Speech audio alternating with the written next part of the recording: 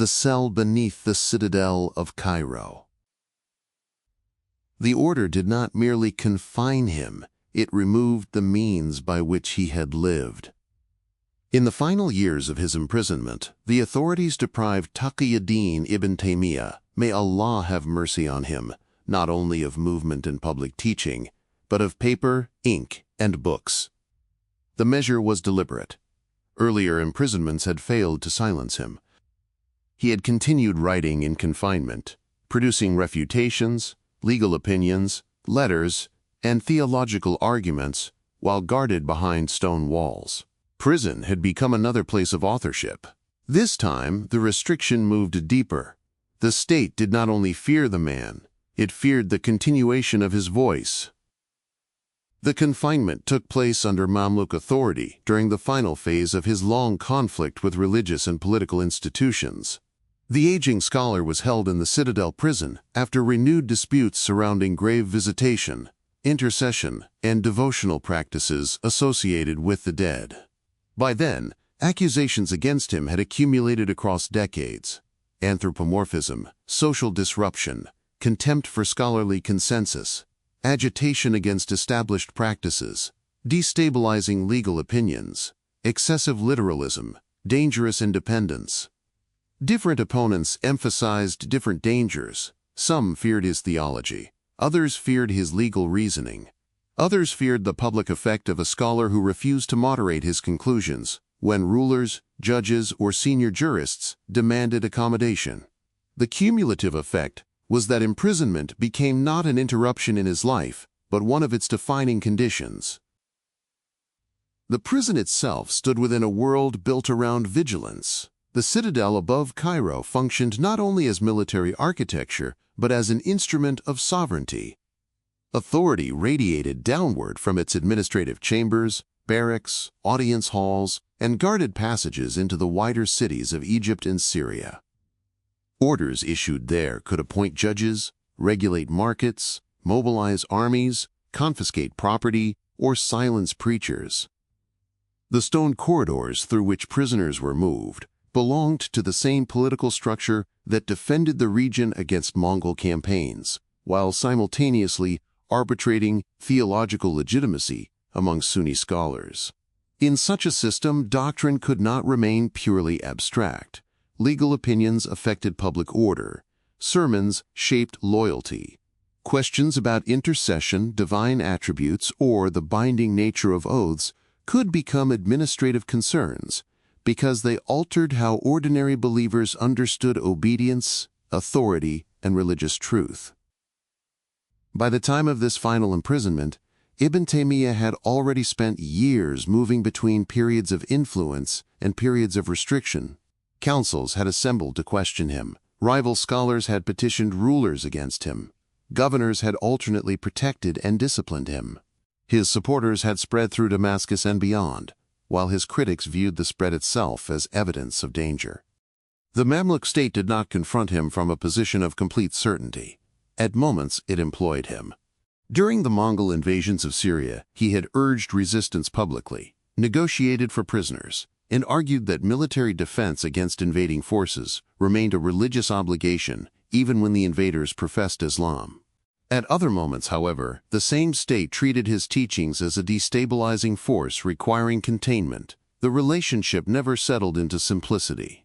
He was too influential to ignore, and too disruptive to absorb peacefully into institutional consensus. Accounts preserved by later chroniclers such as Ibn Kathir and al-Dahabi describe the gravity of the final confinement without theatrical embellishment. The deprivation of books and writing materials appears repeatedly because contemporaries understood its symbolic weight. Removing paper from a scholar whose authority rested on textual mastery carried a meaning beyond ordinary punishment. For decades, Ibn Taymiyyah's public identity had been inseparable from production. Dictation, commentary, legal response, theological rebuttal, correspondence, teaching circles, memorized citation, immediate argumentative recall. Students copied his words rapidly because they understood that his output moved faster than ordinary systems of transmission. To sever him from writing was to attempt interruption at the source itself. Yet even in confinement, his presence continued outside the prison. Students circulated earlier texts. Disciples defended his legal opinions. Opponents answered them in return. Questions already attached to his name remained active in courts, mosques, scholarly circles, and ordinary households. Some disputes appeared technical to outsiders, yet touched ordinary life directly. His rulings on divorce oaths, for example, had alarmed jurists not only because of jurisprudential disagreement, but because such oaths functioned within broader systems of obligation and enforcement. Joseph Rappaport later observed that critics feared these rulings weakened mechanisms by which promises, contracts, and even political allegiance held social force. A legal opinion issued from a scholar's chamber could therefore become entangled with concerns about governance itself. The prison walls enclosed a man already transformed into a wider argument. That argument moved across several fronts simultaneously. One concerned revelation and reason. Ibn Taymiyyah resisted theological systems that, in his view, subordinated scriptural language to speculative metaphysics inherited from Greek philosophy and later Kalam traditions. Another concerned devotional practice. He distinguished sharply between what he considered lawful remembrance of the dead and practices he believed crossed into forbidden forms of mediation and dependence upon saints. Another concerned political legitimacy during periods of invasion and fractured sovereignty. Another concerned legal methodology itself, the extent to which inherited consensus could bind later generations when direct scriptural evidence appeared otherwise. These conflicts did not emerge from academic calm. They unfolded within cities marked by invasion anxiety, sectarian competition, institutional rivalry, and uncertainty over the preservation of Sunni authority after repeated historical shocks. The deprivation of writing materials therefore carried another implication. It acknowledged indirectly that earlier punishments had not reduced his influence. During previous imprisonments, he had composed some of his largest and most difficult works. In Cairo confinement, he worked on expansive refutations concerning divine attributes and theological reasoning. During house arrest in Alexandria, he continued writing against inherited logical systems. Prison altered the rhythm of his scholarship, but not its continuity. His opponents recognized this pattern. Confinement without intellectual isolation had repeatedly failed. The final confiscation represented escalation born partly from frustration. There is restraint in the historical record regarding his final months. The sources do not offer dramatic scenes of despair or heroic speeches. Instead, they preserve institutional actions, legal decrees, witness reports, and reactions among supporters. A sultanic decree restricted his right to issue fatwas. Certain disciples faced punishment. His teachings on grave visitation remained under scrutiny. The cumulative pressure narrowed the spaces through which he had operated for decades. Yet the absence of theatrical detail makes the situation heavier rather than lighter. The conflict had moved beyond temporary disagreement. The state had concluded that ordinary debate no longer contained the matter sufficiently. Outside the prison, Cairo and Damascus continued functioning within the uneasy stability of the Mamluk order. Caravans moved. Judges ruled. Markets operated. Military preparations persisted against external threats. Scholarly rivalries continued in mosques and madrasas. The urban religious world of the Eastern Islamic lands depended upon overlapping authorities: jurists, hadith scholars, preachers, Sufi networks, state-appointed judges, military elites, endowments, educational institutions, and inherited schools of law. Ibn Taymiyyah's career had intersected with all of them. He could not be reduced to a solitary dissident, standing outside society entirely. He taught within institutions, inherited formal scholarly authority from his father, attracted students from multiple classes, advised rulers during crisis, and cited earlier Hanbali scholarship extensively. Yet he repeatedly pushed beyond the limits of what institutional equilibrium tolerated. The resulting pattern produced both admiration and alarm. This is the story of how a scholar formed amid civilizational fracture became one of the most consequential and disputed Sunni figures of the medieval crisis era. and how invasion, displacement, doctrinal conflict, legal confrontation, and repeated imprisonment shaped a legacy later generations would inherit unevenly, defend passionately, condemn fiercely, simplify carelessly, and repeatedly revive whenever questions of authority and religious authenticity returned under new historical pressure.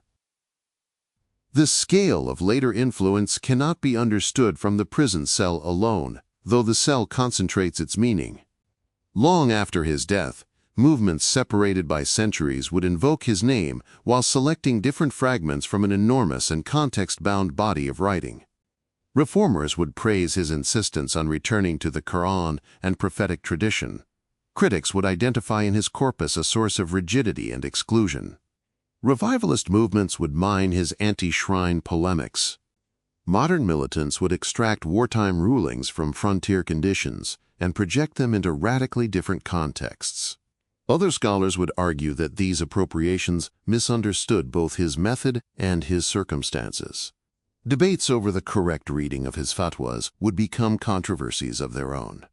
The man in the prison cell would become increasingly difficult to separate from the arguments layered upon him after death. Yet the historical Ibn Taymiyyah belonged first to a world shaped by catastrophe. He was born only a few years after the Mongol destruction of Baghdad, an event that reverberated across the Islamic world as both military trauma and symbolic collapse. Although the Abbasid Caliphate had long weakened politically before the conquest, the fall of Baghdad still carried immense psychological force. Libraries burned. Administrative continuity shattered. Populations fled. Chroniclers described rivers darkened by ash and ink, though later memory likely amplified certain images into civilizational myth.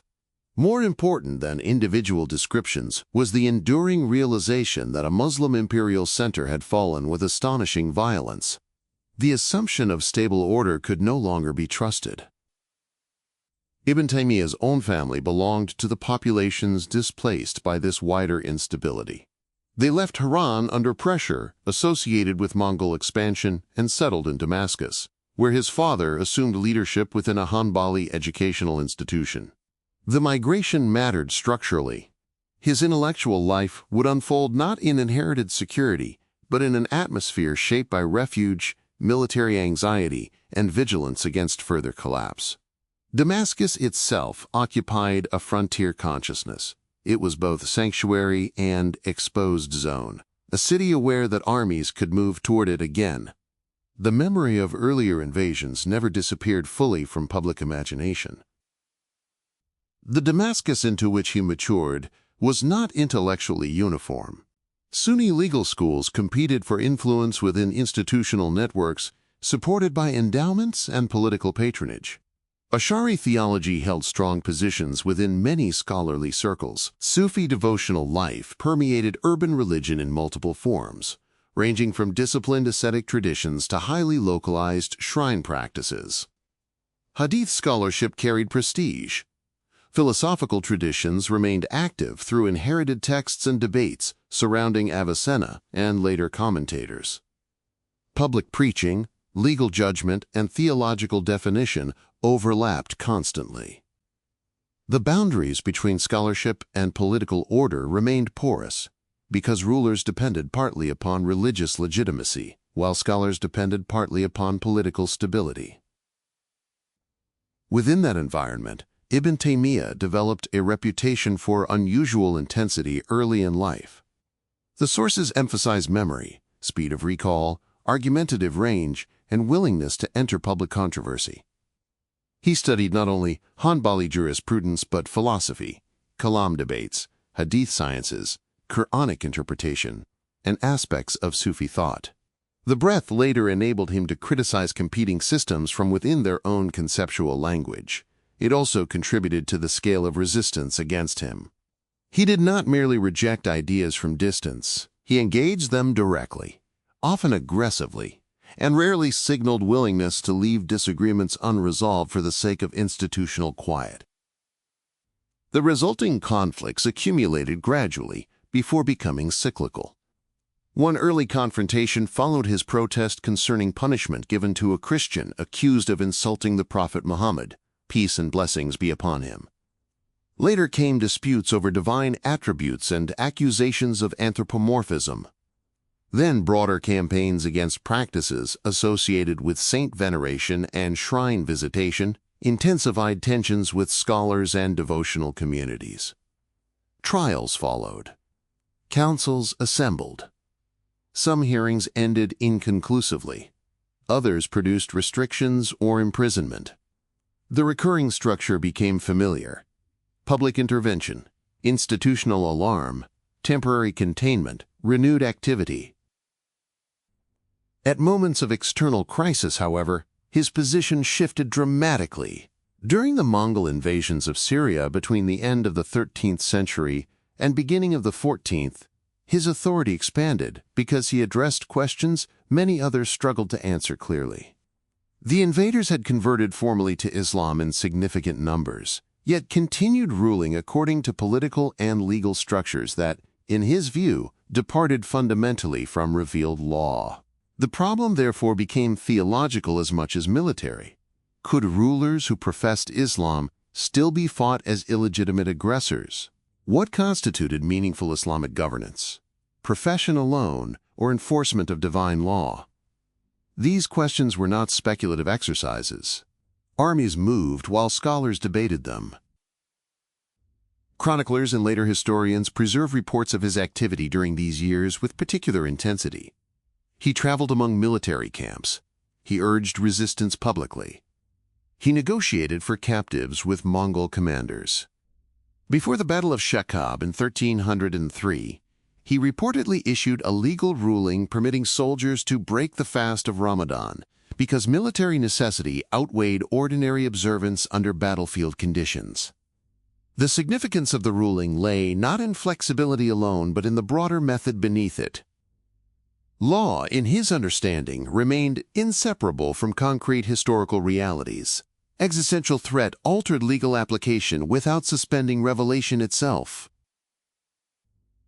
The same figure who urged war against Mongol forces also displayed tactical restraint in direct encounters with power. Accounts preserved through later scholarship describe discussions with Mongol elites in which he avoided inflammatory formulations on politically charged topics.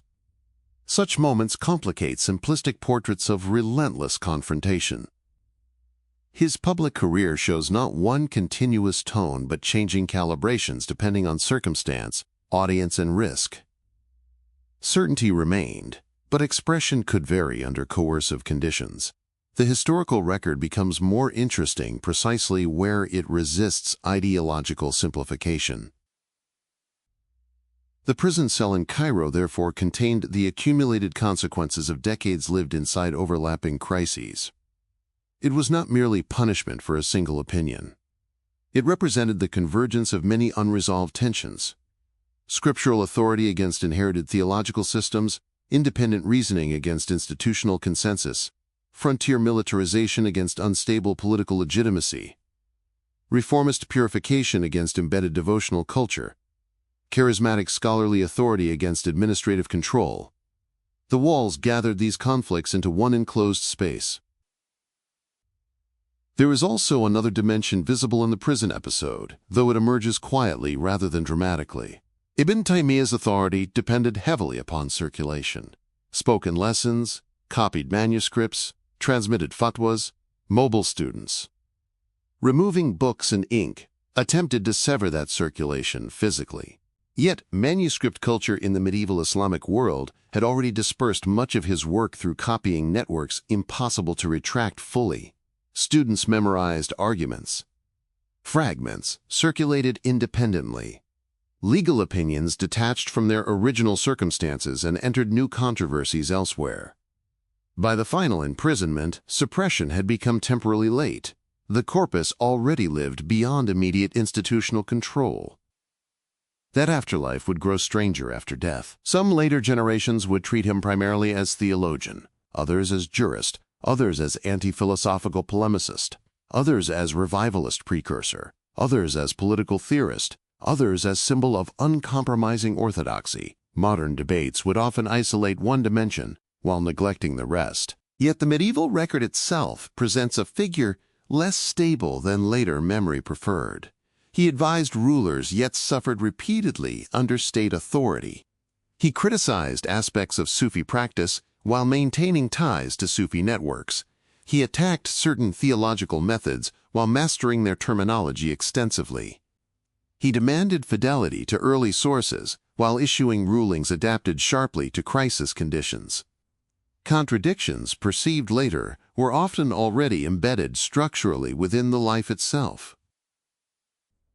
In the final confinement, none of this future remained visible in complete form. There was only an imprisoned scholar nearing the end of a contentious career, deprived of books and writing tools, while arguments attached to his name continued spreading through cities he could no longer move across freely. The silence imposed upon him remained partial because memory, manuscript culture, and discipleship continued operating beyond the prison gates. When he died in confinement in 728 after Hijrah, reports described unusually large funeral attendance.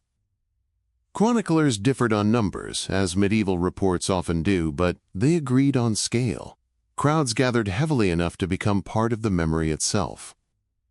The detail matters because it reveals the distance between institutional containment and popular reception. A man repeatedly prosecuted by segments of the scholarly and political establishment still commanded extraordinary loyalty among many ordinary believers, students, and admirers. Al-Dahabi and others preserve traces of this public reaction not as modern political spectacle, but as evidence of enduring influence already visible at death. There is a final irony near the end of the story that later historians repeatedly note. Ibn Taymiyyah, whose criticisms of grave-related devotional practices became central to later portrayals of his legacy, was buried in a cemetery associated with Sufi traditions, and reports of visitation to his grave emerged afterward within the same religious culture he had spent years criticizing selectively. The historical world refused the clean binaries later polemics preferred.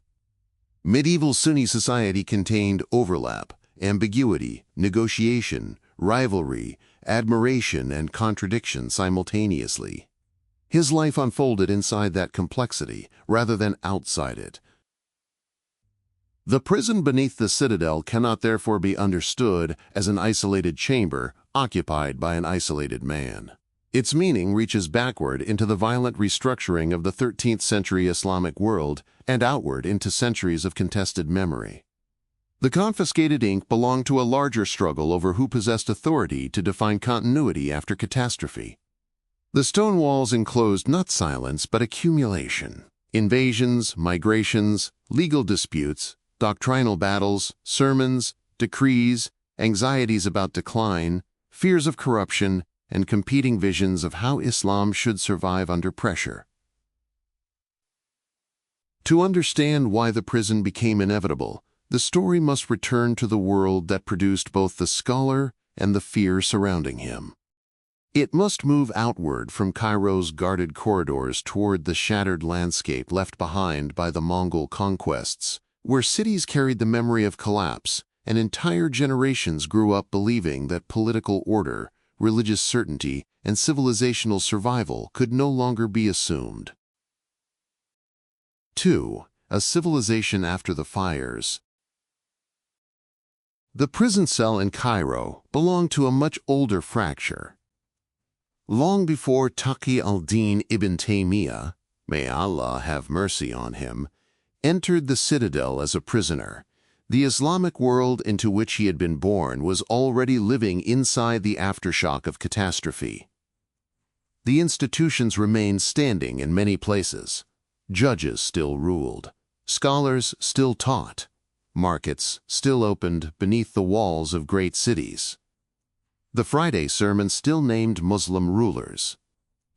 Yet beneath these continuities lingered a quieter uncertainty about whether the older order that had carried Sunni civilization for centuries still possessed the strength to hold together under pressure. The conflicts that later surrounded Ibn Taymiyyah emerged from this atmosphere rather than from isolated doctrinal disagreement alone. When the Mongols captured Baghdad in 1258, the event entered Muslim historical memory, not simply as military defeat, but as a wound to civilizational confidence. Chroniclers writing afterward described the destruction with varying intensity, but nearly all treated it as a rupture in the moral and political imagination of the age. The Abbasid Caliphate had long ceased to dominate the Islamic world politically, in the way earlier generations imagined. Regional dynasties already exercised real power across vast territories. Yet Baghdad still carried symbolic authority. It represented continuity with the classical Sunni order, with the memory of imperial coherence, scholarly patronage, and the centralization of religious legitimacy under a recognized caliphate. Its fall therefore destabilized more than administration. It disturbed inherited assumptions about protection, hierarchy, and permanence. The generations born after the conquest inherited not only stories of violence, but the psychological atmosphere created by prolonged instability. Entire scholarly networks had been disrupted, families migrated westward, libraries vanished or scattered. Political authority fragmented unevenly across regions already managing crusader pressure, dynastic competition, and local unrest. The older confidence that Islamic civilization occupied an unquestionably stable center no longer felt secure. Later historians of the Mamluk world have noted that many institutions survived remarkably well after the Mongol conquests, especially in Egypt and Syria, but survival itself became part of the anxiety. Preservation required vigilance. Religious authority became more tightly connected to the fear of further collapse. Ibn Taymiyyah was born in 1263 in Haran, only 5 years after Baghdad's destruction. Haran occupied a frontier environment shaped by movement, uncertainty, and layered intellectual traditions. Located in the northern Jazira region, between larger centers of power and vulnerable to military movement, the city had long served as a meeting point between commercial routes, theological traditions, and political frontiers. It also possessed an established Hanbali scholarly culture. The Hanbali school, associated with the legacy of Ahmad ibn Hanbal, may Allah have mercy on him, emphasized transmitted texts, caution toward speculative theology, and fidelity to the Quran and prophetic tradition as primary anchors of religious authority. Though influential, Hanbalis did not dominate the broader Sunni landscape numerically. In many urban centers, they existed alongside stronger Shafi, Hanafi, and Maliki institutional networks. Their influence often depended less on political dominance than on reputational authority rooted in scholarship, piety, and hadith learning. The family into which Ibn Taymiyyah was born belonged to this Hanbali environment. His father and grandfather were respected scholars, teachers, and transmitters of knowledge. Later biographical literature presents the household as disciplined and learned, though not politically powerful in any grand sense. The family's status rested on scholarly continuity rather than aristocratic wealth or military office. Their world revolved around teaching circles, legal instruction, memorization, commentary, and textual preservation. In such environments, authority emerged gradually through reputation and intellectual labor. Children raised within scholarly households absorbed not only information, but rhythms, recitation, copying, legal discussion, chains of transmission, deference toward earlier authorities, and awareness that religious learning carried social responsibility. Yet even these structures existed under pressure. Mongol expansion altered the movement of populations across the region, and the Taymiyyah family eventually left Haran for Damascus as conditions deteriorated. Later, chroniclers preserved the migration as part of the formative background of Ibn Taymiyyah's life. The relocation mattered historically because it shifted the family from a frontier town into one of the central urban arenas of the late medieval Sunni world. Damascus was not merely a refuge. It was an intellectual battlefield where multiple schools, devotional traditions, political interests, and scholarly networks overlapped continuously. The move also reflected a larger demographic pattern. Syria absorbed waves of displaced scholars, administrators, artisans, and families fleeing instability farther east. Cities such as Damascus became repositories for displaced knowledge traditions, while simultaneously adapting to the pressures of militarization under the Mamluks. Refuge and anxiety coexisted. Mosques filled with teaching circles even as news of invasions and military campaigns continued shaping public consciousness. The memory of what had happened to Baghdad remained active precisely because people feared it could happen elsewhere. By the time Ibn Taymiyyah reached childhood, the Mamluk Sultanate had emerged as the dominant Sunni military power in Egypt and Syria. The Mamluks themselves represented an unusual political phenomenon. Originally military slaves, many recruited from Turkic and Circassian backgrounds, they established a ruling order whose legitimacy depended heavily upon military success and defense of Sunni Islam. Their victory against Mongol forces at the Battle of Ain Jalut in 1260 temporarily halted westward Mongol expansion into the Levant and transformed the Mamluks into protectors of the remaining Sunni heartlands. Later, Mamluk rulers cultivated this image deliberately. They sponsored madrasas, patronized scholars, rebuilt institutions, and maintained symbolic Abbasid caliphs in Cairo after Baghdad's fall, in order to reinforce continuity with earlier Islamic authority. The result was a political culture in which military rule and religious legitimacy intertwined constantly. The Sultan required scholars, judges, and preachers to reinforce public order and Sunni identity. Scholars, meanwhile, depended partly upon state patronage through educational endowments, judicial appointments, and institutional protection. Neither side controlled the other completely. Their relationship remained negotiated, unstable, and occasionally adversarial. This tension later became central to Ibn Taymiyyah's life, because his authority emerged within institutions supported by the state, even as his confrontations repeatedly placed him against state-backed scholarly coalitions. Cairo and Damascus formed the two principal poles of this Mamluk order. Cairo functioned as imperial center, administrative capital, and symbolic guardian of post-Abbasid Sunni legitimacy. Damascus operated simultaneously as military frontier and intellectual metropolis. Armies passed through its gates. Refugees settled within its quarters. Scholars from different regions gathered in its mosques and schools. Religious endowments sustained a dense educational culture. Public sermons carried political importance.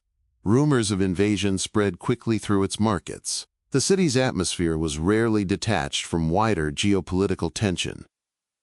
Modern historians of the Mamluk period often emphasize how crowded the religious landscape of these cities had become. Sunni Islam in the 13th and 14th centuries did not operate through a single centralized authority capable of defining orthodoxy uncontested. Instead, legitimacy emerged through overlapping systems: legal schools, hadith transmission networks, Sufi lodges, judicial appointments, public preaching, scholarly reputation, patronage relationships, and urban popularity. A jurist's influence depended not only upon the quality of his scholarship, but upon students, alliances, institutional access, and public trust. Religious authority was constantly negotiated. The four Sunni legal schools coexisted within this environment in varying balance. Hanafis often held strong positions in administrative law, due partly to earlier state traditions. Shafi'i scholarship enjoyed enormous prestige within educational institutions. Maliki influence remained important, especially through broader trans-regional connections. Hanbalis, though numerically smaller in many areas, maintained strong reputations in hadith scholarship and textual traditionalism. Rivalries between these schools were real, but rarely absolute. Scholars studied across traditions even while defending their own methodologies. Competition concerned appointments, influence, interpretation, and prestige rather than complete communal separation. Alongside legal scholarship stood the immense prestige of hadith learning. Collections associated with al-Bukhari, Muslim, and other major transmitters occupied central places within Sunni intellectual life. Memorization, transmission chains, and authentication practices carried social authority because they linked scholars to the prophetic tradition itself. Hadith scholarship also intersected with debates over theology and law. Traditionalist scholars frequently argued that revelation contained sufficient guidance without dependence upon speculative philosophical systems. This position would later shape Ibn Taymiyyah's critiques of Kalam theology and inherited metaphysics. Yet the intellectual world surrounding him was far from anti-rational in any simplistic sense. Philosophical inheritance remained deeply embedded within sections of elite scholarship. The works of Ibn Sina, known in the Latin West as Avicenna, continued circulating widely through theological and philosophical traditions. Logic, metaphysics, and Aristotelian methods informed large portions of advanced scholarly discourse. Fakhr al-Din al-Razi and other major theologians had integrated philosophical reasoning into sophisticated Sunni Kalam systems that many institutions considered entirely legitimate. To oppose these traditions required not ignorance of them, but extensive engagement with them. This complexity matters because later portrayals often reduce the period into binaries that the historical reality does not sustain. The world of Ibn Taymiyyah contained jurists who practiced Sufism, theologians who studied philosophy cautiously, hadith scholars who engaged rational argument, rulers who patronized multiple traditions simultaneously, and ordinary believers who moved fluidly between legal observance and shrine-centered devotional life. Intellectual boundaries existed, but they remained porous. Many disputes concerned emphasis, hierarchy, and legitimacy, rather than simple belief versus unbelief. Sufism occupied a particularly layered place within this world. Organized Sufi orders had spread widely across the Islamic lands by the 13th century, offering devotional discipline, spiritual companionship, ritual practice, and institutional presence through lodges and endowments. Some Sufi traditions emphasized sober ethical refinement and strict adherence to Sunni law. Others cultivated metaphysical speculation, saint veneration, miracle narratives, or pilgrimage cultures surrounding graves and shrines. Popular devotion to saints and holy figures became deeply woven into urban religious life in many regions. Tomb visitation, supplication near graves, requests for blessing, and communal rituals formed part of ordinary piety for many Muslims. The Mamluk state itself navigated these practices pragmatically. Rulers patronized scholars and Sufi institutions alike because both contributed to social legitimacy. A shrine could function simultaneously as devotional center, charitable institution, and symbol of local identity. Attempts to regulate such practices therefore touched not only theology, but public order and communal cohesion. This helps explain why later controversies involving Ibn Taymiyyah's criticism of certain forms of grave visitation became politically explosive. He was intervening within practices already embedded deeply in the social and emotional fabric of urban religion. Damascus intensified these interactions because its neighborhoods contained competing scholarly cultures within close proximity. Madrasas stood near Sufi lodges. Judges from different schools operated simultaneously. Public debates attracted large audiences. Reputation moved quickly through the city. Students gathered around charismatic teachers, whose influence sometimes exceeded formal office. A scholar's authority depended partly upon performance in this crowded environment. The ability to teach persuasively, respond rapidly, cite sources accurately, and withstand criticism publicly. It was inside this atmosphere that Ibn Taymiyyah matured intellectually. The family's relocation to Damascus placed him near major institutions while also exposing him to constant debate. His father eventually headed the Sukkariya Madrasa, a Hanbali institution where legal and theological instruction took place within established scholarly routines. Young students learned not only texts but habits of argumentation and memory. The educational culture valued endurance. Memorization preceded interpretation. Transmission chains mattered because knowledge derived legitimacy partly through continuity with earlier authorities. Precision in language carried legal and theological consequences. Later biographers describe Ibn Taymiyyah's unusual aptitude from an early age with the reverence common to medieval scholarly literature, though the broad outline appears consistent across sources. He developed formidable recall, read widely beyond his own legal school, and entered advanced scholarly discussions relatively young. Yet the more important point is structural rather than exceptional. His intellectual formation occurred inside a civilization attempting simultaneously to preserve inherited knowledge and respond to instability. Questions about authenticity, continuity, and corruption carried unusual emotional weight because the surrounding world appeared vulnerable. The Mongol presence intensified these anxieties continuously.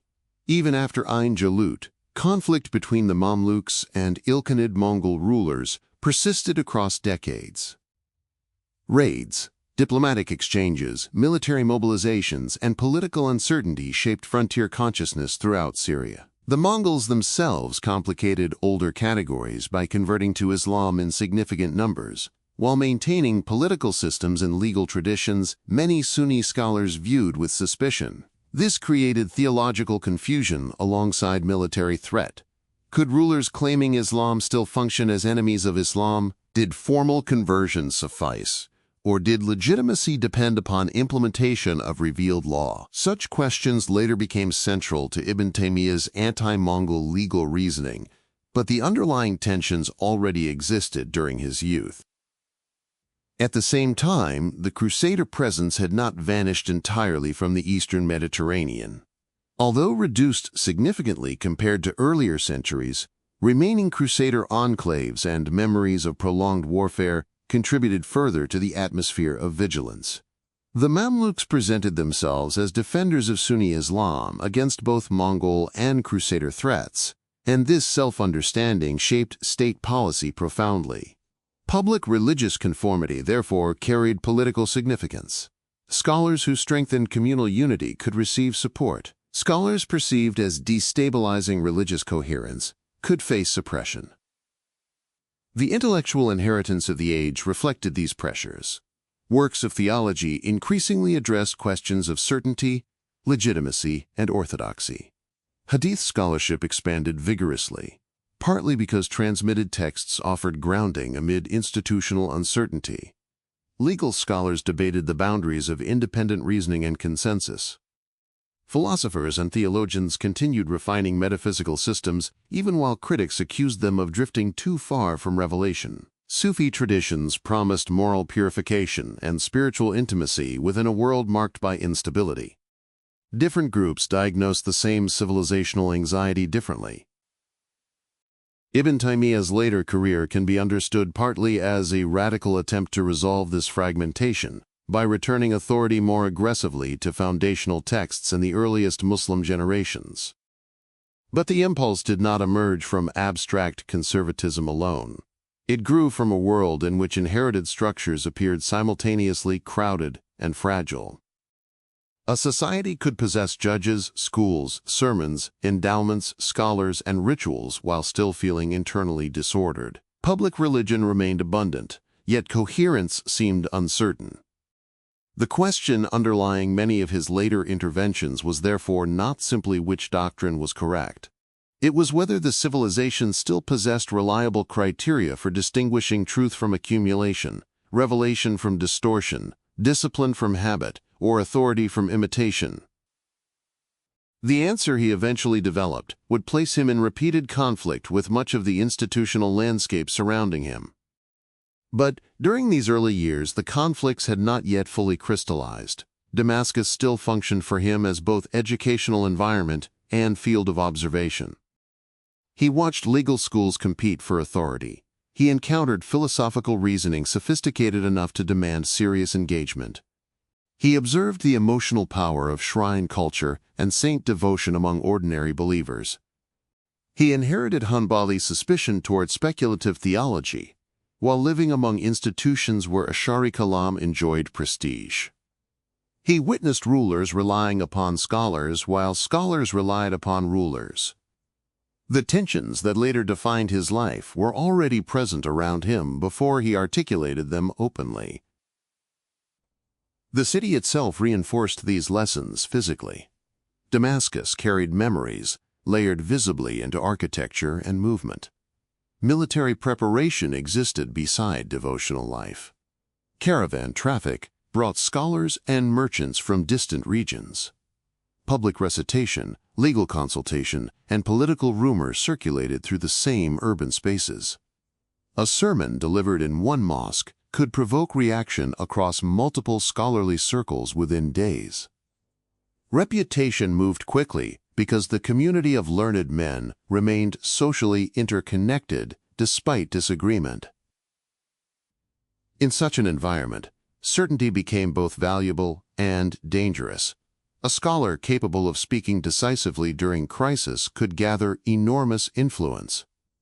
The same decisiveness could later appear threatening to institutions seeking equilibrium. Ibn Taymiyyah would eventually embody this tension almost perfectly. His confidence attracted students searching for clarity within crowded debates. It also alarmed scholars and authorities who feared that uncompromising interventions destabilized already delicate balances among schools, devotional practices, and political interests.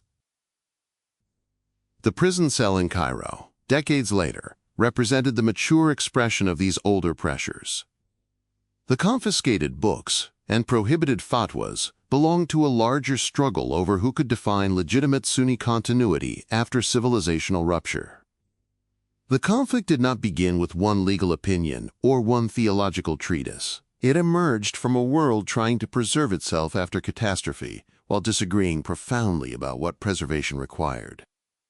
By the time Ibn Taymiyyah entered adulthood, the atmosphere around him had already fused scholarship with survival.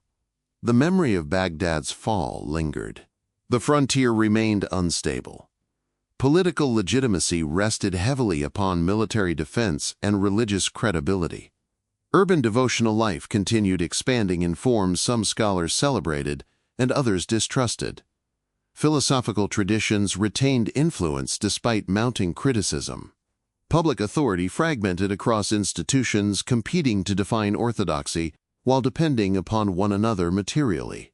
The civilization had survived the fires.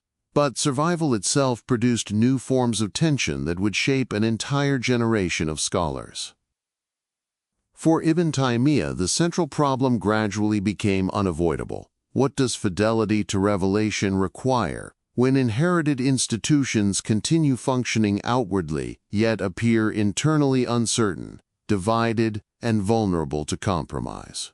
The question would follow him from Damascus teaching circles to Mongol battlefields, from theological councils to prison cells. But before confrontation came recognition. Before imprisonment came assent. Before the state feared his influence, the young Hanbali scholar still moved through Damascus as one gifted student among many, carrying the discipline of a displaced scholarly household into a city where authority itself remained unsettled after catastrophe. 3. The boy who grew up among ruins. Damascus did not form Ahmad ibn Taymiyyah in silence.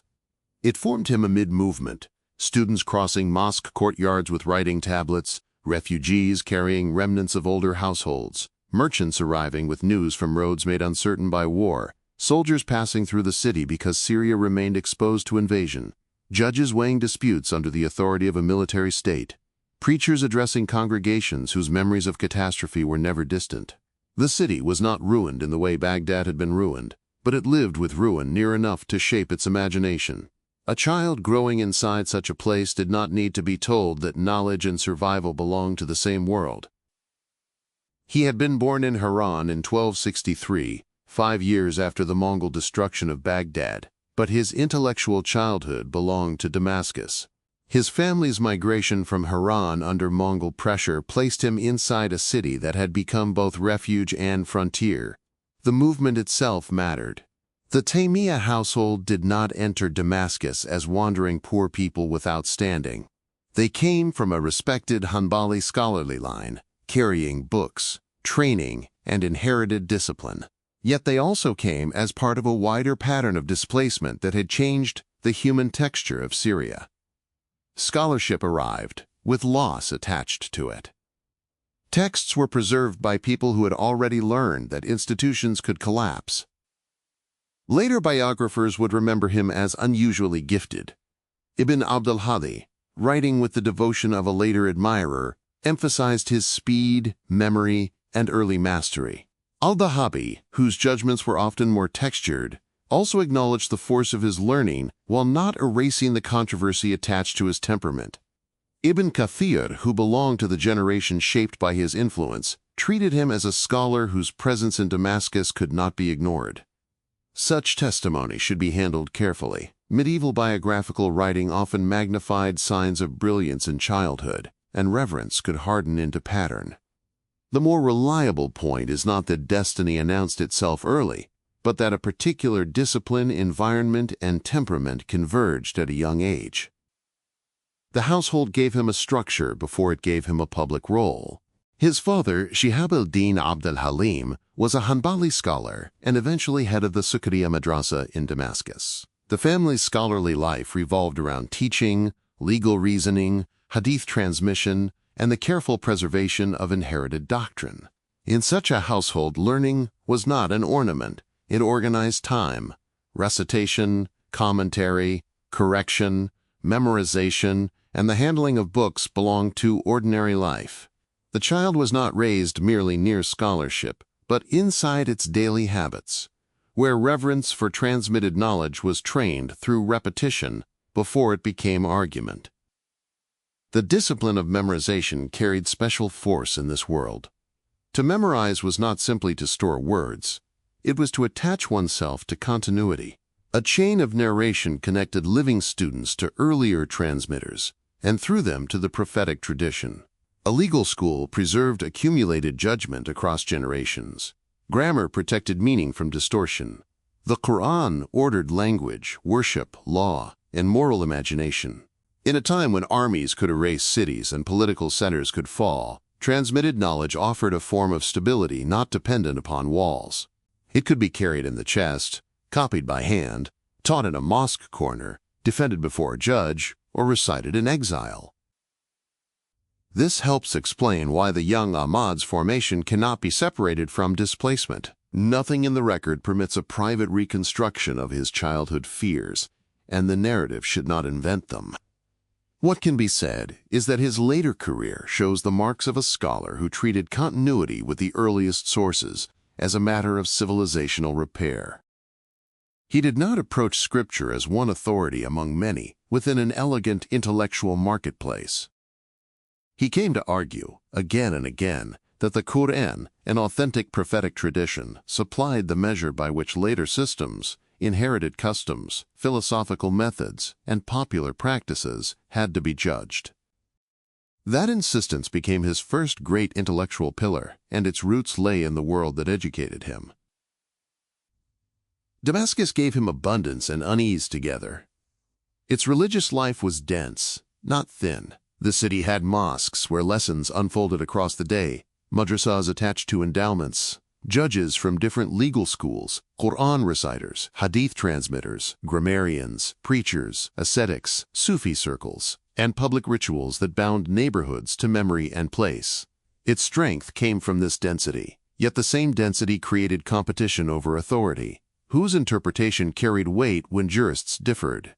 Who could speak for Sunni orthodoxy when Ash'ari theologians, Hanbali traditionalists, Shafi'i jurists, Hanafi administrators, Sufi sheikhs, and public preachers all claimed forms of legitimacy? The young scholar entered a world where Islam was institutionally present everywhere, yet agreement over its authoritative center was often contested.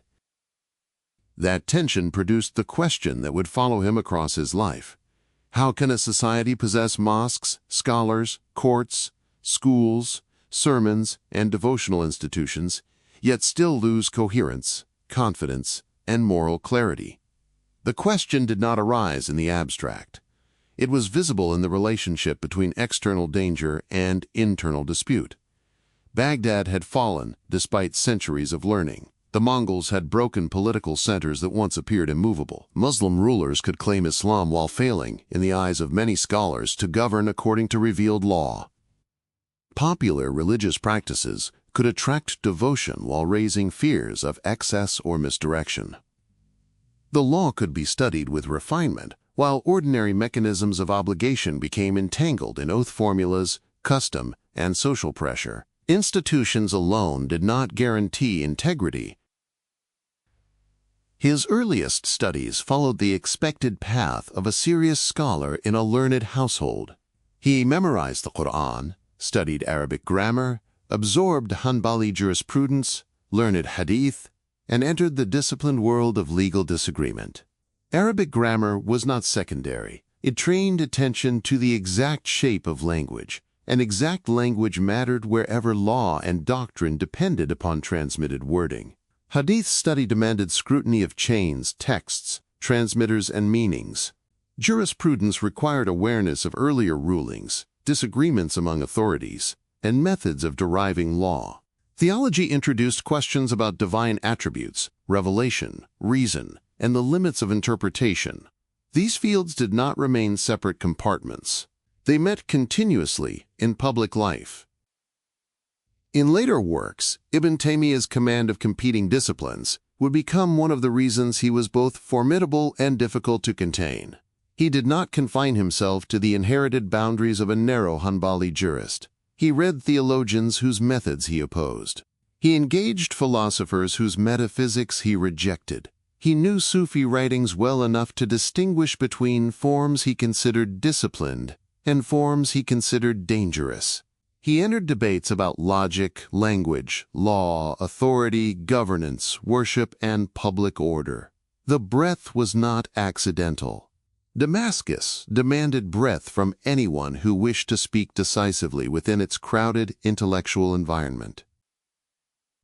Still, breadth did not make him conciliatory. The temperament visible later was one of intense discrimination, the impulse to separate valid inheritance from accumulated distortion. He was not content to let different intellectual systems coexist under general labels of Sunni respectability when he believed they compromised foundational truth. This did not mean that rival scholars were unserious or that the traditions he criticized lacked sophistication.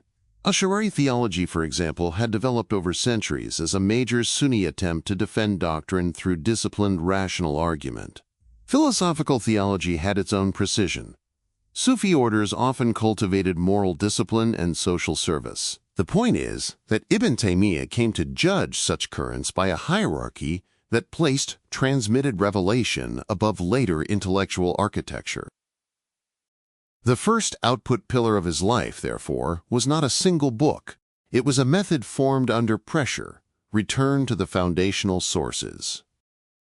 In plain terms, his claim was that renewal required going back to the Quran and authentic prophetic tradition, understood with the guidance of the earliest Muslim generations, rather than allowing later scholastic systems, inherited habits, or institutional compromise to govern meaning.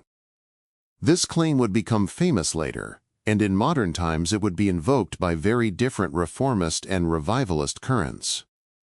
In its original setting, however, it was not a slogan. It was a response to a fractured world trying to decide what continuity meant after catastrophe. The pressure came first. Post-Mongol fragmentation had shaken political confidence. The Mamluk state defended Sunni lands militarily, but also needed scholars to stabilize legitimacy. Legal schools competed for influence. Theological systems had grown complex. Popular devotional practices had expanded around saints, tombs, and local sacred geographies. Ordinary believers navigated this world through inherited custom and trusted teachers. For some scholars, plurality itself demonstrated the richness of Sunni civilization. For Ibn Taymiyyah, later behavior suggests that plurality became dangerous when it blurred the criteria by which truth, worship, and lawful authority could be distinguished. The internal shift was intellectual rather than sentimental. His education turned him toward transmitted sources as the place where certainty could be examined, not merely asserted. hadith chain, the Quranic text, the practice of the early community, and the language of revelation offered a disciplined counterweight to what he regarded as speculative excess. He did not reject reasoning as such. His later writings use argument relentlessly. But he rejected the claim that reason, when shaped by metaphysical systems external to revelation, could stand above transmitted texts and determine which meanings must be accepted or reinterpreted. This distinction became central to his later conflict with theologians. The articulated idea emerged gradually through teaching and controversy in Damascus. He began not as a prisoner or battlefield jurist, but as a young scholar in circles where students listened, copied, and compared. These early teaching settings were concrete spaces of transmission, mosque columns, madrasa rooms, gatherings around texts, questions brought by students or townspeople, disputes sharpened by rival interpretations. The young scholar's authority developed through performance of knowledge. He answered, cited, corrected, and argued. Those who admired him saw mastery and courage. Those who distrusted him saw impatience with inherited scholarly balance. His criticism of theological frameworks he considered detached from revelation belonged to this early crystallization. The disputes over divine attributes would become explicit later, especially in accusations that he had fallen into anthropomorphism. But the underlying concern was already present in his method. He believed that scriptural language about Allah should be affirmed without submitting it to speculative systems that emptied it of meaning, or forced it into categories foreign to revelation. His opponents feared that such affirmation risked crude literalism or resemblance between Allah and creation. He feared that excessive reinterpretation risked dissolving revelation into abstraction. Both concerns belonged to serious Sunni debates. The conflict became severe because each side believed the other endangered the integrity of doctrine. This was not a debate floating above society. Theology in Damascus had institutional consequences. A creed could be taught publicly, examined by judges, condemned by councils, or defended by students. A preacher's formulation could travel beyond the room in which it was spoken. A scholar's written answer could provoke petitions. The city had enough intellectual density for disagreement to remain active, and enough political anxiety for disagreement to become dangerous. Ibn Taymiyyah's early attraction to direct textual authority therefore carried public consequences from the beginning. The measurable impact of this first output pillar unfolded over centuries, but its foundations belong here. His return to sources method strengthened strands of Hanbali revival by giving them an immense argumentative architecture against kalam theology, philosophical metaphysics, and certain forms of devotional practice. Later, Sunni reformists would draw from his insistence that inherited consensus must be tested against the Quran and authentic prophetic tradition. Salafi methodologies in particular would treat him as a central authority, though often through selections from a vast corpus rather than the whole complexity of his context. Established scholars resisted him in his own time and after, because the method could appear to weaken the negotiated authority of schools, judges, and inherited interpretive procedures. The same principle that promised renewal also threatened institutional equilibrium. This dual consequence was already latent in the young scholar's formation. A return to foundational sources could stabilize a displaced community by reconnecting it to what could not be burned with libraries or conquered with cities. It could also destabilize scholarly systems that had developed precisely to preserve those sources responsibly across time. The tension was not accidental. It sat at the center of Ibn Taymiyyah's career. He would continually ask whether inherited mediation protected revelation or obscured it.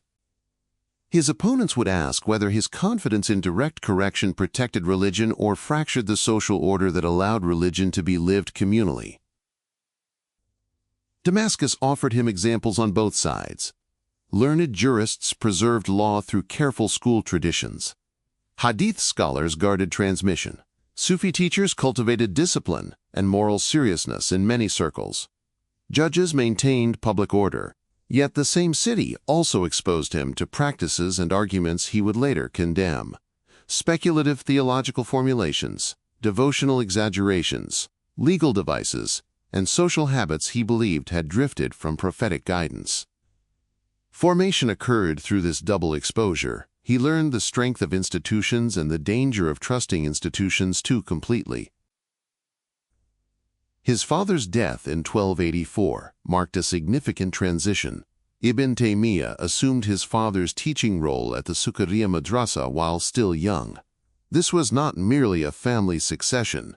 It placed him within public scholarly responsibility. A teacher in such a setting did more than explain books. He represented a legal tradition, answered questions, guided students, and became visible within the competitive religious landscape of Damascus. Recognition now had a location. His voice moved from private formation into institutional presence. The transition also sharpened the relationship between inherited authority and personal force. He had received a position through family continuity, but keeping authority required demonstrated competence. Damascus did not lack scholars. A young teacher without mastery could be ignored. Ibn Taymiyyah was not ignored. Reports of his teaching and disputation suggest that students and observers recognized unusual command. The same command, however, made disagreement more consequential. A marginal scholar can hold difficult opinions without disturbing a city. A gifted young scholar with students can turn difficulty into movement.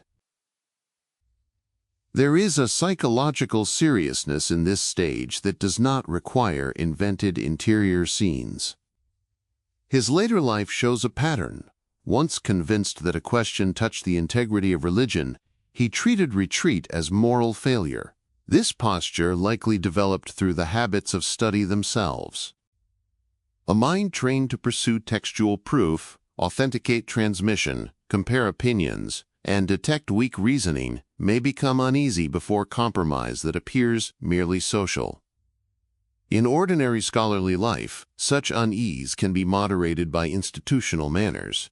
In Ibn Taymiyyah, it increasingly became public method. Yet he was not simply a man of negation. His appeal depended partly upon the constructive promise beneath his criticisms. To return to the Quran and prophetic tradition was, for him, to recover order, not to create permanent rebellion. He believed that revelation contained clarity adequate for worship, governance, ethics, and communal repair. His later works on public policy, legal reasoning, theology, and worship all proceed from the assumption that the earliest sources provide guidance capacious enough to address crisis without surrendering to either rigid imitation or speculative invention. The severity of his critiques came from a confidence that the alternative was not emptiness but recovery. This confidence had social resonance in a post-catastrophe world. Communities living after political trauma often search for causes. Some blame rulers, others moral decline, others doctrinal deviation, others military weakness, others fate. Ibn Taymiyyah's later writings do not reduce history to one cause, but they repeatedly connect communal strength to obedience, correct belief, lawful governance, and fidelity to revelation. Such a framework could make sense to people who saw military danger and religious confusion as related symptoms rather than separate problems. It also risked turning disagreement into evidence of decay, a tendency that made his polemics powerful and dangerous at once. The young scholar's world was therefore not merely intellectual, it was auditory, social, and institutional. He would have heard sermons that linked invasion to repentance, debates over legal rulings affecting households, discussions of Mongol movements from the East, recitations in mosques, and the language of scholars defending their schools. He would have seen how quickly a ruling moved from a learned gathering into public consequence. He would have understood, through ordinary experience, that knowledge was never confined to books.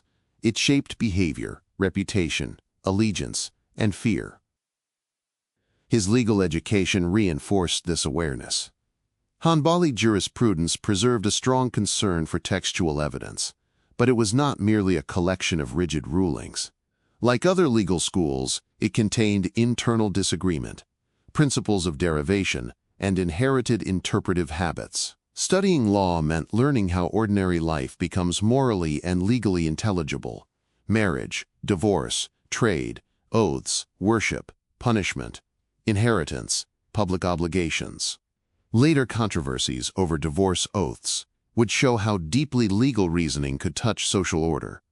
The seeds of that later conflict lay in early training that taught him to take the wording and consequence of legal acts with exceptional seriousness. His study of theology introduced another kind of pressure. The question of divine attributes had occupied Sunni scholars for centuries. How should believers affirm what Revelation says about Allah without likening him to creation? Ash'ari theologians developed interpretive methods meant to protect transcendence. Traditionalist Hanbalis often feared those methods overreached and displaced the plain force of transmitted texts.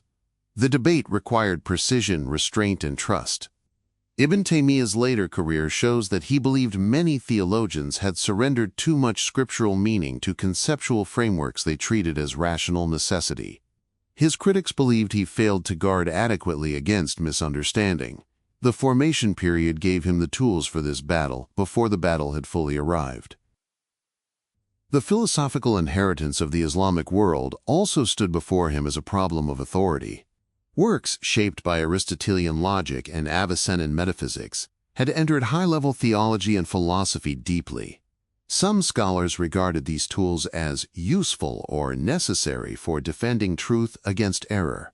Ibn Taymiyyah would later argue that such tools often smuggled in assumptions incompatible with revelation. What matters in this early section is that he did not develop his opposition from isolation. Damascus and the broader scholarly world exposed him to the very systems he later contested. His critique was made possible by proximity. The same can be said of Sufi currents. He did not live in a world where Sufism existed only as an external opponent. Sufi institutions, practices, and personalities were embedded across Sunni society. Some reports and later studies point to connections between Hanbali circles and the Qadiriyya milieu. Ibn Taymiyyah's later criticism of certain saint veneration practices did not require ignorance of spiritual discipline. It required a boundary. He accepted forms of ascetic and ethical piety, grounded in law and prophetic practice. While attacking devotional acts, he believed directed dependence toward the dead or exaggerated the status of saints.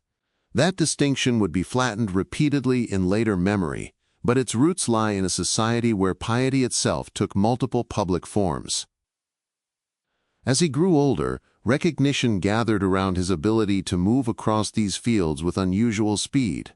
A student might bring a question in law, another in theology, another in hadith authentication, another in language, and the young scholar's authority depended upon answering without losing textual grounding. This pattern helps explain the later shape of his corpus. It is not a calm series of systematic books alone. It is a field of responses, refutations, fatwas, treatises, letters, and extended arguments tied to occasions. His mind operated in controversy because his world asked questions in controversy. The formation wound beneath all this was not a single childhood trauma recorded by a chronicler. It was the larger wound of a civilization after rupture, absorbed through family migration, urban anxiety, and scholarly discipline. His later insistence on correction suggests that he saw disorder not as temporary confusion, but as cumulative danger. Later systems could drift, practices could accumulate. Rulers could claim legitimacy while departing from law. Scholars could protect inherited prestige at the expense of proof. Ordinary believers could confuse devotion with dependence upon intermediaries. The response, for him, was not withdrawal from society, but intensified intervention within it. This made his path different from scholars who preserved authority through caution. Medieval Islamic civilization valued restraint in many forms: deference to earlier authorities, avoidance of public discord, respect for institutional hierarchy, and careful management of disagreement. Ibn Taymiyyah did not reject all of this in principle, but his career shows that he ranked fidelity to what he considered evidence above the preservation of quiet. That ranking made him compelling in crisis. It also made him combustible within institutions designed to contain disagreement. The Mamluk order could tolerate many scholars and many devotional currents as long as they did not threaten public stability. Its legitimacy rested upon defending Sunni Islam against external enemies and maintaining internal order among diverse religious authorities. A scholar who challenged Mongol legitimacy could serve that order. A scholar who challenged established practices within Mamluk society could trouble it. Ibn Taymiyyah would eventually do both. The seeds of this paradox lay in his early formation. The same source-centered method that equipped him to mobilize resistance against invaders also equipped him to criticize internal customs protected by influential scholars and communities. The early Damascus teaching circles therefore deserve attention, not because they were dramatic in a conventional sense, but because they show the first public shape of the later conflict. Here was a young Hanbali scholar, formed by displacement and textual discipline, speaking within a crowded city where religious authority was distributed across many institutions. He did not yet stand before sultanic councils or sit in prison cells deprived of ink. But the pattern had begun. His authority grew through clarity. His clarity carried correction. Correction created loyalty among students and unease among rivals. Recognition and friction arrived together. The phrase "return to sources" can sound simple when detached from this world. Inside late 13th century Damascus, it was not simple at all. It raised immediate questions. Who determines which hadith are authentic and how they govern practice? How should the earliest generations be understood when legal schools have developed elaborate methods over centuries? What happens when a respected scholarly consensus appears, to one jurist, unsupported by decisive proof? Can ordinary believers endure correction of practices they associate with piety? Can rulers tolerate legal reasoning that limits tools of governance? Can the unity of Sunni society survive intensified purification? Ibn Taymiyyah's later life would become a series of answers to those questions, many of them contested. His supporters saw in him a revival of courage and textual fidelity. His opponents saw a scholar whose certainty risked tearing the fabric of communal authority. Both reactions became possible because his formation had fused learning with civilizational emergency. He did not merely inherit books. He inherited a world asking whether books, courts, armies, and sermons still formed a coherent order. There is no need to imagine the young Ahmad standing among ruins in a literal sense. The ruins around him were historical, institutional, and psychological. Haran had been left behind. Baghdad had fallen before his birth but remained present in memory. Damascus received refugees and armed itself against future invasion. Scholars preserved texts with heightened urgency. The Mamluk state defended Sunni lands while managing the very scholars whose authority it needed. The young student's mind formed inside this unsettled arrangement, where knowledge promised stability but also exposed fracture. By the time he assumed his father's teaching post, the movement from formation to public role had begun. He carried the authority of a Hanbali household, the intensity of a student trained in transmitted sources, the confidence of a scholar whose memory impressed contemporaries, and the unresolved question of a society rich in institutions yet anxious over coherence. The next phase would test whether such a temperament could remain merely scholarly. In Damascus, where public reputation moved quickly and disputes rarely stayed private, early recognition could not remain separate from early opposition for long. 4. The scholar who refused soft speech. Damascus did not make a scholar public slowly once his voice began to carry. A teacher might begin beneath the shade of a mosque arcade or inside a madrasa room, answering students and correcting texts, and before long his judgments could move beyond the circle that first heard them. A legal answer might be copied. A phrase from a sermon might be repeated in a market. A dispute between scholars might pass into the language of ordinary men who had never read the books being debated. In such a city, knowledge did not remain private once it had force. Ibn Taymiyyah, may Allah have mercy on him, entered public life in precisely this kind of atmosphere, where clarity could gather listeners quickly and where the same clarity could make officials uneasy. By the late 13th century, he was no longer only the son of a respected Hanbali scholar or the young teacher who had inherited a family position. He had become a visible figure in Damascus, a teacher, preacher, legal respondent, disputant, and increasingly a public authority whose words reached beyond the formal boundaries of his school. His rise depended on mastery, but mastery alone does not explain the response he drew. Damascus possessed many learned men. What distinguished him was the way his learning appeared under pressure. He answered with confidence in a world where confidence had become rare and valuable. He treated uncertainty not as an intellectual atmosphere to be managed, but as a condition requiring correction. The city around him gave such correction an audience. Damascus was a place of mosques, madrasas, courts, endowed colleges, legal gatherings, military offices, Sufi lodges, merchant routes, refugee households, and rumor shaped by war. A sermon could console, warn, mobilize, or divide. A fatwa could clarify an individual case and then become a general argument about religious order. Public knowledge moved through bodies as much as through books, students walking from one circle to another, witnesses repeating what they had heard, judges receiving complaints, officials learning that a crowd had gathered around a preacher whose words could not be treated as harmless commentary. Scholarship was already political before a scholar intended politics, because authority over meaning was inseparable from authority over conduct. The Mamluk order understood this carefully. It ruled through military power, but it did not pretend military power was sufficient. Cairo and Damascus depended upon scholars to stabilize public legitimacy, define lawful conduct, settle disputes, and sustain the image of Sunni protection after the fall of Baghdad. Judges were appointed within schools of law. Madrasas drew support through endowments and patronage. Preachers gave moral language to public fear and victory. Yet the same system had to prevent religious speech from becoming uncontrollable.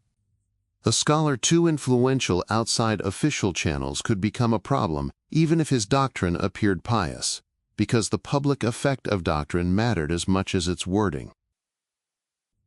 Ibn Taymiyyah's early public authority developed inside this negotiated world. His Hanbali background gave him a recognizable place, but his influence crossed the expectations attached to a smaller legal school. Students admired his memory, his command of texts, his ability to move from Quranic interpretation to hadith, from legal argument to theological dispute, from language to public policy. Later chroniclers such as Ibn Kathir and al-Dahabi would preserve the sense that his intellectual presence was difficult to ignore, even for those who opposed aspects of his conduct or conclusions. He could speak across fields with unusual speed, and in an anxious age, that speed looked like decisiveness. The form of his speech mattered. He did not cultivate a style of polite ambiguity when he believed doctrine or practice had departed from revelation. He named errors sharply. He criticized theological methods that, in his judgment, placed later speculation over transmitted texts. He objected to devotional practices he believed exceeded lawful bounds. He questioned legal devices and inherited opinions when he believed evidence required another ruling. To students and supporters, this refusal of softness seemed like courage. To opponents, it seemed like recklessness, a willingness to disturb the delicate arrangements through which scholars had long contained disagreement. His opponents were not merely jealous rivals gathered around wounded pride. Some feared doctrinal error in his language concerning the attributes of Allah. They worried that affirming scriptural wording without the interpretive precautions used by Ash'ari theologians could lead ordinary listeners toward crude resemblance between Allah and creation. Others feared social unrest. If a preacher persuaded crowds that certain common practices were religious innovations, those practices could become scenes of conflict. Still others defended the authority of accumulated scholarship itself. They believed legal schools, theological methods, and inherited interpretive disciplines existed to protect religion from individual excess. Ibn Taymiyyah's independence, to them, threatened not only particular opinions but the structure by which Sunni learning preserved balance. He stood, then, inside a world where both attraction and resistance had reasonable historical causes. People came to him because he offered directness at a time when many institutions seemed compromised by caution.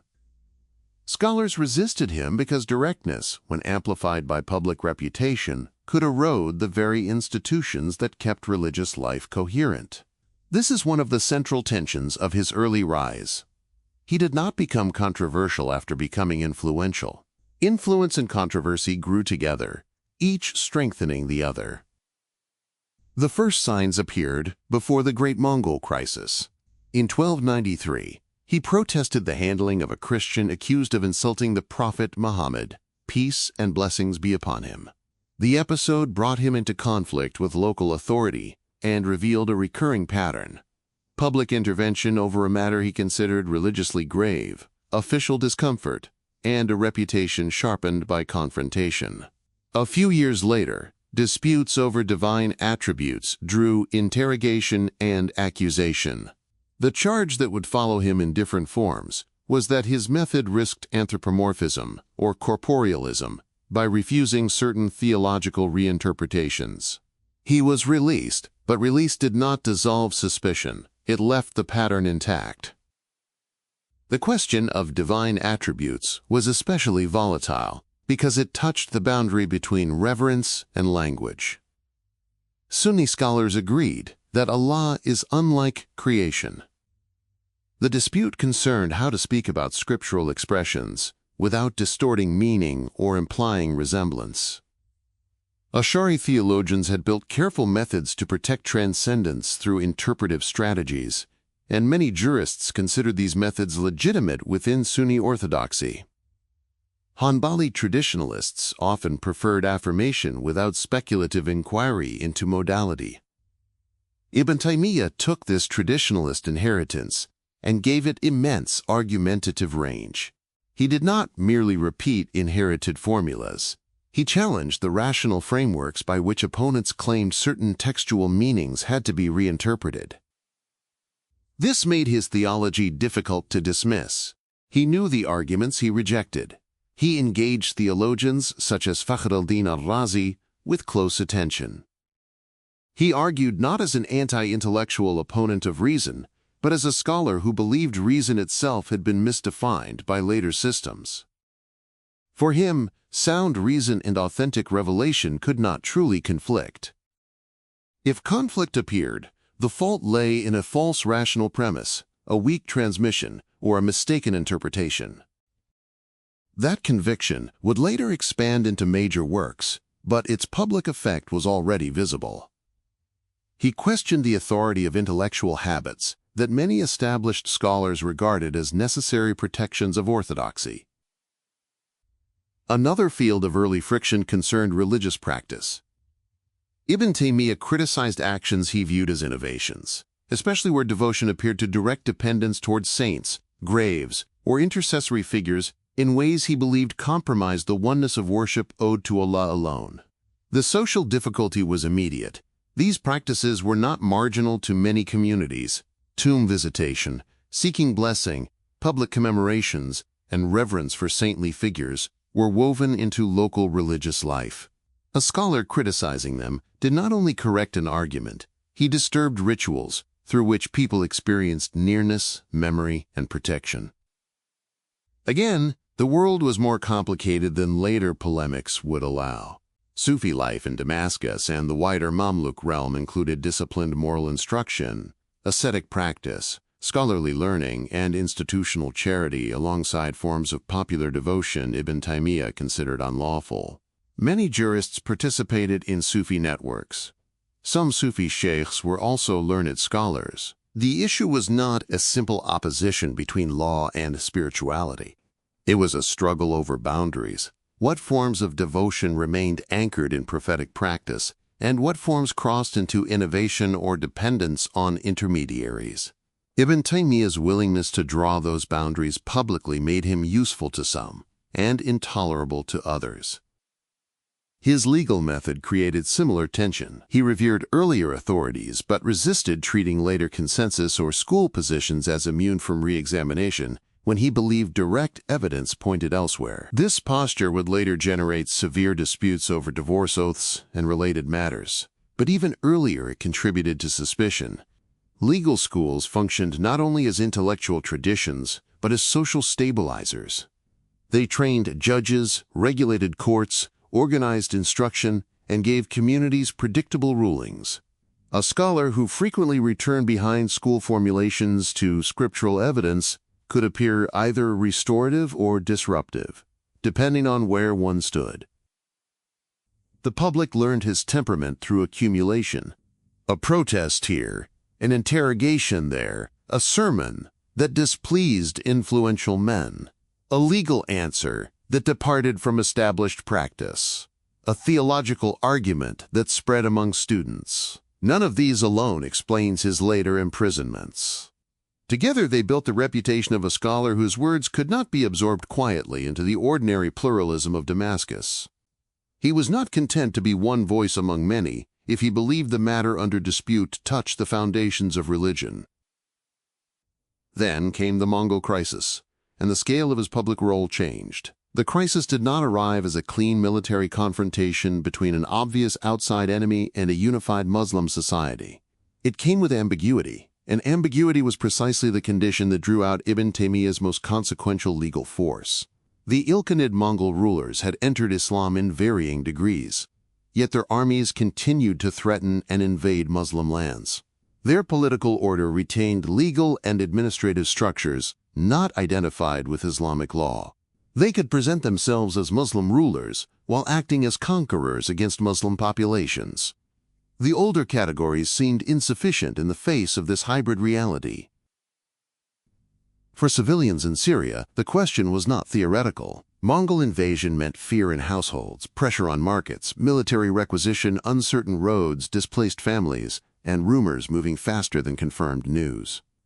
For Mamluk rulers, it meant the defense of their legitimacy. They had justified their rule partly through protection of Sunni lands after Baghdad's destruction and the Battle of Ain Jalut. If they failed against the Mongols, their political claim weakened. For soldiers, the legal framing mattered because fighting during Ramadan, risking death, obeying commanders, and understanding the enemy's status all touched conscience.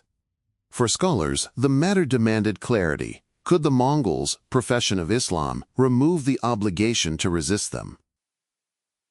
Ibn Taymiyyah's response became the second great output pillar of his life, the anti-Mongol fatwas. Their power came from the pressure that produced them. Mongol military threat and ambiguous Islamic identity forced a legal and theological decision. Ibn Taymiyyah's confidence in revealed law and political accountability sharpened under that pressure. His central claim, stated plainly, was that mere profession of Islam did not legitimize rulers who governed contrary to revealed law and waged unjust war against Muslims.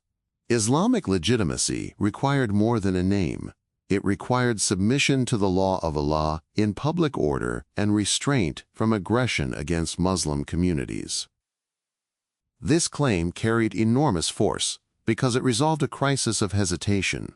If the Mongols were simply treated as Muslims whose wrongdoing did not affect their political standing, resistance could appear religiously confused. If they were treated simply as non-Muslim invaders, their formal conversion disappeared too easily from consideration. Ibn Taymiyyah argued through a more complex category. Rulers or armies could profess Islam while remaining liable to armed resistance if they failed to govern by revealed law and attacked Muslims unjustly. The fatwas therefore belonged to a frontier world where law and survival could not be separated. The concrete episode that crystallized this pillar was the mobilization around the Battle of Shakhab, also known as Marj al-Sufar, in 1303. Reports preserved by chroniclers and later historians place Ibn Taymiyyah within the atmosphere of military resistance. He is described as urging the people to fight, addressing the religious uncertainty surrounding the conflict, and supporting the Mamluk war effort against the invading Mongol forces. Denise Agle's reconstruction of the period highlights traditions in which he participated personally and issued legal guidance under battlefield conditions. The details vary across reports, as medieval battle narratives often do, but the broad association between his authority and the mobilization against the Mongols is well established. One ruling from this moment reveals the practical nature of his legal reasoning. Ramadan had begun as the battle approached. The ordinary obligation of fasting stood before soldiers preparing for combat. Ibn Taymiyyah reportedly issued a fatwa permitting fighters to break the fast due to military necessity, citing prophetic precedent. The ruling did not weaken law. It showed law applied under pressure. A soldier exhausted by fasting in battle might endanger himself and the army. A legal answer that ignored the battlefield would fail the very society it aimed to guide. Here his method appears less rigid than later caricature. He could insist on textual fidelity while allowing necessity its proper place when evidence supported it. This battlefield jurisprudence helps explain why his authority expanded. He gave religious language to fear without dissolving it into panic. He gave soldiers permission where hesitation could cost lives. He strengthened the Mamluk defense while grounding support in a legal argument that did not simply flatter the state. The Sultanate could benefit from his fatwas, but his reasoning remained conditional. He was not saying that every ruler who claimed to defend Islam possessed unquestioned legitimacy. He was saying that political authority must be measured by revealed law, public justice, and actual conduct. That principle could serve rulers in one context and judge them in another. The anti-Mongol fatwas thus reveal a central feature of Ibn Taymiyyah's public mind. He joined doctrine to consequence. For him, theology was not only correct speech about unseen realities, and law was not only technical classification. Both entered the life of a community at moments of danger. A false understanding of political legitimacy could leave Muslims passive before aggression. A false understanding of worship could redirect dependence away from Allah. A false understanding of reason could displace revelation. The same habit of mind moved across fields. Error was not private. It became public danger when it shaped action. This was why his words could mobilize. The Mamluk state needed military defense, but it also needed moral clarity around that defense. Ibn Taymiyyah supplied it in language that reached soldiers, rulers, and ordinary civilians. His argument against the Mongols did not rest simply on ethnic hostility or inherited fear of conquest. It rested on a legal diagnosis. Profession without lawful governance did not remove accountability. In a world where the Mongols' conversion complicated political categories, that diagnosis gave resistance a religious structure. The later impact of these fatwas would be long and uneven. They influenced discussions of political legitimacy, governance by revealed law, rebellion, and the limits of obedience to rulers. They provided later scholars and movements with a medieval precedent for judging rulers by public conformity to Islamic law, rather than by claim or lineage alone. Reformist and revivalist currents would cite them in arguments about corrupted authority. In modern times, militants would also seize upon parts of this legacy, often detaching wartime fatwas from the Mamluk-Mongol frontier that produced them. Other scholars would object that such uses distorted both context and method. The texts became powerful partly because they answered one crisis so forcefully that later crises tried to borrow their authority. Yet it would be misleading to treat the anti-Mongol fatwas as modern slogans waiting to be discovered. They belong to a very specific world, a Mamluk military regime defending Syria, Ilkhanid forces invading despite claims of Islam, scholars debating legitimacy under conditions of real danger, and civilians exposed to conquest. Ibn Taymiyyah's legal reasoning cannot be responsibly lifted out of that world without losing the pressures that shaped it. Their historical significance lies precisely in their rootedness. They show how a jurist under wartime ambiguity tried to preserve the seriousness of Islamic political identity when words and conduct no longer matched. His actions during the Mongol crisis also complicate the image of a scholar concerned only with condemnation. Reports indicate that he negotiated with Mongol commanders and advocated for prisoners. In these episodes, he entered spaces of enemy power not merely to denounce but to secure release and relief where possible. Hegel's work draws attention to encounters with figures such as Kutlai Shah and Muley, including prisoner release negotiations. Such scenes reveal another dimension of wartime scholarship. Legal clarity did not prevent practical engagement. The scholar who declared resistance lawful could still speak across lines of power when captives were at stake. One reported exchange from these encounters is particularly revealing because it shows restraint rather than force. In a discussion connected to the killing of al-Hussein, Ibn Taymiyyah is described as answering cautiously so as not to displease a powerful interlocutor. The episode should not be exaggerated, but it matters because it disrupts a flat portrait of perpetual bluntness. His public career contained moments of tactical speech under coercion. Certainty did not always mean identical expression in every setting. He could calibrate when the situation demanded survival, negotiation, or the protection of others. Still, the broader arc of this period strengthened confrontation as his repeated mode of public existence. The Mongol crisis rewarded decisiveness. It taught, or at least confirmed through public consequence, that a scholar's refusal to soften difficult judgments could help mobilize a society under threat. When the city needed clarity about war, his temperament became an asset. But the same temperament returned to peacetime disputes over theology, devotional practice, and legal method, became dangerous to institutional equilibrium. War made his clarity useful. Peace made it harder to contain. The victory at Shaghrab did not end the pressure surrounding him. It magnified his stature. A scholar associated with resistance in a moment of existential danger could not easily return to the quiet scale of ordinary teaching. His name now carried the memory of mobilization. His legal voice had entered military history. The Mamluk state and the people of Damascus had seen that his speech could move from study circles into public action. That knowledge changed the way later disputes would be perceived.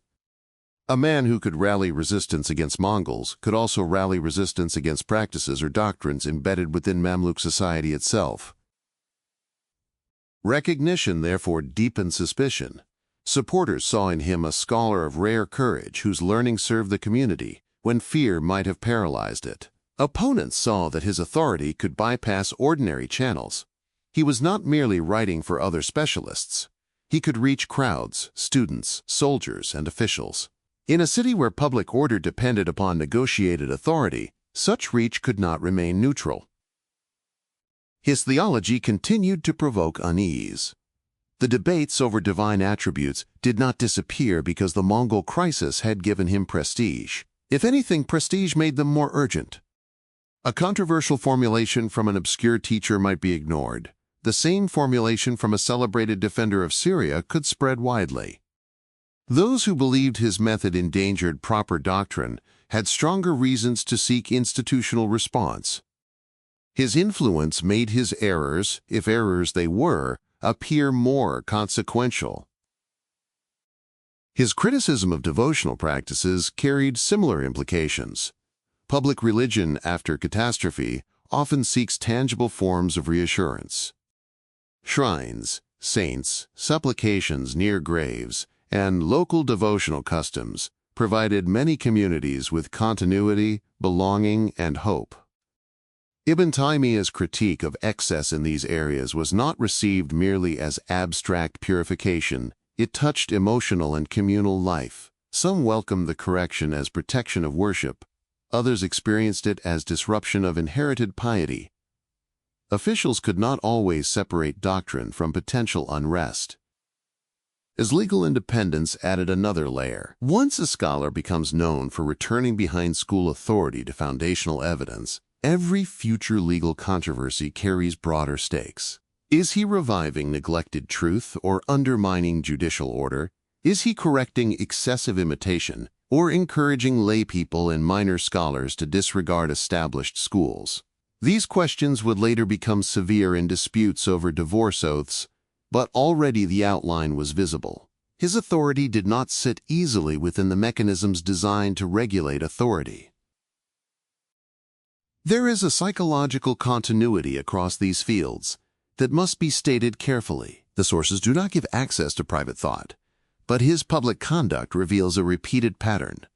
Pressure did not soften his method, it clarified it. Opposition did not teach him to withdraw.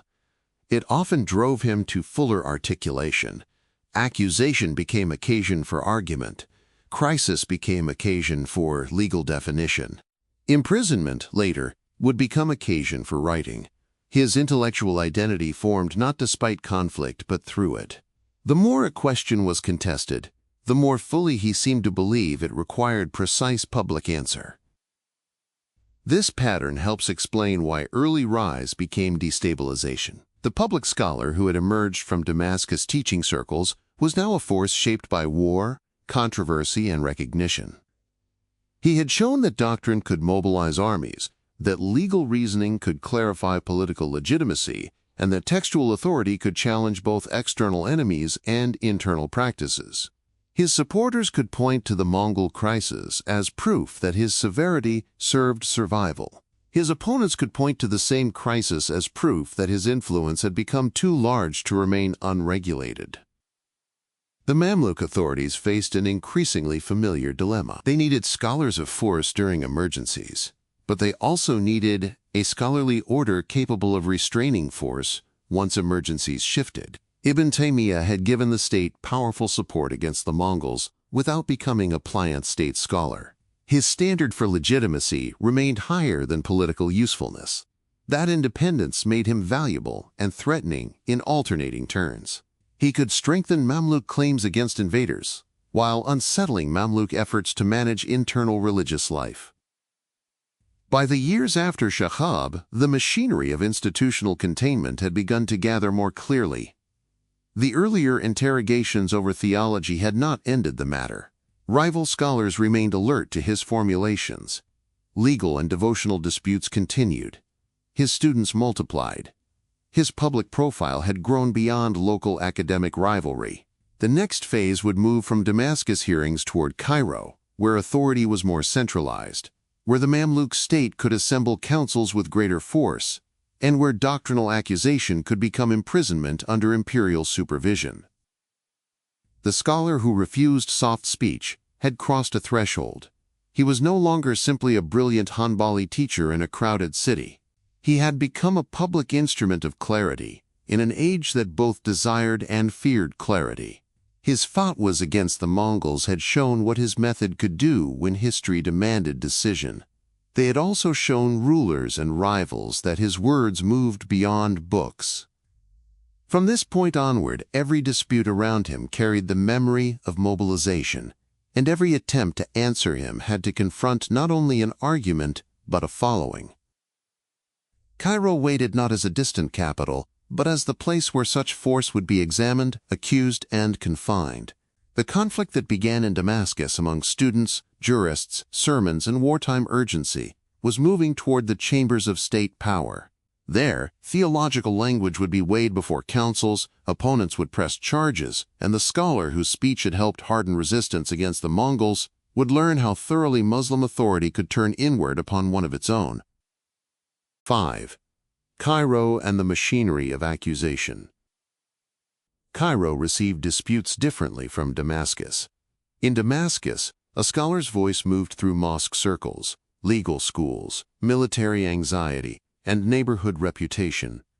In Cairo, the same voice entered the machinery of an imperial capital. The city gathered judges, soldiers, administrators, patrons, scribes, jurists, preachers, Sufi sheikhs, and court factions into a denser structure of power.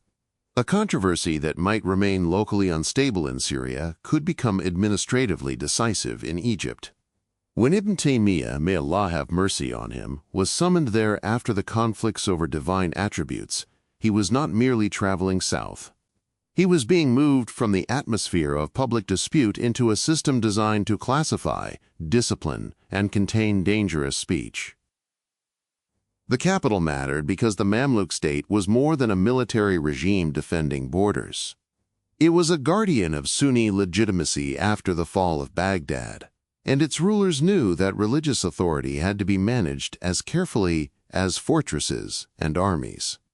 Cairo held the symbolic Abbasid Caliphate, preserved under Mamluk protection, the Sultan's court, senior judicial offices, networks of patronage, and the administrative habits through which rulings could become decrees. Scholars there did not simply debate in abstraction. Their opinions could be joined to state policy, factional rivalry, public order, and the reputation of the Sultan himself. For a scholar already accused of unsettling religious boundaries, Cairo was not neutral ground. By the time Ibn Taymiyyah faced this larger system, accusations had already gathered around him in layers. His critics objected to his language concerning the attributes of Allah, fearing that his affirmations risked anthropomorphism. They objected to his legal independence, believing he gave insufficient weight to establish consensus and the stabilizing authority of the schools. They objected to his severity against practices associated with saint veneration and grave visitation. Some objected to his tone itself, because in a crowded religious society, public severity could create imitation, unrest, and factional confidence among students. These charges did not all carry the same weight, but together they formed a portrait useful to opponents, a scholar whose learning was undeniable and whose influence required restraint. Medieval scholarly prosecution rarely resembled a single courtroom drama. It moved through documents, petitions, counsels, public rumor, private pressure, doctrinal summaries, rival testimonies, state orders, and institutional fear. A phrase could be extracted from a treatise. A student's report could circulate beyond its original context. A judge could be asked to weigh language whose technical meaning differed across schools. A ruler could be persuaded that a doctrinal dispute threatened public peace. The process was not always orderly, and it was rarely innocent of rivalry, but it was also not meaningless. Scholars who opposed Ibn Taymiyyah often believed they were protecting Sunni society from fracture. The dispute over divine attributes lay near the center of the early rupture. Ibn Taymiyyah argued that the language of revelation should be affirmed, without forcing it through speculative interpretations that, in his view, weakened the authority of the Quran and authentic prophetic tradition. His opponents feared that such affirmation, especially when taught publicly, could be misunderstood as likening Allah to creation. The accusation of corporealism carried serious force in a Sunni environment deeply committed to divine transcendence. To accuse a scholar of such a tendency was not a minor insult. It meant his language might endanger the most basic boundaries of belief. The hearings that followed were therefore more than technical examinations. They exposed competing visions of authority. Was the safety of doctrine preserved by the inherited methods of theologians who used interpretation to protect transcendence? Or was doctrine endangered precisely by those methods, because they introduced philosophical categories over the language of revelation? Ibn Taymiyyah did not stand outside learned tradition as an ignorant agitator. He had read the theologians, philosophers, and jurists he opposed. This made the proceedings sharper. His critics could not dismiss him easily, and he could not soften his argument without weakening the method by which he understood religious repair. Cairo's councils placed him before a wider coalition of judges and scholars than he had faced in Damascus. The atmosphere can be reconstructed cautiously from the institutional record: formal gatherings, questions put to him, written statements examined, accusations framed in language acceptable to legal authority, and pressure to submit to formulas that would reduce danger. The point was not necessarily to destroy him. Often the aim of such proceedings was containment through clarification, concession, or public retraction. A scholar could be brought back within the manageable boundaries of disagreement if he accepted certain restraints. Ibn Taymiyyah's difficulty was that restraint, when it touched a principle he regarded as grounded in revelation, appeared to him as compromise. His refusal to soften formulations did not mean he spoke without distinction. His writings show careful argument and technical nuance. But in institutional conflict, nuance often collapses under pressure. Opponents hear the dangerous implication. Supporters hear the courageous principle. Officials hear the possibility of unrest. The accused scholar hears demands that may seem to betray the sources themselves. Once the conflict takes this form, each side becomes less able to retreat without losing moral position. Cairo intensified this process because its decisions carried imperial weight. The first major imprisonment after the Cairo proceedings marked a rupture in his public identity. Before Cairo, Ibn Taymiyyah was a controversial Damascus scholar with growing authority and earlier confrontations behind him. After Cairo, imprisonment became part of what his name meant. It was no longer merely a penalty imposed upon him. It became evidence used by both sides. To opponents, imprisonment showed that legitimate authority had finally recognized the danger. To supporters, it showed that truth had been confined by jealous scholars and fearful officials. The state intended containment, but confinement gave his career a new symbolic vocabulary. The prison did not end his scholarship. This was one of the state's recurring failures. In confinement, he continued to write. The dispute over divine attributes produced not silence but extended refutation. Works associated with this period reveal how pressure sharpened his arguments rather than dissolving them. He answered the accusation by expanding the battlefield of ideas, attacking the foundations of theological systems he believed had misrepresented revelation. Imprisonment converted a public hearing into a written archive. What had been spoken before councils became texts that later generations could copy, study, defend, or condemn. This transformation matters for understanding his psychology through evidence rather than invention. The sources do not provide private access to his inner life, but his conduct reveals a durable pattern. Accusation drove elaboration. Restriction produced composition. When adversaries attempted to narrow the field, he widened it intellectually. Prison therefore became a crucible not because it softened him into withdrawal, but because it forced him to define more precisely what he believed was at stake. The walls changed the circumstances of his work. They did not change its direction. Cairo also exposed the asymmetry between scholarly conflict and state power. A theologian could argue endlessly with another theologian in writing. A preacher could answer a rival's sermon with his own sermon. But when the state entered, disagreement acquired consequences beyond reputation. Summons, confinement, transfer, prohibition, and release became part of the argument. The Mamluk authorities did not act as detached philosophers. They acted as rulers responsible for public stability. The question before them was not only whether Ibn Taymiyyah's formulations were correct. It was whether his presence and influence could be managed without disorder. His opponents understood this language of order. Some likely feared that his followers would carry technical disputes into public religion without the restraint of trained scholarship. Others feared that criticism of shrine practices would provoke conflict with communities attached to those spaces. Some believed that challenging established theological methods would reopen debates that Sunni institutions had already stabilized. Their resistance was sharpened by concern for continuity. They were not simply defending career or pride, though rivalry and patronage surely shaped the environment. They believed that inherited structures had preserved religious life through centuries, and that Ibn Taymiyyah's style risked breaking trust in those structures. The dispute over saint veneration and tomb practices became the third great output pillar of his career, and Cairo helped give it institutional severity. The pressure beneath this pillar came from a society in which reliance upon saintly figures and shrine-centered devotion had become emotionally and socially meaningful for many Muslims.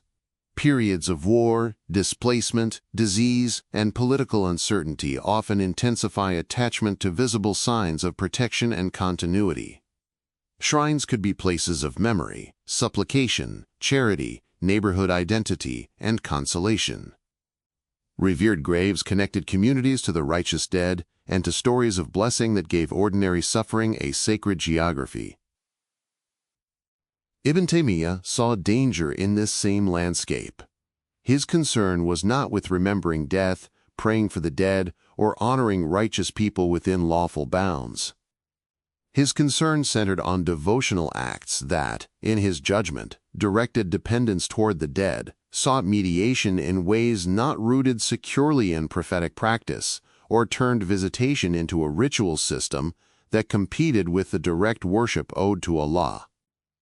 The central claim was plain: devotion must remain anchored to prophetic practice, without intermediary excess. Reverence could not become ritual dependence. Love for the righteous could not authorize practices lacking clear grounding in revelation. The conflict became intense because each side perceived a different loss. Communities attached to shrine culture could hear his criticisms as disrespect toward revered figures, narrowing of inherited devotional life, and withdrawal of spiritual comfort in a wounded age. Scholars who defended regulated forms of visitation feared that his severity collapsed distinctions and would unsettle ordinary believers. Ibn Taymiyyah feared something else: that devotional emotion, once detached from prophetic boundaries, could blur the difference between honoring the righteous and seeking from them what should be sought from Allah alone. Neither fear was trivial in its own world. This is why the dispute cannot be reduced to a slogan. It was not a simple drama of pure Islam against superstition, nor a simple drama of cold legalism against living spirituality. Shrine practices belonged to real social worlds. They held grief, memory, gratitude, local identity, and inherited patterns of piety. Ibn Taymiyyah's critique belonged to a real theological concern over worship, mediation, and prophetic precedent. The controversy became enduring because it touched both doctrine and emotional life at once. A ruling about graves was never only about graves. Concrete episodes around grave visitation and saintly intercession unfolded through legal answers, public controversies, and accusations that his teaching attacked established devotional norms. He distinguished between lawful visitation, such as remembering death and praying for the deceased, and practices he viewed as innovative or forbidden, such as traveling to graves for ritual purposes or asking the dead for mediation. Later studies of his position emphasize that he did not reject every form of visiting graves. The boundary was narrower and more technical than later polemics often claimed. But in public conflict, such distinctions could easily be lost. The measurable consequence of this output pillar was immense.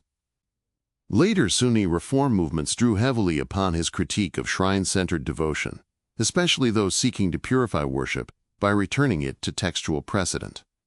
His arguments became central to later Salafi and revivalist approaches to devotional boundaries.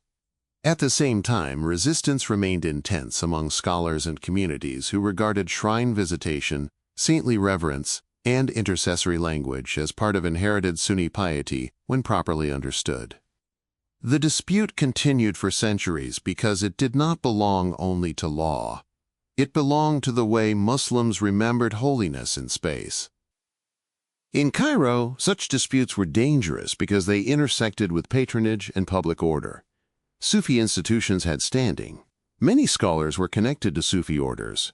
Rulers often supported lodges, shrines, and devotional networks because they contributed to social cohesion and religious legitimacy. To attack certain practices was therefore to disturb a network larger than isolated worshippers. It could affect endowments, reputations, local loyalties, and the authority of respected sheikhs. When Ibn Taymiyyah's criticism entered this world, it was heard not only as doctrine but as challenge to a settled religious economy.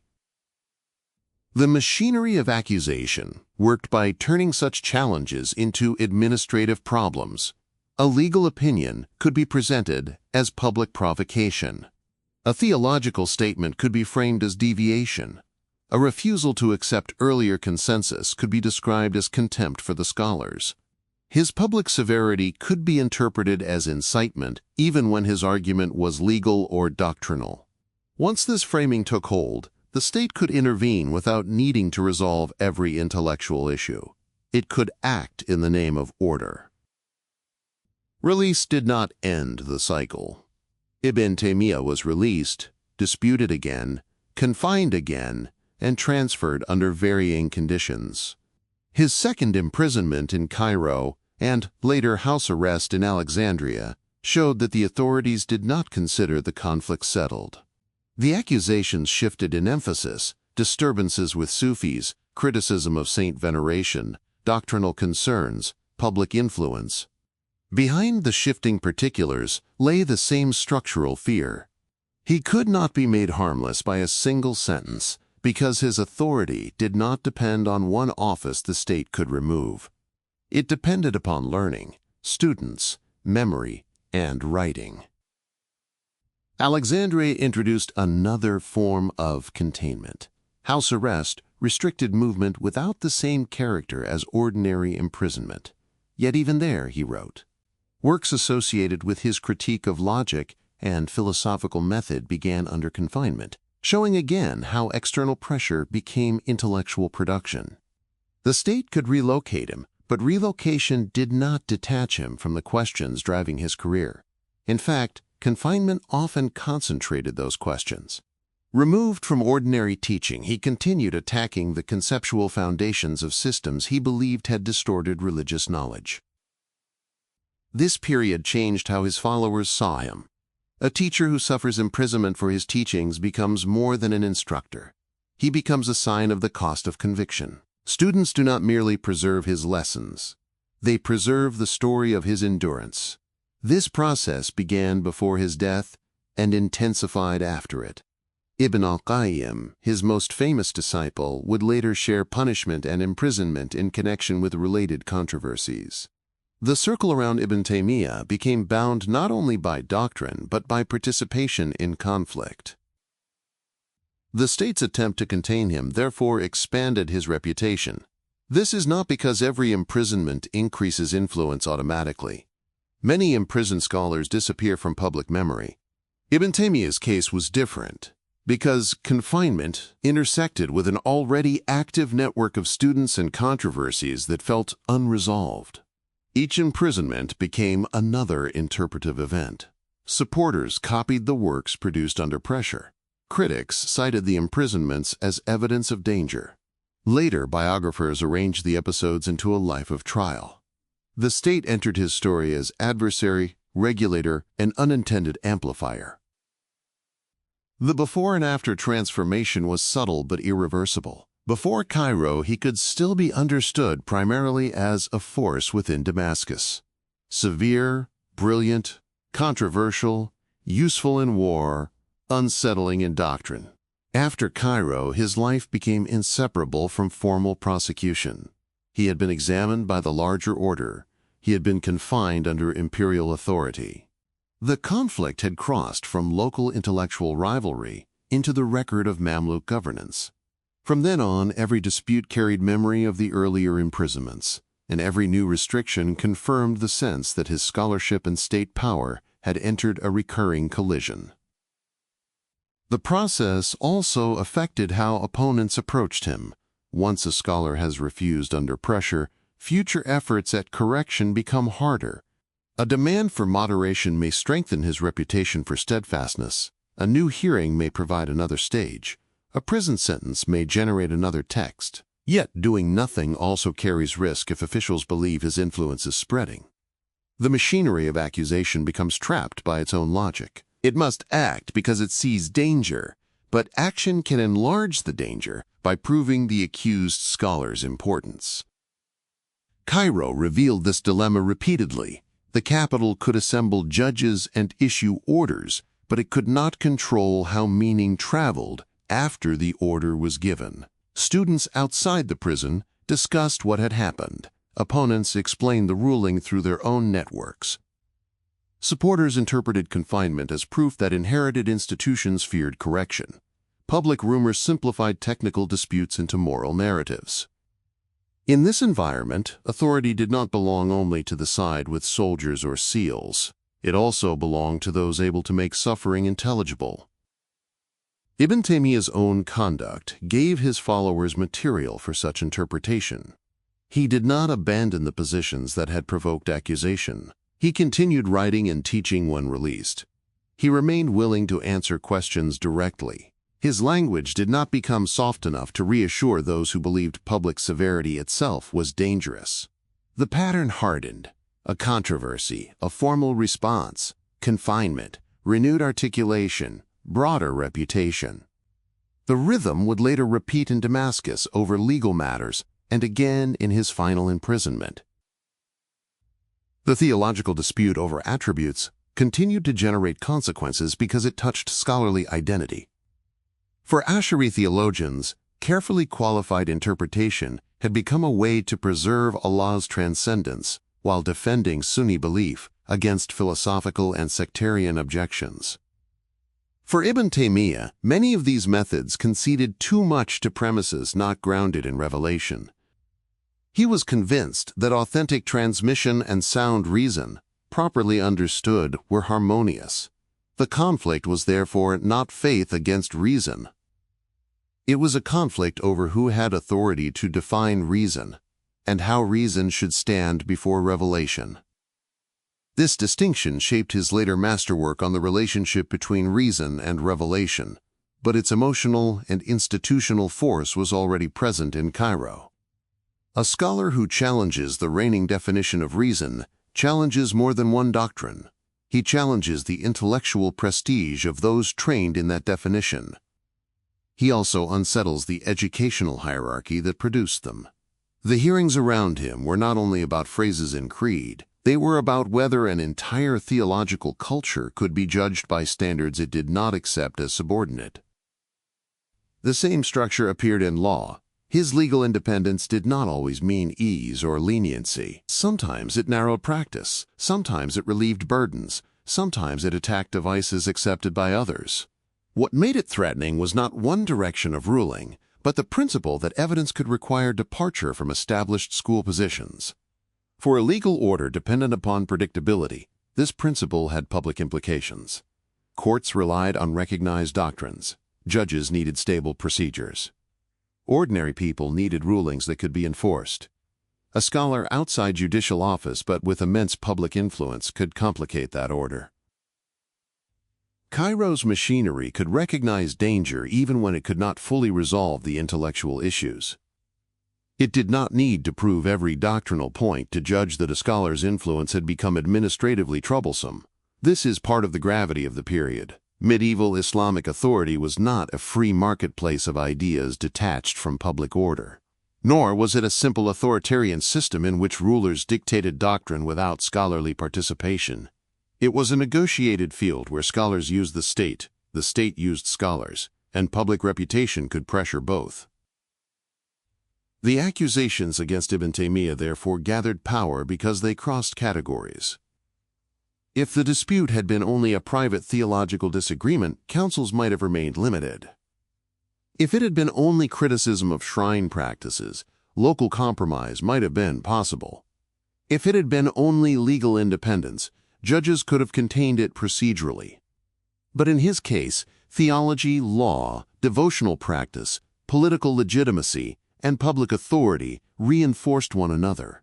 Opponents could present him as a broad, destabilizing presence. Supporters could present him as a broad, reforming presence. Both portraits grew from the same facts.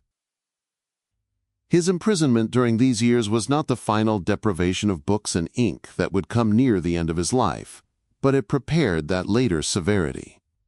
Authorities learned that ordinary confinement was insufficient if writing continued. They also learned that his scholarship could turn prison into proof of conviction. He learned, or at least demonstrated, that confinement did not remove his ability to intervene intellectually. The relationship between scholar and state entered a new phase, not silence versus speech, but contained speech producing wider resonance. The public world outside remained restless. Mamluk society faced military pressures, economic demands, factional politics, and ongoing efforts to maintain Sunni coherence after earlier shocks. Religious practices associated with saints and graves offered many believers a sense of continuity with sanctity. Legal schools offered stability. Theological systems offered intellectual defense. Ibn Taymiyyah's critiques touched all of these supports. He believed that only by measuring them against prophetic practice could the community regain clarity. His critics believed that his method endangered the very continuity he claimed to restore. This mutual fear gave the conflict its endurance. The emotional weight of shrine devotion deserves particular care. People did not visit revered graves simply because they misunderstood doctrine.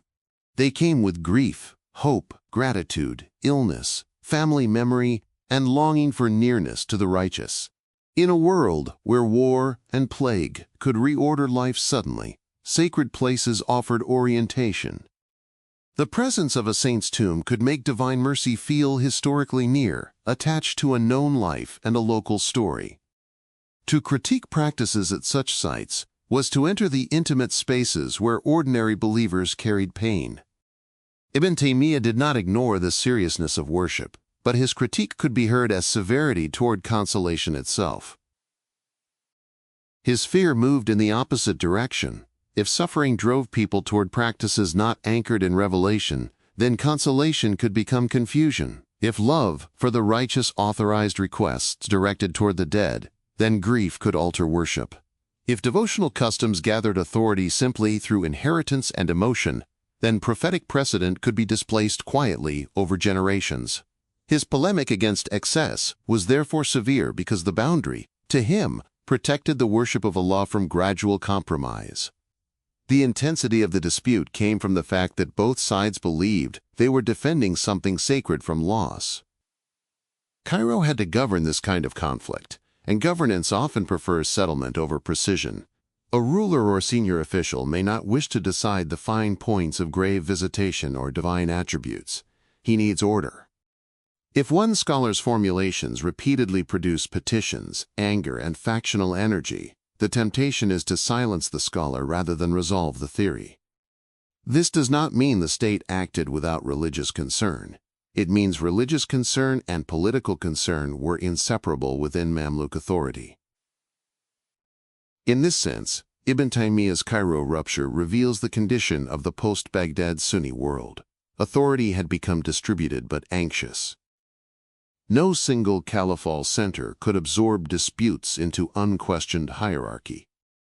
The Mamluks supplied military protection and symbolic continuity, but they governed through coalitions of scholars who did not always agree. A figure like Ibn Taymiyyah exposed the fragility of that arrangement. He appealed to foundations older than the institutions around him, while those institutions claimed to preserve those very foundations through inherited discipline. The experience of repeated confinement also altered the narrative shape of his life.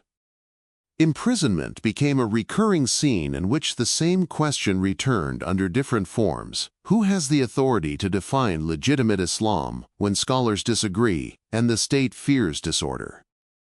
In Damascus, the question appeared through teaching, sermons, and local dispute. In Cairo, it appeared through hearings in prison. In later legal controversies, it would appear through state prohibitions. In the final confinement, it would appear through confiscated books and writing materials. The machinery changed, but the question remained. This was the beginning of his prison identity, though not yet its end. The scholar in confinement was not only being punished, he was being interpreted. His enemies interpreted him as proof that brilliance without restraint could become dangerous. His supporters interpreted him as proof that institutions could become hostile to correction. Later readers would inherit both interpretations and add their own. The more he wrote under pressure, the harder it became to separate the content of his doctrine from the drama of its suppression. The works that emerged from or around these years did not function as private meditations. They were weapons of clarification. They addressed real opponents, named conceptual errors, challenged inherited methods, and defended his own approach through dense argument. Their size and difficulty suggest a scholar unwilling to allow counsels to define the terms of accusation. If he was charged with dangerous language about divine attributes, he would answer by reconstructing the entire field of debate. If he was accused of rejecting reason, he would argue that his opponents had mistaken corrupted reasoning for reason itself. Confinement did not reduce scale. It expanded it. At the human level, however, confinement carried cost. A public teacher separated from students loses ordinary rhythm. A scholar restricted by guards depends on permission for movement. Books may be limited. Visitors may be controlled. News arrives unevenly. The environment narrows. It is important not to invent private emotions, yet the seriousness of such restriction is evident from the nature of his vocation. His life had been built around teaching, answering, reading, dictating, and disputing. Prison struck at those activities even when it failed to end them. The later removal of books and ink would make explicit what earlier imprisonments had already attempted. The state's intervention also affected his opponents. Once they had successfully secured confinement, they were tied to the consequences. If he remained influential, their failure became visible. If he produced major works in prison, their attempt at suppression could appear to have strengthened him. If they sought harsher measures, they risked turning him further into a symbol. The machinery of accusation, once started, rarely moves without altering those who operate it. It creates expectations, demands further proof, and binds reputations to outcomes. This dynamic explains why the conflict did not settle after one release. The underlying disagreement was too large, and the public meanings had become too entrenched.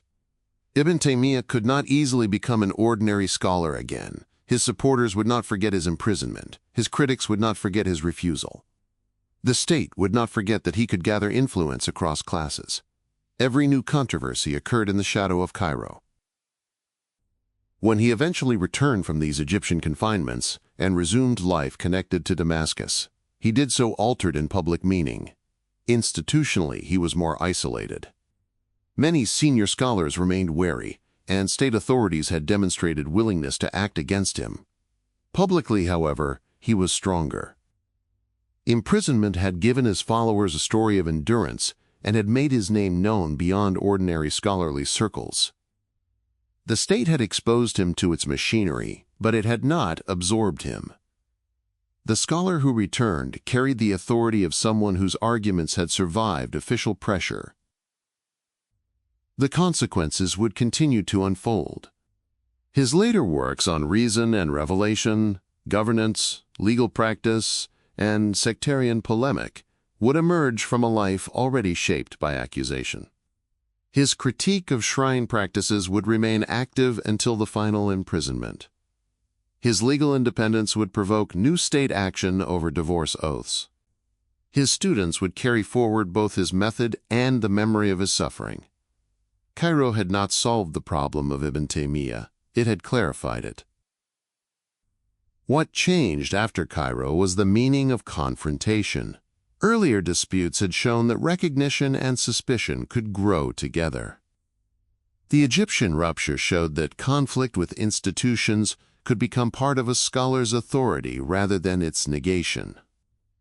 From this point forward, Ibn Taymiyyah's public life would move under the sign of containment.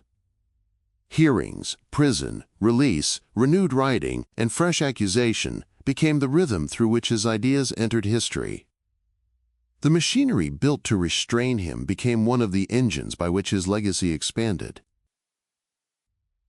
The next crucible would not be merely external. It would concern what confinement does to a mind trained to answer, classify, and correct. Prison would become a closed world, where scholarly production, endurance, and opposition converged. The man who had entered Cairo as a controversial public teacher emerged from its imprisonments more isolated from institutional comfort, more powerful among those who trusted him, and more convinced by conduct, if not by recorded confession, that pressure clarifies what ordinary peace allows to remain hidden. 6. The fortress mind. Prison did not enter Ibn Taymiyyah's life as a single interruption. It returned in different forms, under different authorities, for different accusations, until confinement became one of the conditions through which his scholarship was understood. There were cells and guarded rooms, summons and prohibitions, transfers from one city to another, councils that questioned his formulations, orders that limited his teaching, and finally the removal of books, paper, and ink. The pattern mattered more than any single wall. A scholar who had built his life around teaching, answering, correcting, dictating, and writing, was repeatedly placed inside systems designed to narrow his reach. Each narrowing revealed how difficult it had become to separate the man from the movement of his words. The prisons of his life were not identical. Cairo confinement carried the weight of imperial judgment. Damascus imprisonment held the strange intimacy of punishment near the city, where his students, critics, and public reputation were most concentrated. Alexandria house arrest offered restriction without the same texture as a cell, yet still placed his movement under authority. Later prohibitions on issuing legal opinions created another kind of confinement, not around the body alone, but around the right to speak lawfully in public. The final imprisonment in the Damascus citadel narrowed the world further, culminating in the confiscation of the instruments by which he continued working. Taken together, these episodes formed a contained world that followed him across decades. The human environment around such confinement was crowded, even when the space itself was small. Guards stood at thresholds without necessarily understanding the doctrinal arguments that had brought the prisoner there. Officials carried orders shaped by pressures above them. Rival scholars watched for signs that restrictions were working or failing. Students waited for access, copied what could be copied, preserved what could be remembered, and turned fragments of instruction into transmission. Visitors brought questions, news, requests, and sometimes risk. Petitioners still sought legal answers because imprisonment had not erased his authority from their minds. The state tried to limit a scholar whose influence partly depended upon networks that no single door could close. This was not romantic. Confinement diminishes ordinary life before it becomes simple. It restricts sleep, movement, privacy, and access. It makes the body dependent on the decisions of others. It interrupts routine, separates a teacher from students, slows the circulation of books, and leaves each visit subject to permission. A scholar in prison does not command the conditions of his own work. He waits. He adapts. He depends on memory when books are absent, on oral exchange when writing is watched, on students when manuscripts must travel, on endurance when accusation becomes repetitive. The historical record should not be made more dramatic than it is, yet the seriousness of such deprivation is plain, because his vocation was built precisely on movement between texts, questions, and people. What makes Ibn Taymiyyah's prison years central to his intellectual life is not that imprisonment purified him into a simple heroic figure. It is that pressure became inseparable from method. His repeated behavior suggests a durable pattern. He did not treat coercion as evidence that he should seek safer formulations. He treated the very recurrence of coercion as evidence that inherited compromise had already failed. This cannot be stated as a private thought. It appears in what he did. Under accusation, he expanded argument. Under restriction, he wrote. Under prohibition, he continued through students and memory. When institutions demanded that difficult questions be contained for the sake of order, he answered, as if order without truth was only another name for decay. The pattern began before the final prison. In Cairo, he had been confronted over theological formulations concerning the attributes of Allah. The council sought answers that could be judged, limited, and administratively resolved. His critics feared that his language endangered divine transcendence. He feared that their methods endangered revelation by making later interpretive systems superior to transmitted texts. The proceedings led to confinement, yet confinement produced more writing. Works associated with the Cairo period show a scholar responding to accusation not by shrinking the dispute, but by reconstructing its foundations. He did not merely deny the charge. He attacked the assumptions that made the charge persuasive to his opponents. This habit reveals the fortress-like quality of his mind. It did not withdraw from siege by softening the outer wall. It strengthened the architecture behind it. When pressed on divine attributes, he moved into the relation between language, revelation, and reason. When pressed by philosophers and theologians, he challenged the logical instruments through which they framed necessity. When pressed by jurists, he returned to evidence, precedent, and the boundaries of consensus. His thought often appears combative because so much of it was composed in response to pressure. But the pressure did not create only reaction. It forced the organization of a method already forming from early study and public conflict. The prison system itself became part of that organization. A free scholar can move between audiences and adjust the density of speech. A confined scholar must rely on what can be retained, dictated, smuggled into memory, copied after release, or preserved by those permitted access. This altered the form of transmission. Students became more than listeners. They became carriers, guardians, interpreters, and sometimes amplifiers. A legal opinion produced under restriction could acquire added gravity because it came from a man whose right to answer had itself become contested. The conditions of transmission entered the meaning of the transmitted text. Memorization was crucial here. Ibn Taymiyyah's intellectual culture had always prized memory, but confinement raised memory from discipline to survival. Without full access to libraries, a scholar depended on internalized texts. Later biographers emphasized his extraordinary recall, and although such reports should be read with awareness of admiration, the broader point is credible. His capacity to cite and argue across fields allowed him to continue work even when ordinary resources narrowed. The prison did not make him textless because he had carried much of the textual world within himself. This fact gave confinement a paradoxical limit. It could remove books from his room, but not the training formed by decades of study. Manuscript circulation extended the paradox. A handwritten text in the medieval world could move slowly and unevenly, but once copied beyond a single location, it could not be recalled easily. Students preserved fatwas, letters, treatises, and notes. Some writings circulated in fragments. Some were later assembled into collections that imposed order on material originally tied to specific occasions. The very looseness of manuscript culture made suppression difficult. A judge could prohibit issuing new rulings, but earlier rulings might already be in circulation. A sultan could order confinement, but copies in students' possession continued to travel through scholarly networks. This does not mean that restriction had no effect. It did. It exhausted bodies, interrupted teaching, limited correction, and increased the risk that students would carry arguments without the full context of their teacher's intent. The prison strengthened loyalty but could also harden simplification. When a teacher is accessible, nuance can be repaired through further instruction.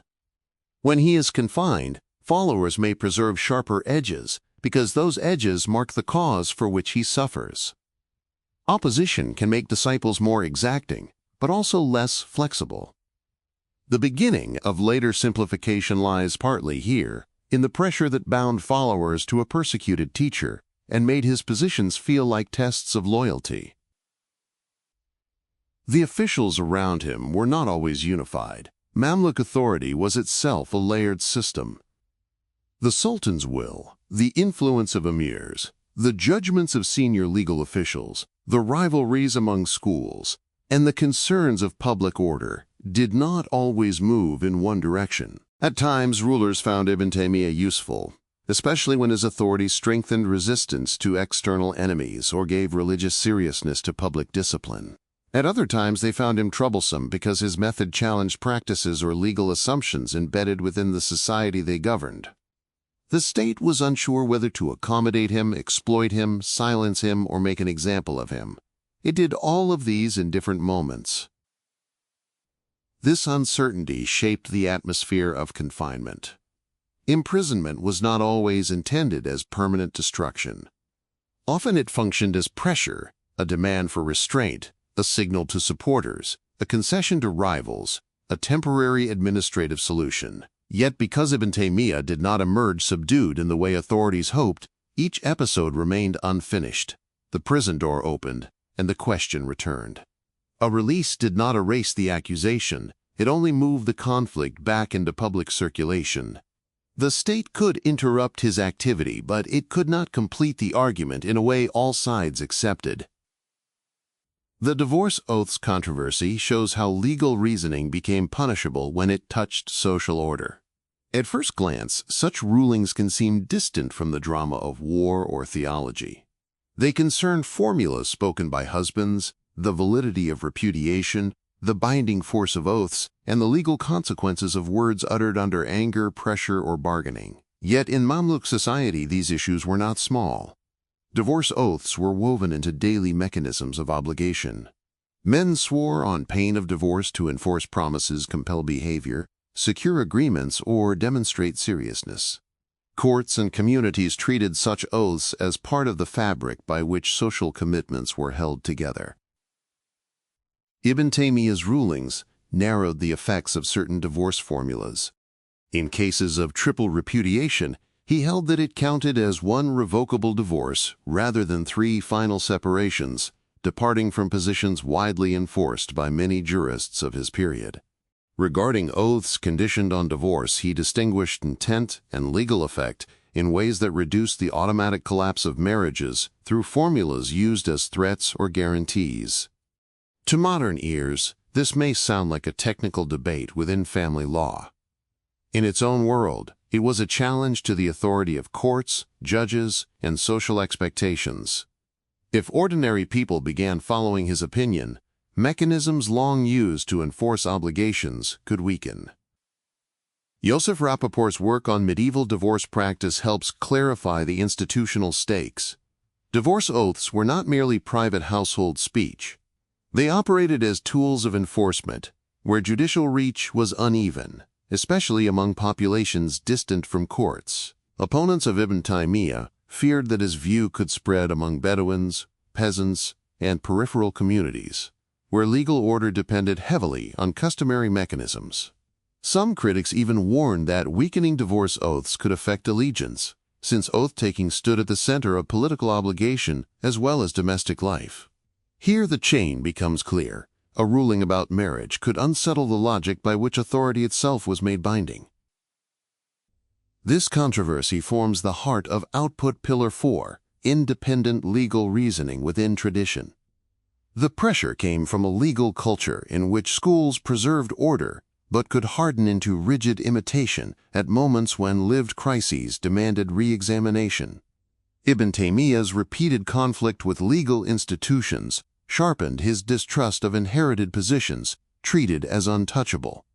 His central claim was not that any person could reason freely without discipline. It was that qualified scholars must return dynamically to foundational evidence rather than submit automatically to later school precedent when that precedent conflicted with stronger proof. The claim was reforming and destabilizing at the same time. He did not stand outside tradition. He belonged to the Hanbali school, cited earlier scholars, worked through legal reasoning, and respected the accumulated labor of jurists. Yet he refused to treat school authority as the final measure of truth. The tradition, in his view, lived properly only when it remained accountable to the Quran, authentic prophetic tradition, the practice of the earliest Muslim generations, and sound legal reasoning. When a later position appeared to produce harm, contradiction, or departure from evidence, qualified jurists had to re-examine it. This was not a call to disorder in his own understanding. It was a call to restore law's living relation to its sources.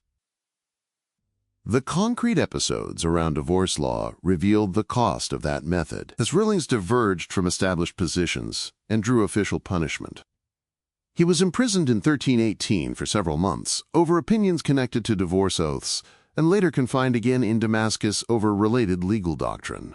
The controversy was not abstract. Families were affected by whether a marriage remained intact. Judges were affected by whether their rulings retained public authority. Husbands and wives were affected by the interpretation of words spoken in anger or calculation. Political authorities were affected because law served social order. Ibn Taymiyyah's legal method entered households and courts before it entered later histories of reform. The measurable impact of this pillar was extensive. Later reformist jurisprudence would draw upon his insistence that qualified scholars need not remain bound to inherited school positions when evidence required reconsideration. Revivalist scholars admired his willingness to reopen questions closed by habit. Modern legal debates in Muslim societies would sometimes echo his positions on divorce, especially where triple repudiation and oath formulas produced severe social consequences. At the same time, institutions continued to fear the fragmenting potential of such reasoning. If every strong scholar returned independently to evidence, how would courts maintain uniformity? If ordinary people chose between opinions according to convenience, how would legal authority survive? The alarm was not irrational. The prison system therefore became entangled with the boundaries of lawful reasoning. Who is allowed to depart from a school? Who decides whether evidence is strong enough? When does legal renewal become social chaos? When does adherence to precedent become injustice? Ibn Taymiyyah's confinement over divorce law demonstrates that medieval legal disagreement could produce state punishment because law was not a private intellectual exercise. It governed bodies, marriages, contracts, inheritances, reputations, households, and allegiance. A disputed fatwa could change how society functioned. This point must be held beside the theological controversies, not beneath them. Modern readers often notice Ibn Taymiyyah's disputes over creed, philosophy, or shrine practices before they notice family law. But the divorce oaths controversy reveals perhaps more sharply how his method threatened institutional order. His critics did not need to accuse him of unbelief to fear his impact. They could accuse him of breaking consensus, encouraging irregularity, and weakening courts. Legal systems require predictability, and he repeatedly privileged evidence as he understood it over predictability as the system required it. His writings on governance belong to the same wider legal imagination. In works associated with lawful public policy, he argued that rulers and officials must govern within the limits of revealed law and justice, not merely through force or expediency. He accepted that political administration involved practical judgment, public benefit, and the management of wrongdoing, but he sought to anchor these within law-guided authority. This mattered because the Mamluk state itself lived between military necessity and religious legitimacy.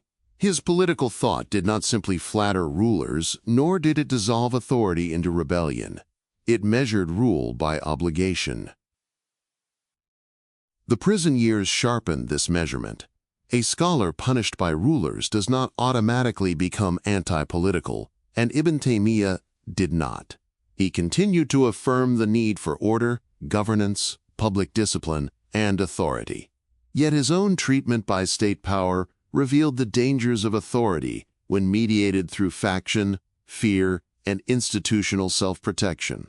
His method placed rulers under law even while preserving the necessity of rule. This tension would become one reason later generations could cite him in very different political directions. Inside confinement, such ideas did not remain separated by genre. Theology, law, worship, and governance formed a single field of accountability. Divine attributes concerned whether revelation could speak on its own terms. Shrine practices concerned whether worship remained directed to Allah according to prophetic precedent. Divorce law concerned whether inherited legal mechanisms preserved justice or multiplied harm. Governance concerned whether rulers who claimed Islam acted under revealed law. The same movement appears across the surface. Pressure reveals distortion. Distortion requires return. Return produces conflict. Conflict forces articulation. The psychological core of this movement lies in the transformation of pressure into proof. Many scholars, under repeated prosecution, might learn to speak more cautiously, separate private conviction from public formulation, or accept limits in order to continue teaching. Ibn Taymiyyah could be tactically cautious in certain circumstances, as reports from encounters with Mongol figures suggest, but when formal restriction touched questions he regarded as foundational, his conduct tended toward further clarification. Pressure did not persuade him that the matter was secondary. it confirmed that the matter reached the foundations of authority. This does not mean he welcomed deprivation or was unaffected by it. The historical evidence does not justify turning endurance into invulnerability. He depended on others. He lost access. He endured separation. The removal of books and writing materials near the end of his life struck directly at the ordinary instruments of his work. His students' concern, the efforts to preserve his writings, the intense reaction at his death, and the repeated involvement of authorities all indicate a human environment charged with strain. Discipline is not the absence of cost. It is action maintained under cost. The guards and officials around him occupied ambiguous positions. Some may have respected him personally while enforcing orders. Others may have viewed him simply as a troublesome prisoner.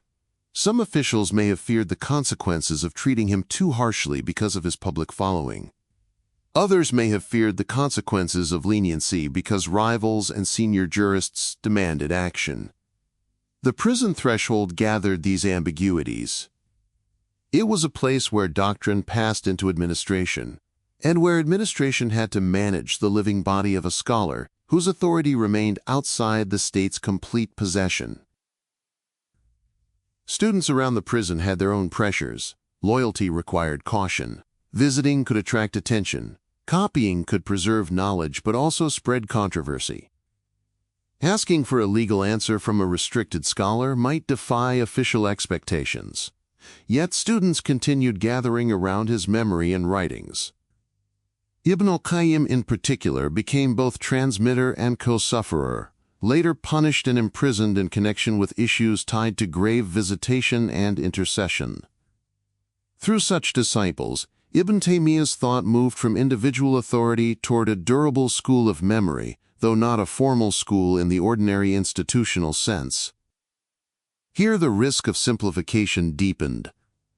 A disciple may understand nuance better than a distant admirer, but loyalty under persecution changes the emotional temperature of transmission. The teacher's enemies become part of the doctrine's story. Positions harden because suffering confirms their seriousness. Later readers may inherit the conflict without inheriting the conditions that produced it.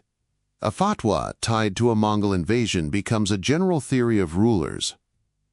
A critique of specific grave practices becomes total hostility toward every form of visitation. A legal method for qualified scholars becomes a slogan against all inherited authority. The prison did not create these distortions by itself, but it helped give later interpretation a charged narrative frame. Ibn Taymiyyah's own corpus contributed to this complexity. It was vast, varied, occasion-driven, and often polemical. He wrote treatises of theology, refutations of philosophical and logical methods, legal opinions on ordinary and extraordinary cases, discussions of public morality, writings on governance, responses to rival scholars, and arguments against sectarian opponents. Modern scholars have often noted the difficulty of dating many texts precisely and tracing development cleanly. This matters because later readers frequently treat the corpus as if it were a single system arranged by the author in final form. Much of it was instead produced under pressure, in response to questions, accusations, or urgent disputes. Prison intensified this occasional character. A confined scholar writes to answer what has pressed upon him. He may not have the leisure to produce a calm summa arranged for later centuries. He writes into conflict. The resulting texts carry the force of immediacy. They also carry the danger of being detached from the circumstances that gave them proportion. The anti-Mongol fatwas belong to invasion. The divorce rulings belong to social and judicial conditions. The grave visitation controversies belong to devotional landscapes of Mamluk society. The theological refutations belong to counsels and accusations shaped by specific intellectual opponents. Context is not decoration, it is part of meaning. The final narrowing of his environment makes this plain. In his last imprisonment, connected to the continuing controversy over grave visitation and the right to issue fatwas, Authorities eventually removed books, paper, and ink. The act had practical purpose and symbolic force. Earlier confinement had not stopped him because writing continued. To remove writing materials was to acknowledge that the scholar's dangerous mobility lay not only in his body, but in his ability to produce text. The prison cell became quiet in a new way, not because questions ceased outside, but because the instruments of answer were taken away. The deprivation must be imagined cautiously. There is no need to invent a scene of manuscripts torn from his hands or private words spoken in anger. It is enough to understand what the removal meant within a life such as his. Books were not possessions alone. They were tools of verification, companionship in study, evidence in dispute, memory supports, and pathways into the accumulated labor of earlier scholars. Paper and ink were not conveniences. They allowed a legal answer to leave the room, a refutation to outlast a counsel, an argument to travel where the prisoner could not. Their removal was an attempt to close the channels through which confinement had repeatedly failed. Yet even that effort came late. By then his reputation had already taken forms the state could not retrieve. Students had absorbed his method. Texts had circulated. Critics had recorded accusations. Supporters had arranged memory around endurance.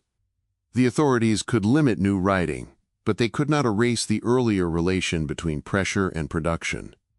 The final deprivation became, after his death, part of the proof that his opponents had feared not merely his presence but his continuing articulation. The psychological significance of the final ban emerges through contrast. A scholar who depends primarily on office can be silenced by removal from office.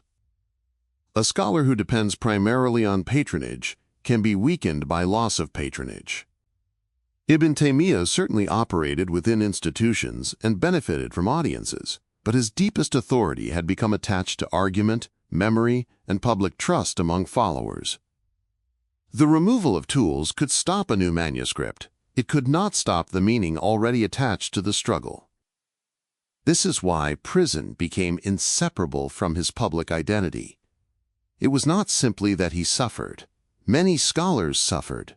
It was that his specific pattern of suffering mirrored the structure of his thought. He argued that later accretions had confined revelation within systems of human construction. His opponents physically confined him because they believed his interpretation endangered communal order. He answered confinement by producing more argument grounded in the sources. The life and method began to reflect one another, though never perfectly and never without ambiguity. Ambiguity must remain present because confinement can distort as well as clarify. Opposition can make a scholar more precise, but it can also reduce patience for partial agreement. Followers can preserve courage, but they can also intensify conflict. Institutions can protect order, but they can also punish necessary correction. None of these truths cancels the others. Ibn Taymiyyah's prison years show the tragic difficulty of religious authority in a wounded civilization. Clarity may be needed most when institutions are least able to tolerate it, and institutions may be needed most when clarity threatens to dissolve their binding force. The human behavior around him bears this out. Rivals did not stop writing or speaking after his confinement. They continued answering him because imprisonment did not settle the intellectual question. Students did not cease transmitting because formal authority had acted against him. Officials did not fully resolve whether suppression or accommodation served the state better. Petitioners continued to seek answers because their problems remained immediate. The prison created a center of gravity around which different forms of anxiety gathered. One can see this, especially in the legal controversies. A woman's marriage, a husband's oath, a court's ruling, a judge's authority, a community's expectation, and a scholar's evidence all converged in questions that could seem minute until they governed actual lives. Ibn Taymiyyah's willingness to issue opinions diverging from common positions was not merely intellectual boldness. It changed outcomes. A marriage deemed ended by one court might remain revocably intact under his view. A threat made on pain of divorce might not destroy a household as others assumed. For families, this could be relief. For judges, it could be disorder. For rivals, it could be proof that his method allowed people to escape obligations.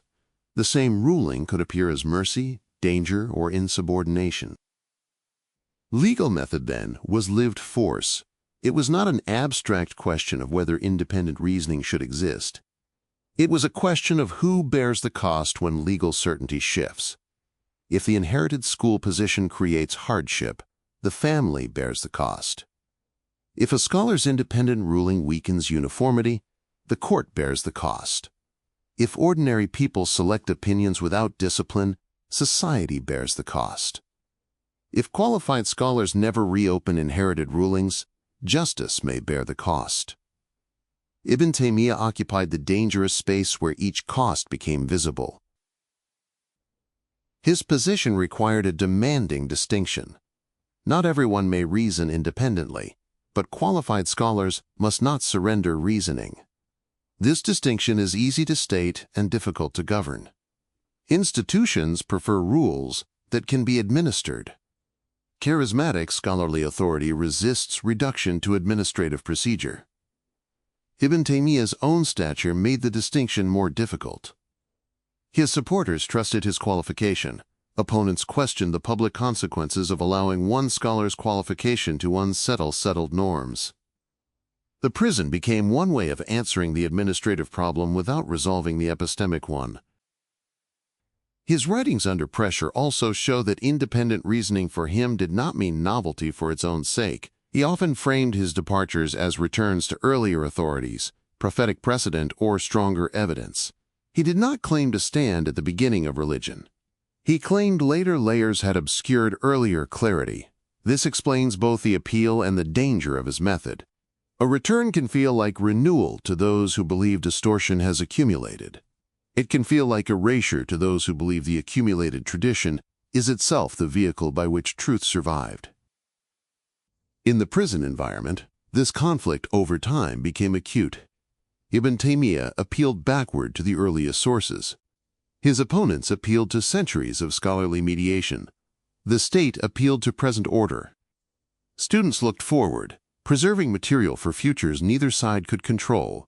The cell became a point where past, present, and future pressed against one another. The scholar confined in the present argued with the past in order to govern the future. The atmosphere of surveillance added another layer. A restricted scholar is not only prevented from acting freely, he is watched in the act of remaining himself. Visitors may be noted. Letters may be intercepted or reported. Students may weigh whether a question is safe to ask. Officials may interpret continued teaching as defiance, even when the content concerns ordinary law. The watched life becomes disciplined by external attention, but also clarified by it. Each act acquires possible significance because observers are prepared to turn it into evidence. This constant evidentiary pressure shaped how the public understood him. If he spoke, he was defying restriction. If he remained silent, perhaps he had been contained. If he wrote, the prison had failed. If books were removed, opponents had gone too far. Every outcome could be interpreted. A public figure under surveillance no longer controls the meaning of ordinary gestures.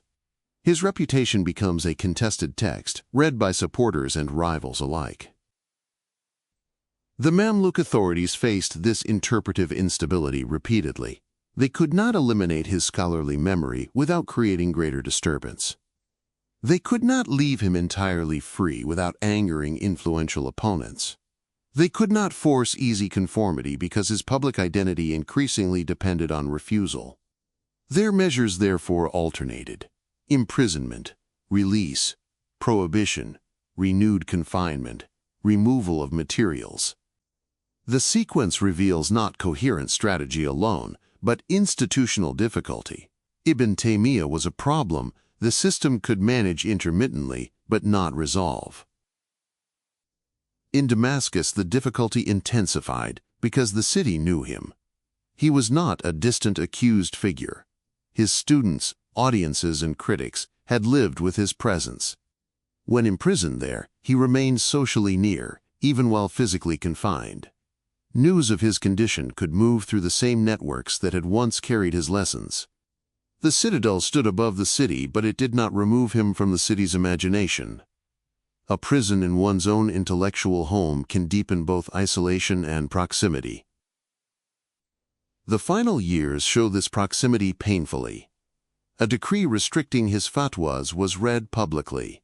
Supporters were arrested. Ibn al-Qayyim was humiliated and imprisoned after preaching on issues connected to intercession and visitation. The controversy over grave visitation did not remain a matter between one scholar and state authority. It touched disciples, sermons, public reading of decrees, and the disciplining of a circle. The attempt to silence the teacher extended to those through whom his voice continued. Such disciplining reveals how movements form without formal organization. Ibn Taymiyyah did not create a modern movement with membership and program. Yet repeated conflict formed a network bound by texts, studentship, shared accusations, and memory of suffering. His authority became nodal. Around him gathered admirers who did not merely learn rulings, but inherited a posture toward authority, return to sources, distrust of compromise, willingness to challenge established practice, and endurance under opposition. This posture could produce serious scholarship. It could also produce later simplifications when detached from his breadth and context. The fortress mind, then, was not sealed against the world. It was porous through students, letters, copied manuscripts, and legal questions. Its fortress quality lay elsewhere, in the refusal to allow external pressure to redefine the hierarchy of evidence. Councils, prisons, judges, and decrees could limit circumstances, but they did not become the measure of truth. This is why his opponents experienced him as difficult, beyond ordinary disagreement. He did not merely argue within the framework they provided. He challenged the framework's authority to settle the matter. Yet a fortress can protect and isolate at once. His method gave many followers clarity in a fragmented age, but it also reduced his ability to inhabit certain compromises through which institutions preserved peace. Public life often requires tolerated ambiguity. Ibn Taymiyyah's career shows what happens when a scholar treats too much ambiguity as corruption. The result can be intellectual renewal, legal relief, and doctrinal precision. It can also be unending conflict, intensified opposition, and a legacy that later readers weaponize more easily than they understand. This tension should not be resolved too cleanly. The prison years do not prove that he was always right because he suffered, nor that his opponents were right because they represented institutions. They reveal a deeper problem within medieval Sunni authority after catastrophe. A civilization rich in learning needed mechanisms of continuity. It also needed voices capable of correction when continuity became inertia. Ibn Taymiyyah became one of the most powerful such voices, and for that reason, one of the most disruptive. The prison is where both truths become visible without merging. His intellectual productivity under confinement must therefore be read with sobriety. It was not effortless triumph. Writing under pressure means limited access, urgency, and the possibility of interruption. It also means that arguments may emerge sharpened by opposition rather than softened by leisurely synthesis. His refutations often carry the energy of a man answering not only an idea, but a system of accusations surrounding him. This gives them force. It also contributes to their severity. The circumstances of composition can be heard in the density of the polemic. The broad categories of his prison-shaped writings all return to authority. In theology, who determines the meanings revelation permits? In law, who may depart from school precedent? In anti-philosophical argument, who defines reason? In public morality, who draws boundaries between devotion and innovation? In political legitimacy, who judges rulers when claims and conduct diverge? These were not separate obsessions.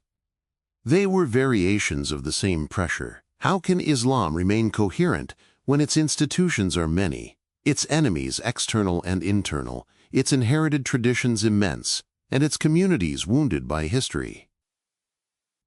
The answer he gave was demanding: return, examine, distinguish, correct, return to the Quran and authentic prophetic tradition. Examine inherited claims by evidence.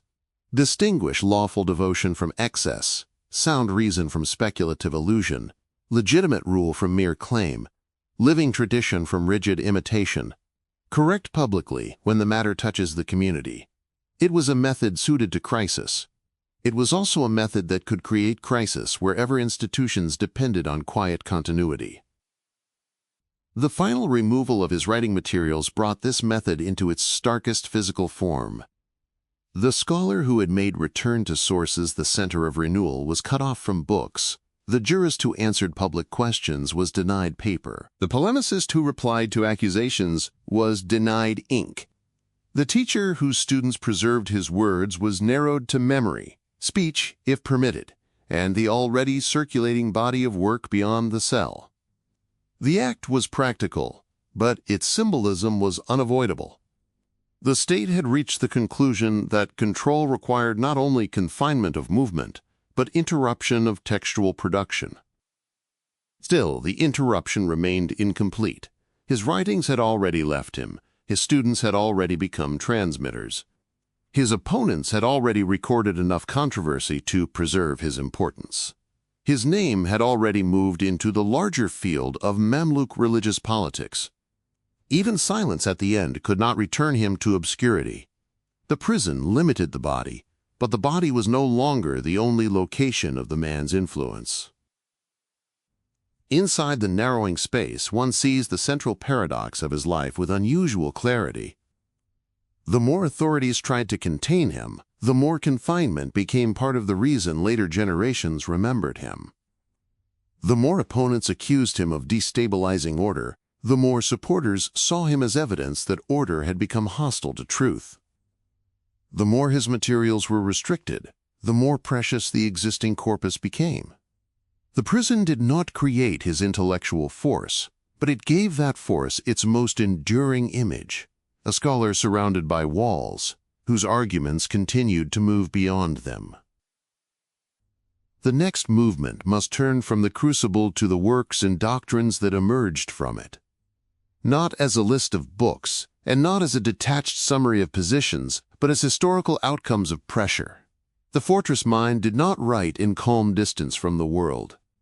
It wrote because the world pressed upon it. Courts, armies, shrines, households, rulers, philosophers, theologians, disciples, rivals, and prisoners all entered the field of his thought.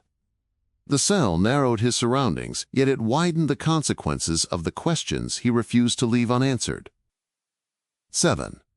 Building orthodoxy through conflict. The mature thought of Ibn Taymiyyah, may Allah have mercy on him, begins with a question that had followed the Islamic world since the fires of Baghdad and the movements of armies across Syria. Where does reliable authority come from when institutions, rulers, schools, and inherited practices are all contested? The question was not theoretical in his lifetime. It stood behind councils in Cairo, sermons in Damascus, fatwas issued under invasion, household disputes over divorce oaths, arguments over the language of divine attributes, and conflicts at graves and shrines where ordinary believers sought nearness, memory, and consolation. His answer did not emerge as a calm system arranged from a distance. It emerged through pressure, and pressure gave it both force and severity. He did not build orthodoxy by retreating from conflict. He built it by entering conflict repeatedly and treating each dispute as evidence that authority had to be returned to firmer ground. The Quran, authentic prophetic tradition, and the understanding of the earliest Muslim generations became, in his method, the decisive measure by which later systems were tested. Legal schools, theological frameworks, philosophical methods, devotional customs, and political claims did not disappear from his world. He engaged them constantly, but none of them could stand above revelation. This hierarchy had already appeared in his early formation, hardened through prosecution, and became the deep architecture beneath his mature writings. The first field in which this architecture becomes visible is the relation between reason and revelation. Later memory sometimes presents him as if he opposed reason itself. That is inaccurate. His writings argue intensely, frequently, and at great length. He did not reject reasoning as a human faculty or as a tool of scholarly inquiry. He rejected what he regarded as the captivity of reason to speculative systems that had mistaken inherited philosophical premises for necessity. His claim was that sound reason and authentic revelation cannot ultimately contradict each other, because truth does not divide against itself. Where contradiction appears, one must examine whether the reasoning is unsound, the transmitted report is weak, or the interpretation is mistaken. This position placed him against major currents of Sunni theological thought without placing him outside the seriousness of their questions. Ash'ari theologians were not casual speculators. They had developed careful methods over centuries to defend divine transcendence, answer philosophers and sectarian rivals, and preserve Sunni doctrine through disciplined argument. Their concern about Ibn Taymiyyah's language on divine attributes arose from a genuine fear that affirming scriptural expressions without sufficient interpretive protection might lead ordinary people toward imagining Allah in creaturely terms. For them, certain forms of interpretation protected reverence.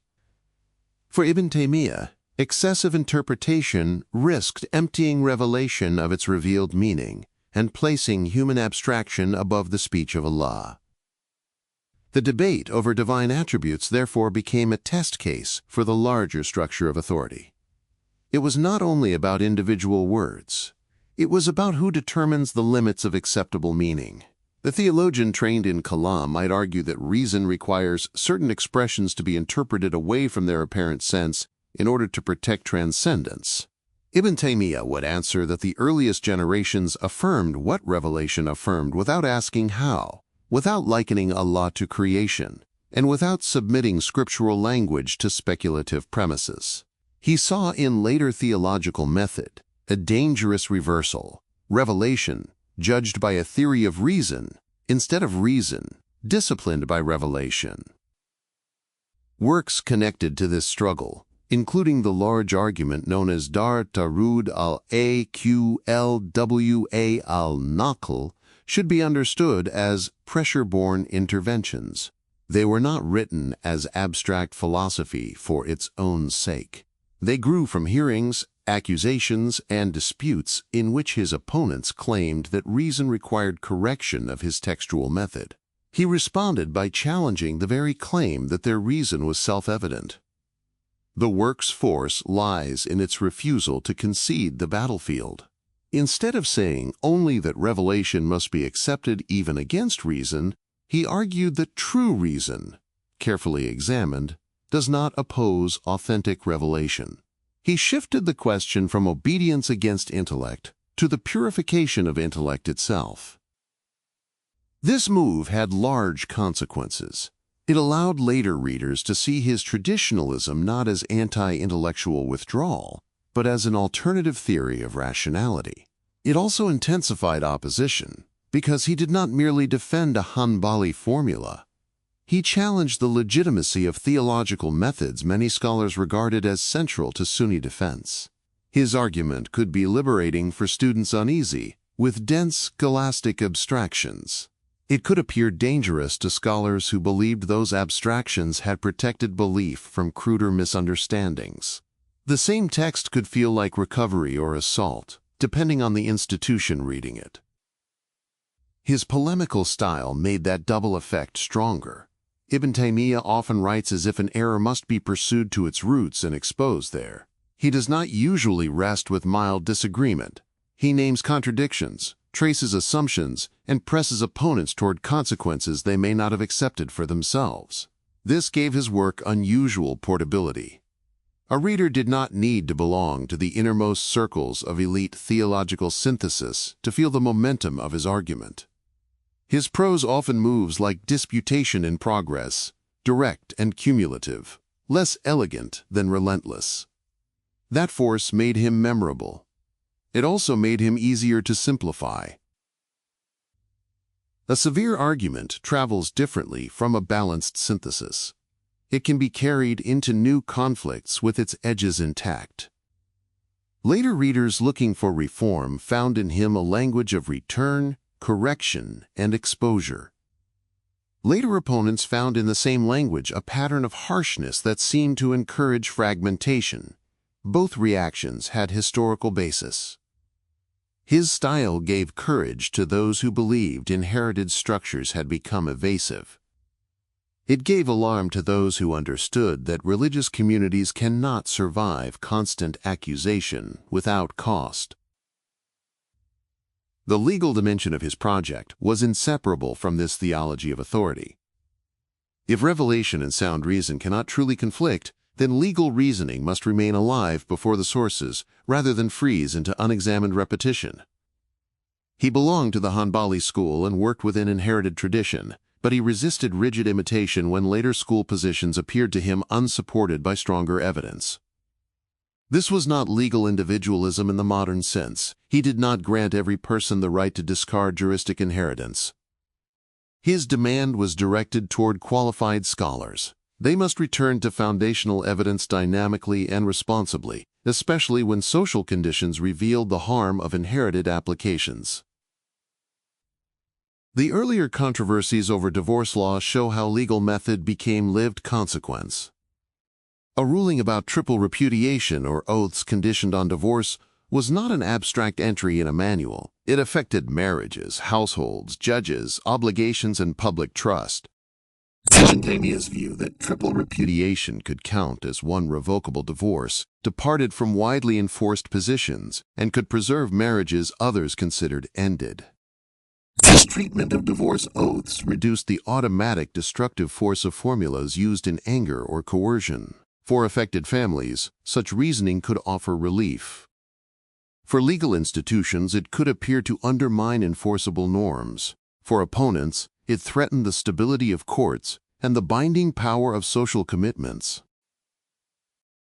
This is where his legal method becomes part of a broader project of orthodoxy. Law for him was not simply inherited order. It had to remain accountable to justice, as defined by revelation and prophetic precedent. Yet law also governs society, and a society cannot function if each person treats legal difficulty as permission to choose easier opinions. Ibn Taymiyyah's method depended on scholarly qualification, textual command, and moral seriousness. Its danger lay in the possibility that later users would adopt its defiance without its discipline. Medieval opponents sensed this risk early. They feared not only what he ruled, but what his way of ruling might authorize in the hands of others. Governance brought the same concerns onto a wider field. In writings associated with lawful public policy, he approached political authority neither as sacred monarchy nor as mere coercive necessity. Rulers were necessary for order, defense, enforcement of law, and protection of communal life. But rulers were also bound by obligation.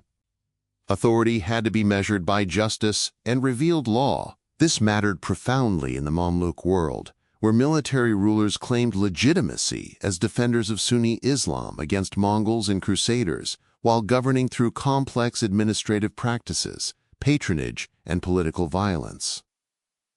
His anti-Mongol rulings belonged to this political theology. The Mongol crisis forced the question of whether profession of Islam alone could legitimate rulers who continued to invade Muslim lands and govern by systems not identified with Islamic law. Ibn Taymiyyah's answer was severe because the situation was severe.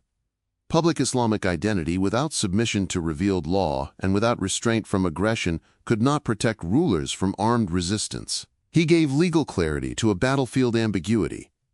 The argument strengthened Mamluk resistance, but it also placed rulers under a standard that could judge them. Political loyalty was not unconditional.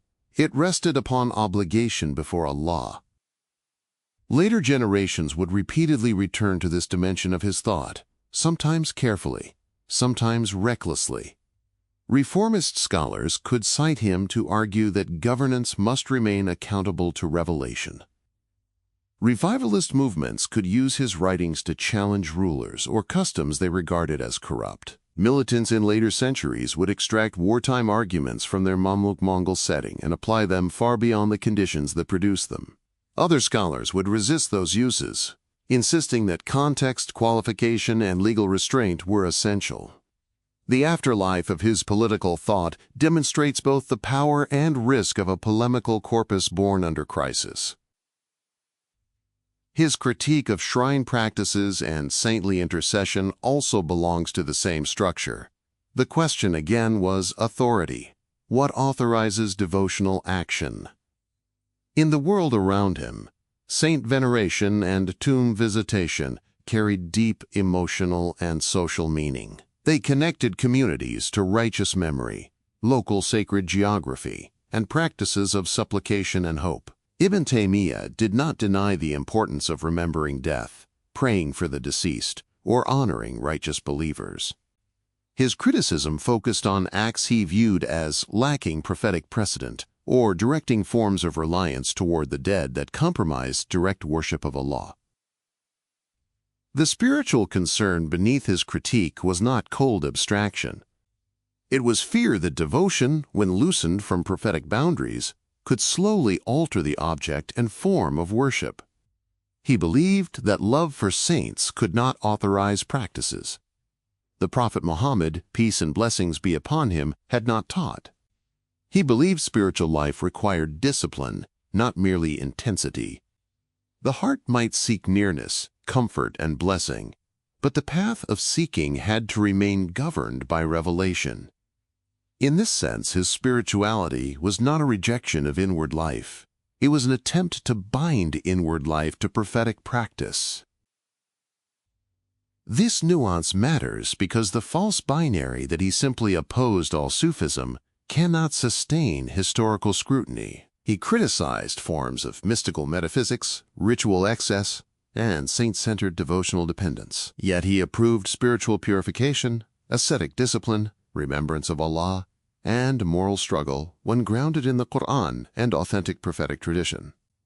He could speak of the heart, sincerity, repentance, patience, love of Allah, and inner servitude without accepting every institution or doctrine associated with Sufi practice. His boundary was not spirituality versus law. It was disciplined spirituality versus practices he believed lacked secure foundation.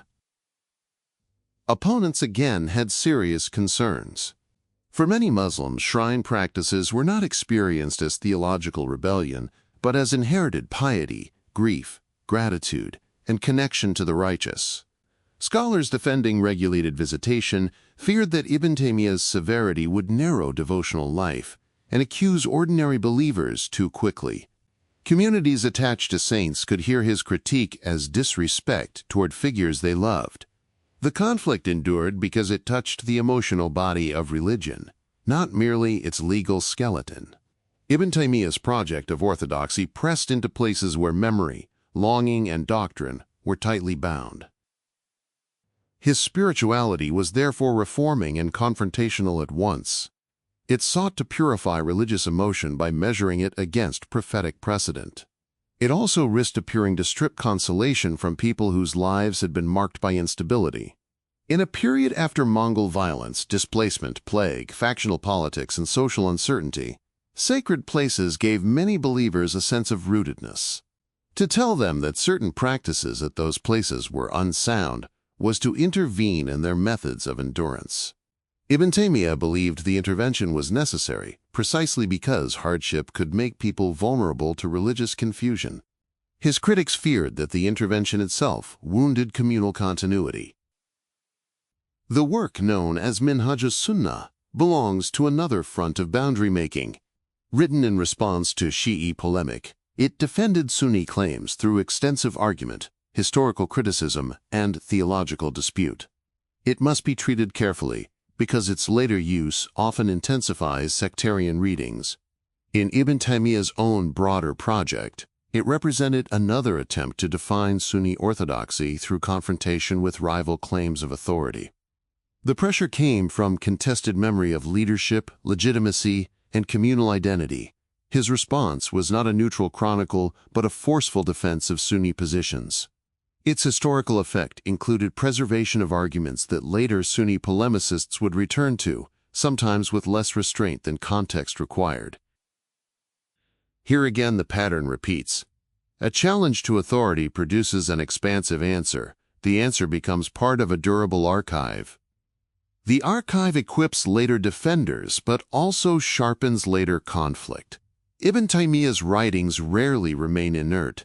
They enter disputes because they were born inside disputes. This is why his corpus functions less like a calm monument and more like a series of fortified positions connected across a battlefield of questions. His critique of logic and philosophical method deepened the same concern. He did not merely object to individual philosophical conclusions. He questioned the authority of tools that many scholars regarded as necessary for precise thought. In works associated with his attack on logicians, he argued that formal logical systems often claimed universality while smuggling in assumptions that distorted knowledge. He emphasized lived language, transmitted knowledge, empirical recognition, and the natural reasoning embedded in human understanding. Whether one accepts his critique or not, its significance lies in his refusal to let borrowed intellectual instruments govern the interpretation of revelation. This anti-philosophical argument was not isolation from intellectual culture. It was intense engagement with it. He knew that philosophical methods had entered theology, legal theory, and elite education. To challenge them was to challenge the training of scholars and the prestige of certain disciplines. His opposition, therefore, had institutional consequences. It gave later traditionalists a sophisticated vocabulary for resisting philosophical abstraction. It also reinforced criticism from those who believed his suspicion narrowed the tools available to defend Islam intellectually. Across these fields, one sees a mature project built from recurring pressures rather than from a single theme. The Mongol crisis pressured political theology. Shrine practices pressured devotional boundaries. Theological trials pressured his view of reason and revelation. Divorce disputes pressured legal method. Philosophical inheritance pressured epistemology. State confinement pressured the relation between scholarship and power. Each pressure produced a response, and the responses gradually formed a recognizable posture. Authority must be purified by return, and return requires confrontation when institutions resist correction. The word orthodoxy, in his case, should not be understood as static preservation alone. He was not merely repeating inherited formulas, though he revered the earliest transmitted foundations. He was attempting to rebuild boundaries in a world where boundaries had become crowded, contested, and politically charged.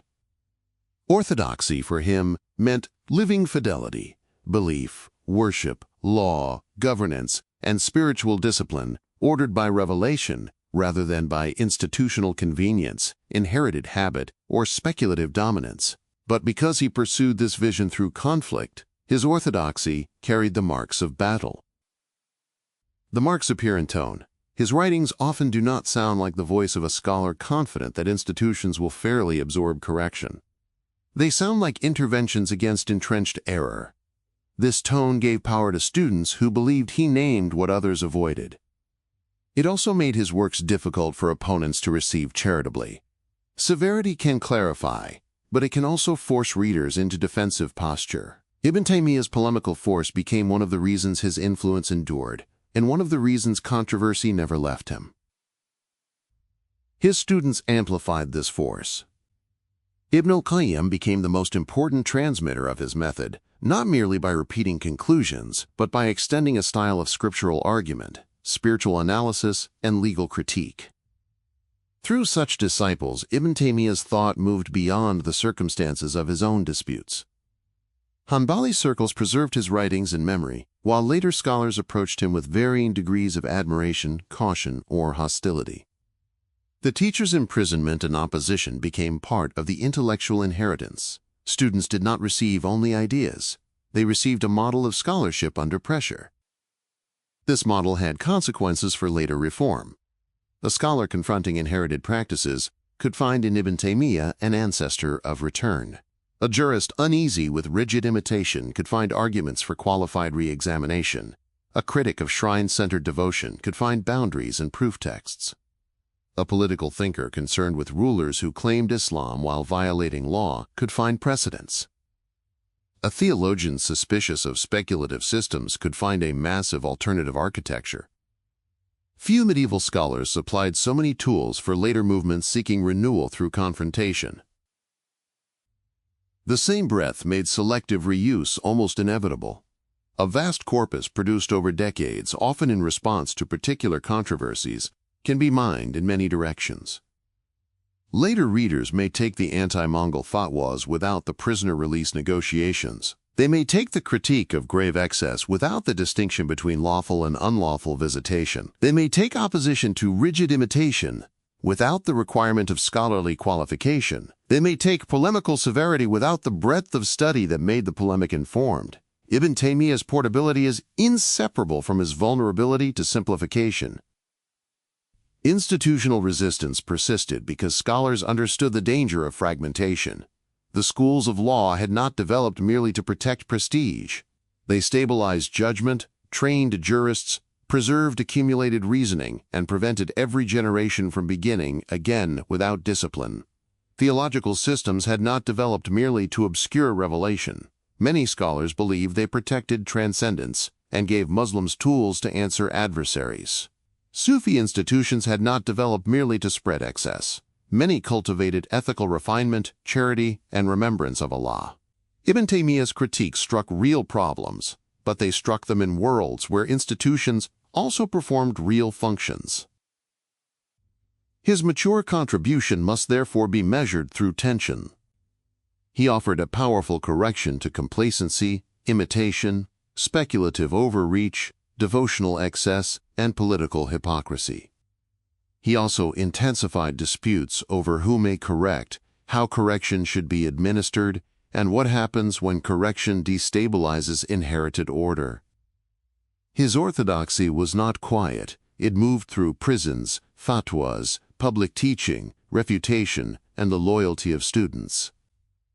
It sought coherence by challenging the very structures that claimed to preserve coherence. In the relation between revelation and reason, his enduring effect was to give traditionalist theology a rigorous argumentative form. He refused the idea that scriptural fidelity required intellectual weakness. He argued that revelation, properly understood, possessed rational integrity, and that many claims of contradiction rested on false premises. This gave later readers confidence to challenge philosophical or kalam frameworks without abandoning argument. It also left a legacy of suspicion toward speculative theology that many Sunni scholars continued to dispute. In law, his effect was to reopen the possibility of disciplined movement within tradition. His rulings on divorce, oaths, and other matters demonstrated that inherited positions could be re-examined when evidence and consequence demanded it. This helped later reformers imagine jurisprudence as capable of renewal without severing itself from the past. Yet the same legacy raised anxiety about legal pluralism becoming legal fragmentation. Courts need enforceable standards. Communities need predictable rules. His method placed pressure on institutions to distinguish living tradition from mere repetition, a distinction easier to praise than to govern. In spirituality, his effect was to draw a sharp line between inward purification and ritual dependence on intermediaries.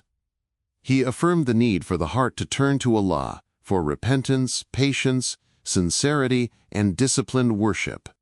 He criticized practices he believed blurred direct devotion or lacked prophetic grounding.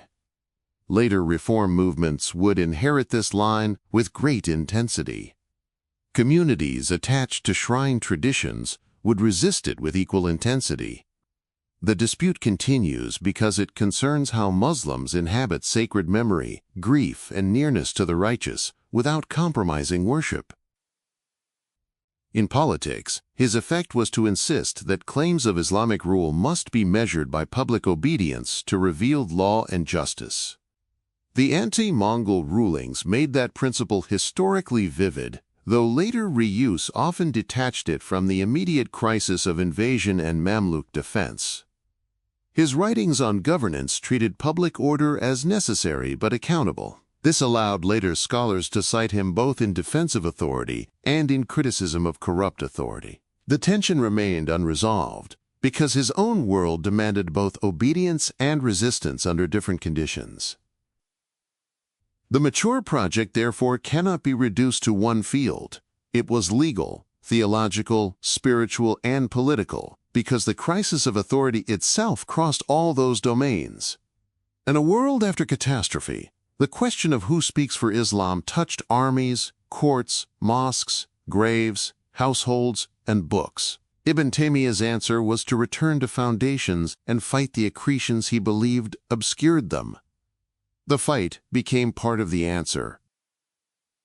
There is a psychological pattern here, visible through action rather than confession. He appears to have experienced pressure, not as an invitation to compromise, but as confirmation that the matter required further exposure. His opponents' resistance did not persuade him that the social cost of his speech was too high. It persuaded him, through repeated conduct, that the depth of resistance proved the depth of the problem. This posture allowed endurance. It also risked making opposition itself feel like evidence of truth. The line between steadfastness and self-reinforcing conflict is difficult to draw from outside, and his life forces the question without resolving it neatly.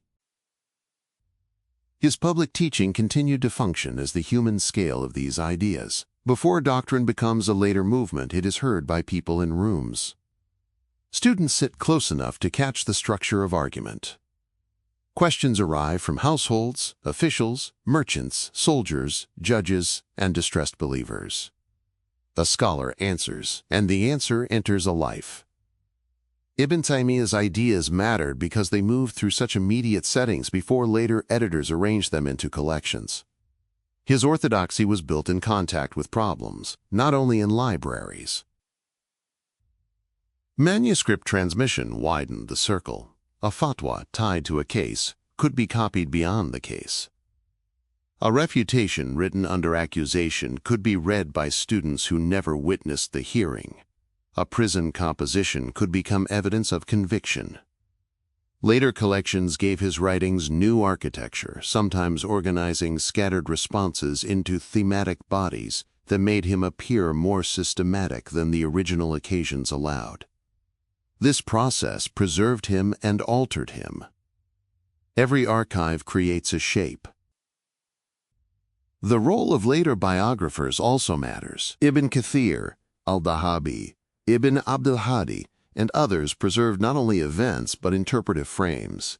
Admiration, caution, criticism, and loyalty entered memory. Their accounts helped later generations encounter him as a scholar of immense learning, severe controversy, repeated trial, and public consequence. They did not hand down a neutral stone. They handed down a figure already interpreted through the conflicts of his own age.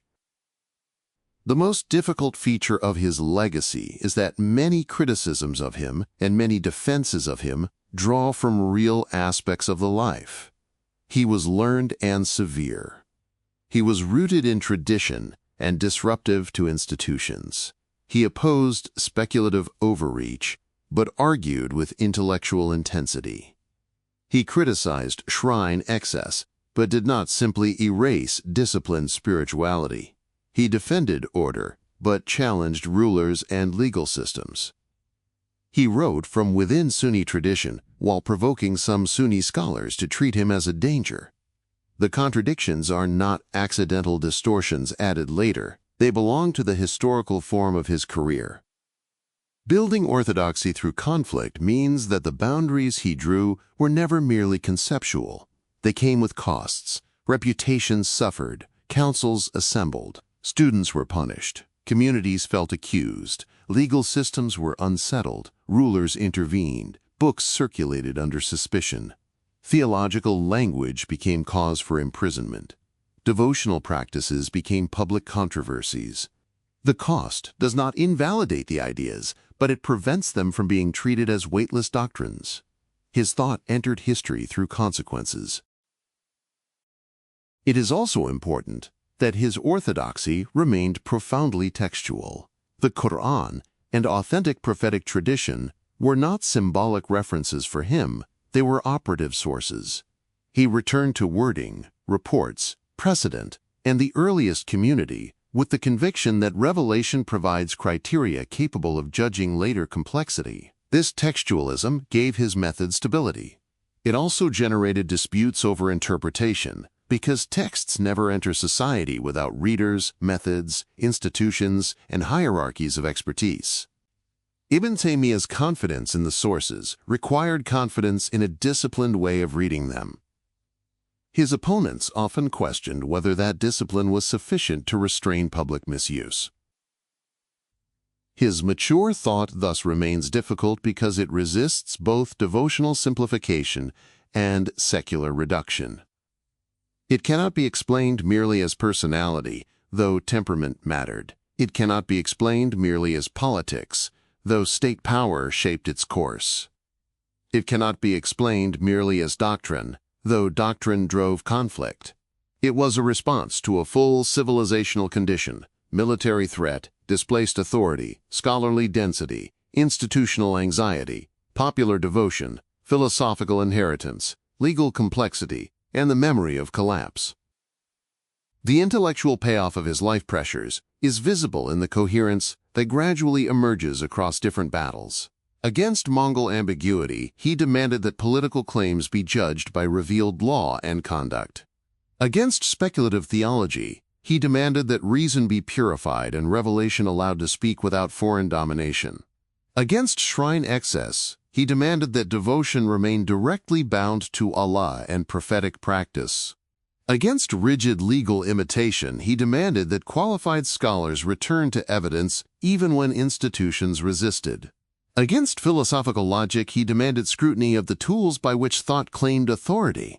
These are not separate fragments, they are the same movement crossing fields. Yet the same coherence produced fear. If every field is judged by return, then many inherited mediations become vulnerable at once. Legal schools, theological systems, devotional customs, and political arrangements all face examination. A society may need such examination, but it may also experience it as attack on the very structures that hold it together.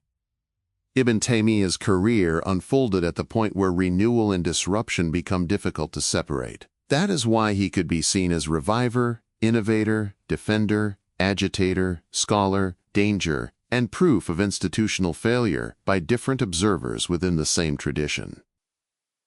The severity of his writing should be heard against this background. He was not writing in a peaceful age of settled authority. He was writing after Baghdad, under Mamluk militarization, amid Mongol threat, within cities crowded by competing claims of knowledge, under accusation from scholars, and through repeated confinement. His language often bears the compression of those conditions. It seeks to decide because indecision appeared costly. It exposes because compromise appeared compromised. It corrects because accumulation appeared dangerous. The tone is part of the historical evidence. Still, conflict can become self-sustaining. Once a scholar's authority is tied to confrontation, every later disagreement risks becoming proof of the same larger battle. Followers may expect severity. Opponents may expect danger. Institutions may respond preemptively. The figure himself may find ordinary accommodation increasingly impossible. Ibn Taymiyyah's life shows this process with unusual clarity. His contributions cannot be separated from the conflicts that clarified them, but neither can the conflicts be treated as mere persecution without examining how his own method intensified them. His students inherited both clarity and burden. Ibn al-Qayyim developed spiritual, legal, and theological themes in ways that carried the master's imprint, while also showing his own literary and devotional range. Other Hanbali transmitters preserved works, reports, and memories. Later scholars approached the inheritance selectively, sometimes drawing legal benefit, sometimes theological ammunition, sometimes spiritual discipline, sometimes polemical posture. The transmission was never a single line. It branched through admiration, controversy, editing, teaching, and opposition. The long-term effect was not immediate dominance. For periods after his death, his influence remained significant but contested, especially within Hanbali and traditionalist circles. Later revivalist movements brought him forward more aggressively, particularly where calls for purification of worship, return to sources, and criticism of inherited practices gained new urgency. Modern debates then magnified his name beyond the medieval conditions that formed him. In each revival, something real was recovered, and something was at risk of being flattened. This is why responsible narration must resist treating him as a ready-made symbol. He was not only the precursor later movements wanted, nor only the danger critics feared. He was a medieval scholar formed by displacement, war, legal culture, theological dispute, and prison. His writings answer specific pressures, even when they reach beyond them. To understand him is not to erase later consequences, but to return them to their historical ground. The question is not whether his works mattered. They did. The question is how they mattered, and what happened when arguments born inside one world were carried into others. At the center remains the posture of scholarship as confrontation under pressure. Ibn Taymiyyah did not leave only positions on reason, law, shrines, governance, or theology. He left a way of inhabiting scholarship, restless before ambiguity, suspicious of inherited compromise, confident in foundational sources, willing to challenge institutional authority, and prepared to endure punishment when correction became public. This posture gave later Muslims a model of intellectual courage and a language of reform. It also left them with a difficult inheritance, because confrontation can defend truth and also fracture communities when carried without proportion. The next movement must therefore turn toward criticism, contradiction, and fear. The very qualities that made his contribution powerful made him alarming to many of his contemporaries. His orthodoxy was built through conflict, and conflict never leaves a legacy untouched. Around him gathered students, admirers, judges, opponents, rulers, ordinary believers, and later interpreters, each seeing something different in the same life. The works remained. The posture remained. The questions remained open, sharpened by the fact that the scholar who sought to restore authority became himself one of the most contested authorities in Sunni history. 8. The fear of fragmentation. After conflict has built authority, the same conflict begins to cast another shadow. Ibn Taymiyyah, may Allah have mercy on him, had given many people a language of return, correction, and public accountability. He had shown how revelation could stand against speculative excess, how law could be reopened before foundational evidence, how rulers could be judged by conduct rather than claim, and how devotional practice could be measured by prophetic precedent. Yet the very force that made this project compelling made it alarming to others. Serious scholars did not oppose him only because they disliked his courage or feared the loss of their prestige. Many feared that a wounded society could fracture further if every inherited balance were pressed too sharply in public. The fear of fragmentation belonged to the Mamluk age itself. Damascus and Cairo were rich in learning, but their richness was also crowded. Legal schools coexisted with rivalry. Theological methods carried institutional loyalties. Sufi networks reached into ordinary life. Judges depended on recognizable doctrines to rule consistently. Rulers depended on scholars to maintain legitimacy. Public preaching could stir devotion or disturbance. The memory of Mongol violence and political collapse made order feel precious, even when that order appeared compromised. Ibn Taymiyyah's critics often stood within this anxiety. They believed religious truth required protection, but they also believed protection required discipline, hierarchy, and restraint. The accusation of anthropomorphism carried perhaps the most serious theological weight. To accuse a scholar of implying that Allah resembled creation was to say that his language endangered one of the foundations of Sunni belief. Ibn Taymiyyah denied such resemblance and repeatedly affirmed Allah's transcendence, but his critics were not satisfied. They feared that his refusal to use certain interpretive strategies around divine attributes might lead ordinary listeners to imagine meanings in bodily or created terms. In a learned gathering, a careful distinction may survive. In a public sermon, a copied fragment, or a student's simplified report, the distinction may weaken. Ash'ari theologians saw themselves as guarding the community from that danger. Their concern must be understood within their own intellectual world. Ash'ari theology had not arisen as an ornamental scholastic game. It developed as a disciplined attempt to defend Sunni doctrine against philosophers, sectarian movements, crude literalism, and conceptual confusion. Its scholars used rational tools to protect divine transcendence and to explain why certain scriptural expressions required caution. Ibn Taymiyyah believed many of those tools had exceeded their rightful place and imposed external frameworks upon revelation. Theologians feared that his alternative would leave the public without adequate safeguards. The dispute was severe because both sides believed they were defending reverence for Allah from distortion. The charge of excessive literalism belonged to this same field, though the word can mislead if used carelessly. His opponents did not mean simply that he read texts seriously. All Sunni scholars read revelation with seriousness. They meant that he gave too little authority to interpretive habits that had developed to reconcile scriptural language with divine transcendence, legal coherence, and broader theological reasoning. To them, a direct appeal to transmitted wording could become dangerous when severed from the mediating disciplines that earlier scholars had refined. Ibn Taymiyyah would have rejected the premise, arguing that he was not severing the text from discipline, but restoring discipline to its proper foundation. The accusation and the defense passed each other because they began from different fears.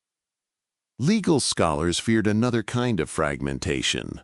Courts needed enforceable standards. Judges could not rule each case as if the entire legal tradition had to be reopened from the beginning. The legal schools had preserved centuries of reasoning, trained jurists, and produced stability across regions. Ibn Taymiyyah's departures from widely enforced rulings, especially in divorce law and oaths, seemed to some critics to loosen the authority by which courts and communities maintained order. A marriage might remain intact under his view while another judge considered it ended. An oath that once carried strong social force might lose its power if people adopted his distinctions. The problem was not only doctrinal disagreement. It was the possibility of legal pluralism becoming public confusion. This fear was sharpened by the social reach of legal speech. A technical opinion in a jurist's book might remain contained among specialists. Ibn Taymiyyah's answers traveled. Students copied them. Ordinary people heard of them.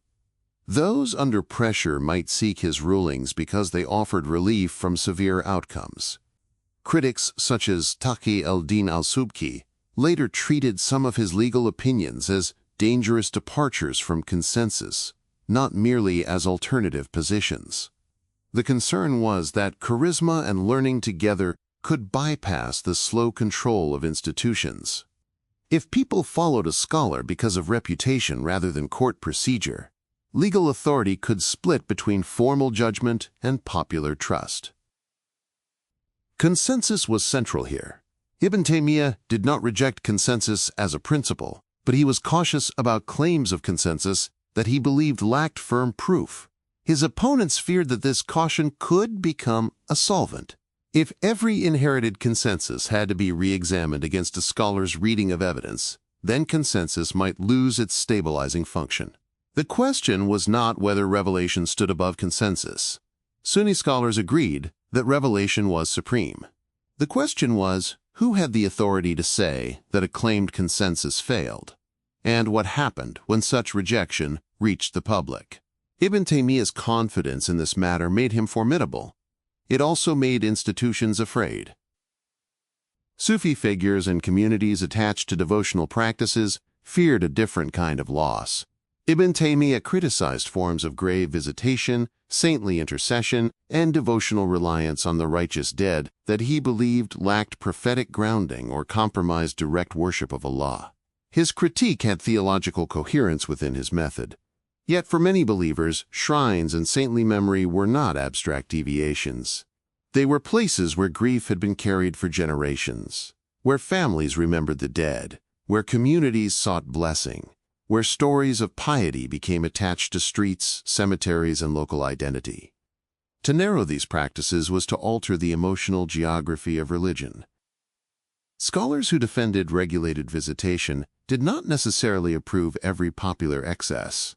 Many understood distinctions between lawful remembrance, supplication to Allah, and forbidden acts. Their worry was that Ibn Taymiyyah's rhetoric could compress those distinctions in public reception and lead people to treat inherited devotional life with contempt.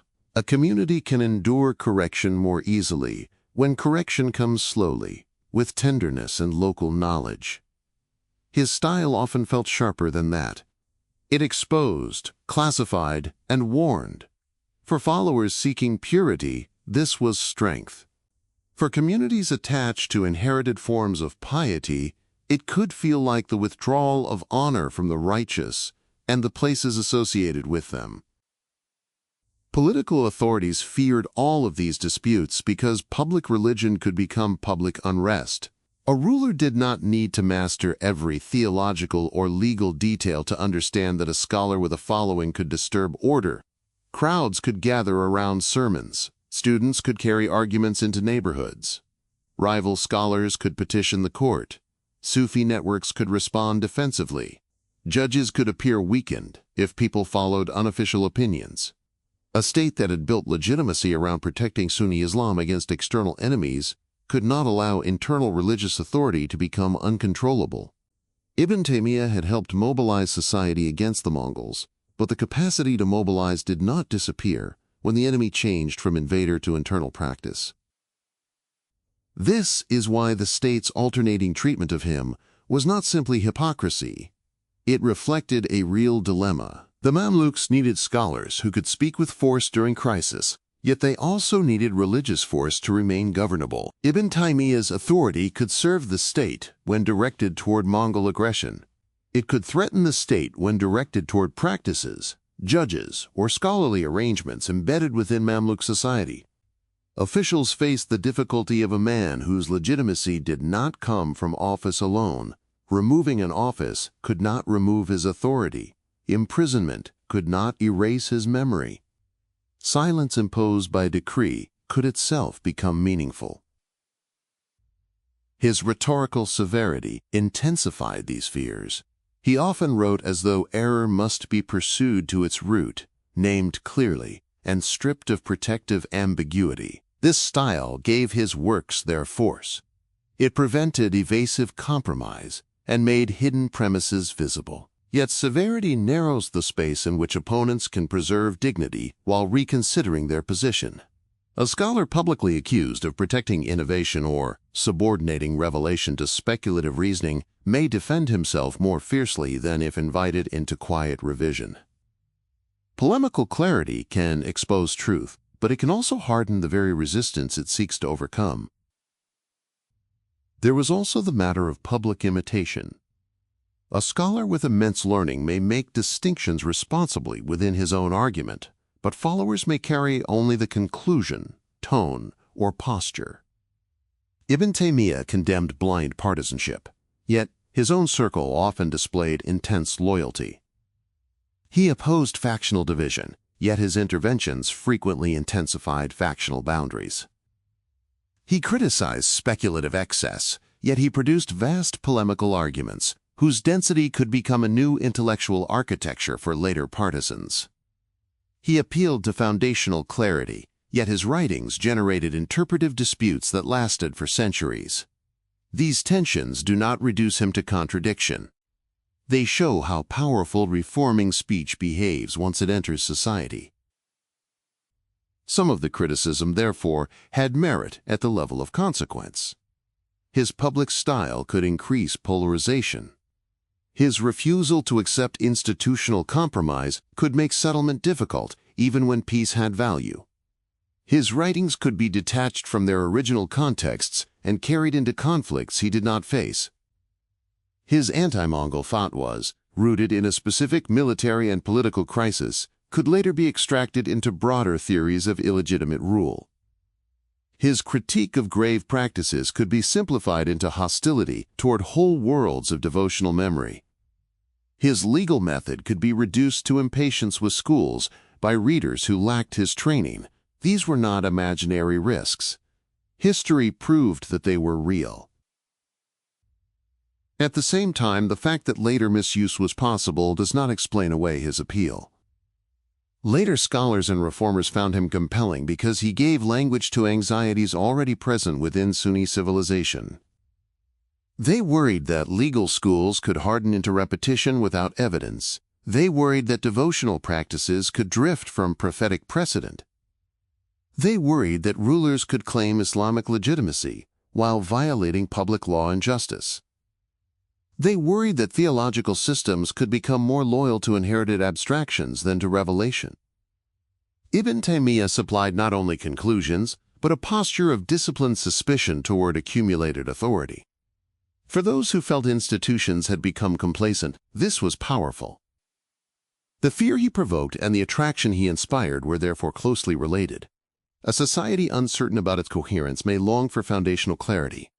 The same society may fear that clarity if it threatens the arrangements holding people together. Ibn Taymiyyah stood at this crossing. He exposed the fragility of consensus by questioning whether consensus had truly been established. He exposed the fragility of theological settlement by challenging the methods that produced it. He exposed the fragility of devotional continuity by asking whether inherited love had remained within prophetic limits. He exposed the fragility of political legitimacy by measuring rulers against revealed law. Exposure can heal when disease is hidden. It can also wound when the body is already weak. The accusation that he undermined scholarly authority must be handled carefully. He did not reject scholarship. His entire life depended upon study, transmission, commentary, debate, and the authority of earlier learned Muslims. He cited constantly. He argued through texts. He belonged to a school even when he departed from some of its later positions. What he undermined was the claim that institutional authority could close a question without evidence sufficient to bind conscience. To supporters, this restored scholarship to seriousness. To opponents, it threatened the trust by which non-specialists rely upon trained scholars. Both concerns were historically grounded. Public unrest was not always dramatic. It did not have to mean riots in the streets. It could mean the spread of distrust, students repeating harsh judgments, ordinary believers doubting the validity of familiar practices, judges hearing litigants cite unofficial opinions, scholars feeling compelled to answer accusations before they could teach calmly, officials receiving complaints from rival factions. A city can be unsettled by a slow change in religious confidence. Ibn Taymiyyah's influence had exactly that kind of reach.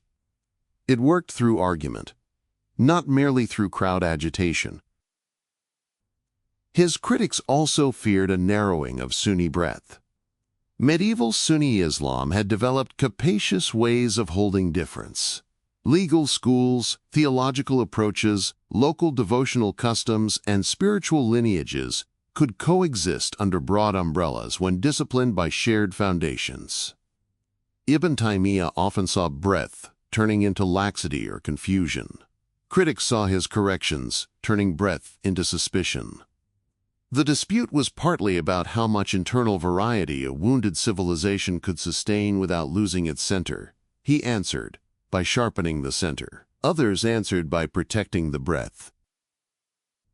Neither answer was costless. Protecting breadth can preserve communal peace, but allow problematic practices or weak arguments to remain entrenched. Sharpening the center can restore clarity, but produce exclusion, rivalry, and social strain. Ibn Taymiyyah's life makes this dilemma visible because his interventions were never minor.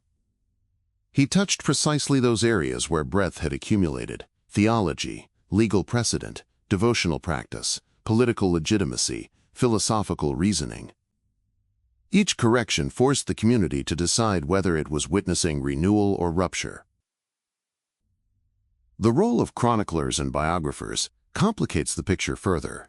Ibn Kathir admired him and preserved his importance within the life of Damascus. Al-Dahadi acknowledged his stature while also expressing caution about aspects of his conduct and public severity in some reports attributed to him. Ibn Abdul-Hadi's memory of him leaned more strongly toward defense and veneration. Later opponents preserved counter-memories through refutations and legal objections. The historical Ibn Taymiyyah reaches later readers through these layered witnesses, each shaped by proximity, loyalty, concern, or controversy. Neutrality requires hearing the layers rather than selecting only one. The strongest criticisms do not require denying his learning. In fact, his learning made the problem sharper. A lesser scholar could be ignored. A scholar of his range could not. When he challenged a theological framework, the challenge had weight. When he issued an unusual legal opinion, people listened. When he criticized shrine practices, supporters acted with confidence.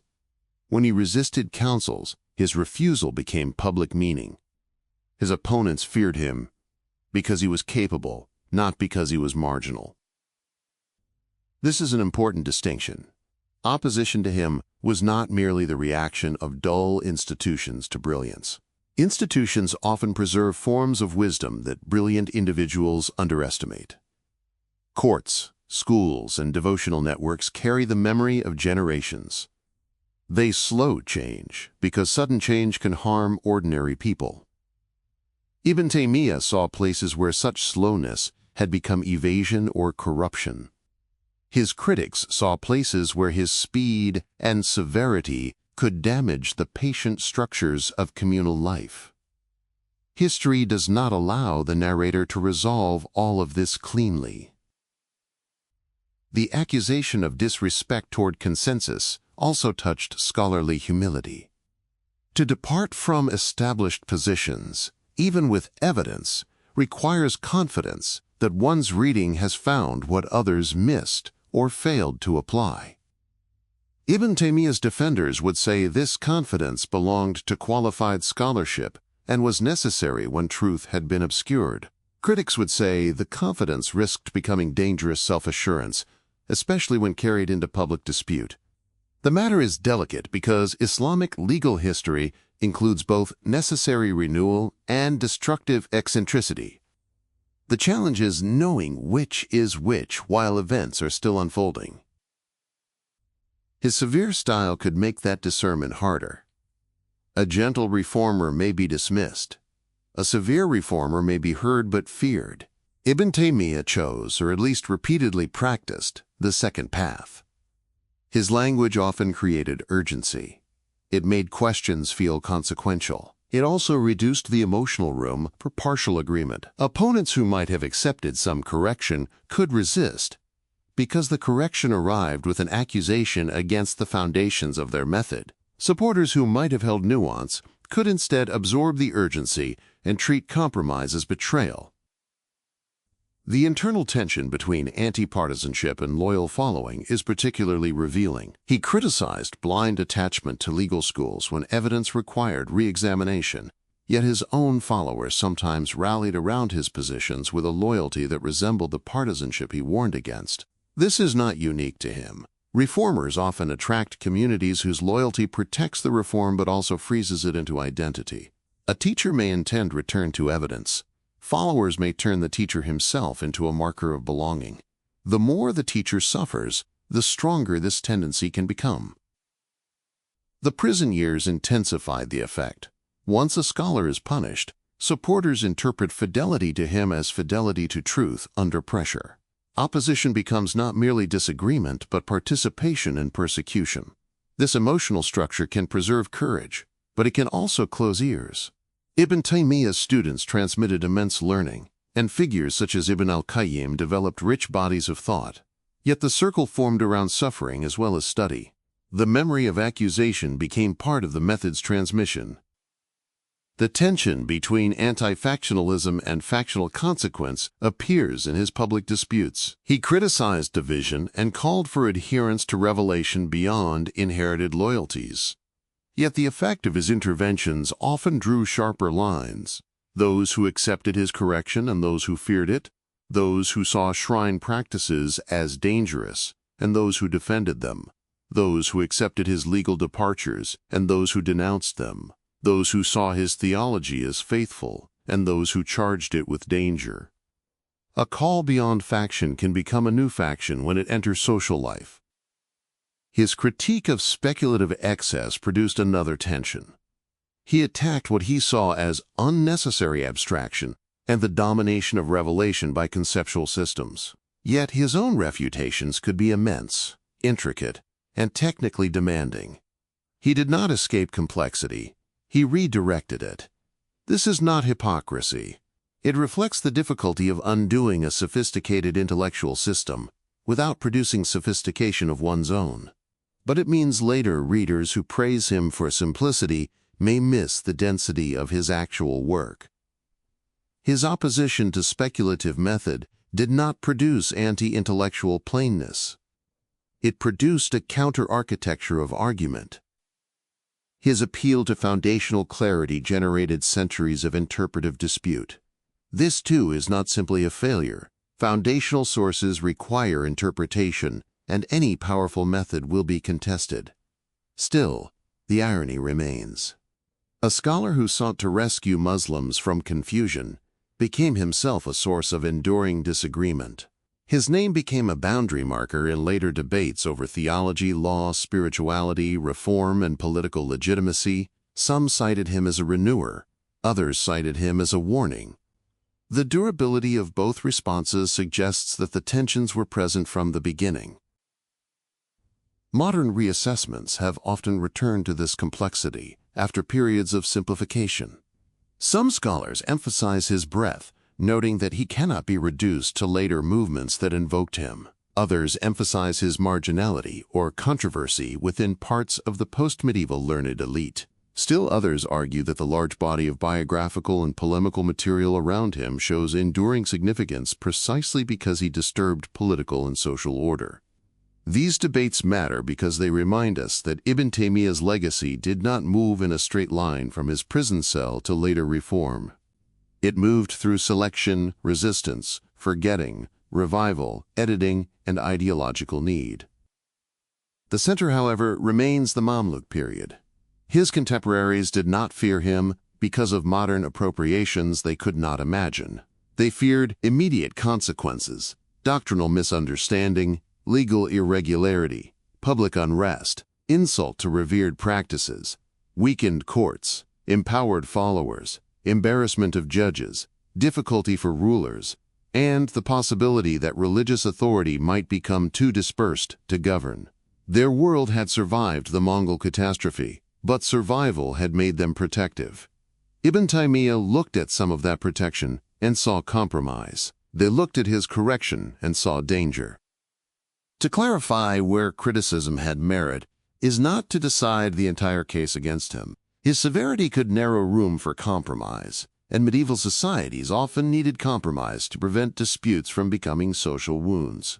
His confidence could encourage others to speak beyond their capacity.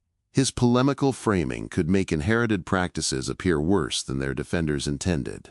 His works, because they were powerful and often tied to crisis, could be detached from context. These are real historical risks. They help explain why scholars who valued Sunni orthodoxy could still oppose him with seriousness. To clarify why he remained compelling is equally necessary. Institutions can become complacent. Consensus can be claimed too easily.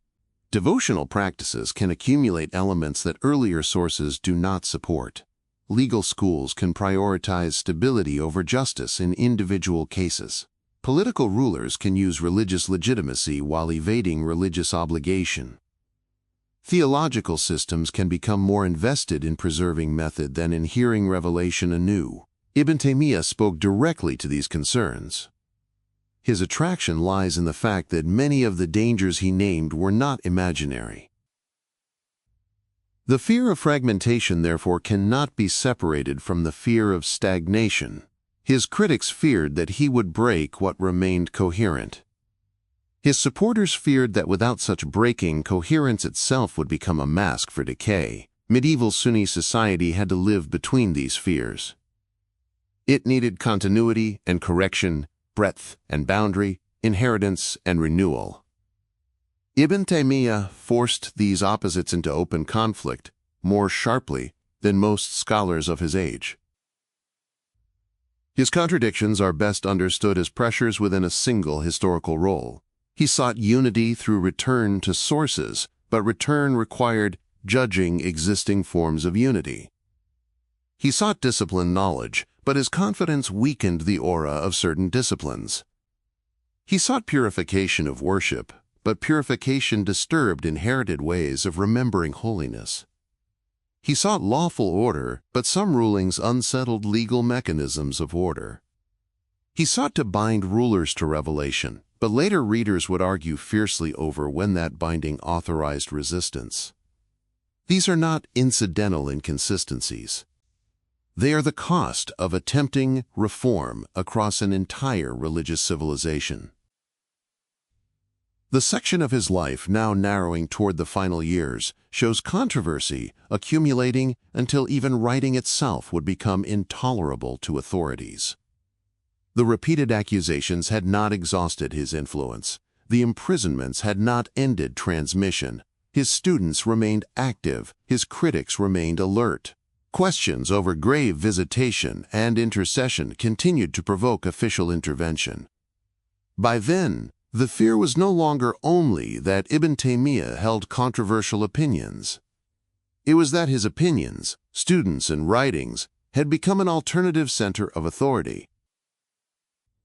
That fear explains the severity of the final restrictions more than any single legal issue alone. A scholar can be answered by another scholar. A preacher can be corrected by a superior. A judge can be overruled, but a figure whose authority moves through memory, manuscripts, suffering, and loyal students requires stronger measures if the state decides he must be contained.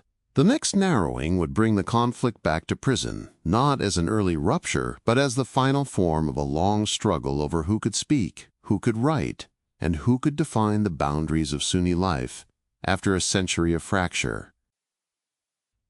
9. The last restriction. The final restriction did not begin with death. It began with narrowing. By the last years of his life, Ibn Taymiyyah, may Allah have mercy on him, had already passed through hearings, imprisonments, releases, renewed controversies, and official prohibitions. The pattern was known to his students and his opponents alike, yet the final confinement in the Damascus citadel carried a different weight because the authorities moved beyond restraining his movement. They restricted the means by which his scholarship continued to travel. Books were removed. Paper and ink were taken away. The scholar who had answered accusations by writing was placed in a condition where writing itself became the object of control. This return to prison was not a new beginning, but the late form of an old conflict. The immediate issue involved his continued teaching and legal opinions concerning grave visitation, intercession, and devotional practices connected to the dead. A decree had already limited his right to issue fatwas. His opponents had not forgotten earlier disputes over divine attributes, legal independence, saint veneration, and public severity. His supporters had not forgotten the imprisonments that had turned him into a sign of endurance. By the time the final order came, the state no longer faced only a man with controversial opinions. It faced a living archive of unresolved disputes. The Damascus citadel placed him physically above the city that had formed him. Beneath its walls were the mosques, madrasas, markets, courts, and quarters through which his name had moved for decades. The city knew him as teacher, preacher, jurist, prisoner, defender against the Mongols, critic of inherited practices, and source of legal opinions that comforted some while alarming others. Confinement in such a place was isolation without disappearance. The authorities could close doors, control access, and remove materials, but they could not make Damascus forget the scholar, whose conflicts had become part of its public memory. The emotional temperature of the final phase was quieter than earlier confrontations. There was no battlefield urgency, no great public mobilization against invading armies, no first shock of Cairo accusation. The atmosphere had become narrower and more administrative. Officials feared the circulation of opinions. Opponents watched for continued influence. Students remained attached and vulnerable. The conflict had moved from debate toward transmission itself. Who could ask? Who could visit? Who could copy? Who could preserve? Who could speak in his name? The state's concern was no longer only what he believed. It was how belief became text, how text became following, and how following became public meaning. Reports from the period indicate that some of his close students also suffered pressure. Ibn al-Qayyim, already deeply marked by his teacher's method, was punished and imprisoned in connection with related controversies over intercession and visitation. Such episodes show that the authorities understood the problem as a circle, not merely an individual. A teacher under restriction can still speak through disciples. A disciple preaching in another city can reactivate a controversy officials hope to contain. By disciplining the circle, the state acknowledged that Ibn Taymiyyah's influence had already become relational, carried through loyalty, study, memory, and shared opposition. His final intellectual posture should not be described as theatrical defiance. The record does not require it, nor does it show a simple softening into institutional compromise. What it shows is continued conviction under restricted conditions. He remained attached to the positions that had brought him into conflict, especially where he believed devotional practice had crossed prophetic boundaries. He continued, where possible, to teach orally, recite, and maintain the disciplines of worship and knowledge available to him. This is not the same as heroic invulnerability. Aging confinement is bodily, ordinary, and dependent. It reduces choices. It makes access contingent upon others. It turns ordinary, scholarly habits into privileges. The removal of books was especially severe because his intellectual life had always moved through texts. Books allowed verification, comparison, correction, and reply. They connected him to earlier scholars and gave his arguments documentary weight. Paper and ink allowed a legal answer to leave the room. Without them, his world contracted toward memory, recitation, oral instruction, and whatever students had already preserved. For a scholar whose earlier imprisonments had generated major writings, the final deprivation reveals that authorities had learned from previous failures. Confinement alone had not been enough. Writing had to be stopped. The act also reveals institutional anxiety. A harmless prisoner does not need to be deprived of paper. A silenced scholar does not need his books removed if his words no longer matter. The restriction suggests that officials believed his opinions could still move beyond the citadel. They feared not only public gatherings but the slower mobility of written legal reasoning. A copied fatwa could travel quietly. A remembered answer could be repeated after release or death. A student could preserve a formulation and give it new life. The state could govern bodies more easily than it could govern transmission. Daily life inside the prison can be described only in guarded terms. There would have been controlled movement, guarded access, dependence upon permitted visitors, and the physical constraints of stone enclosure. He could recite from memory. He could teach orally when allowed. He could perform acts of worship within the limits of imprisonment. Students and visitors could carry news, questions, and reports when access existed. But the environment was still confinement, not retreat. It meant loss of ordinary teaching, loss of movement through the city, loss of library access, and uncertainty over who could enter or leave. It narrowed trust because every exchange could become subject to scrutiny. His endurance must therefore be understood as disciplined continuation rather than romanticized suffering. The sources do not present a man staging his final years for later memory. They present a scholar whose habits had been formed too deeply to disappear when conditions worsened.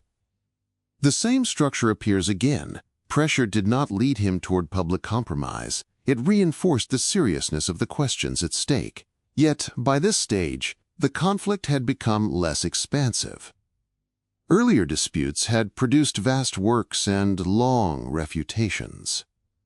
The final restriction aimed precisely at preventing further expansion.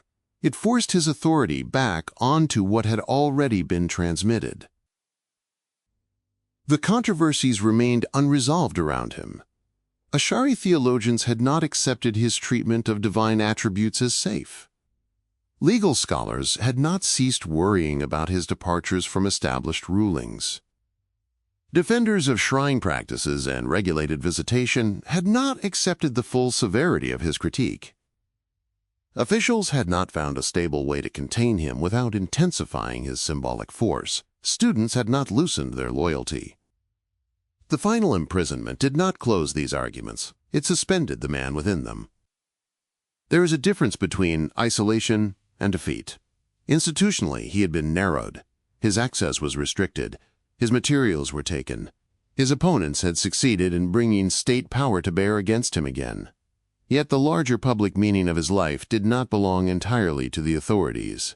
His writings already existed in circulation. His students carried his method. His critics preserved the accusations that would keep his name alive. The attempt to contain him became another part of the record later generations would interpret. The state could make him stop writing. It could not make the earlier writings unread. As he aged in confinement, the conflict also shifted in tone because the future increasingly belonged to others. Students would decide what to preserve. Opponents would decide how to warn against him. Later biographers would decide how to frame the imprisonments.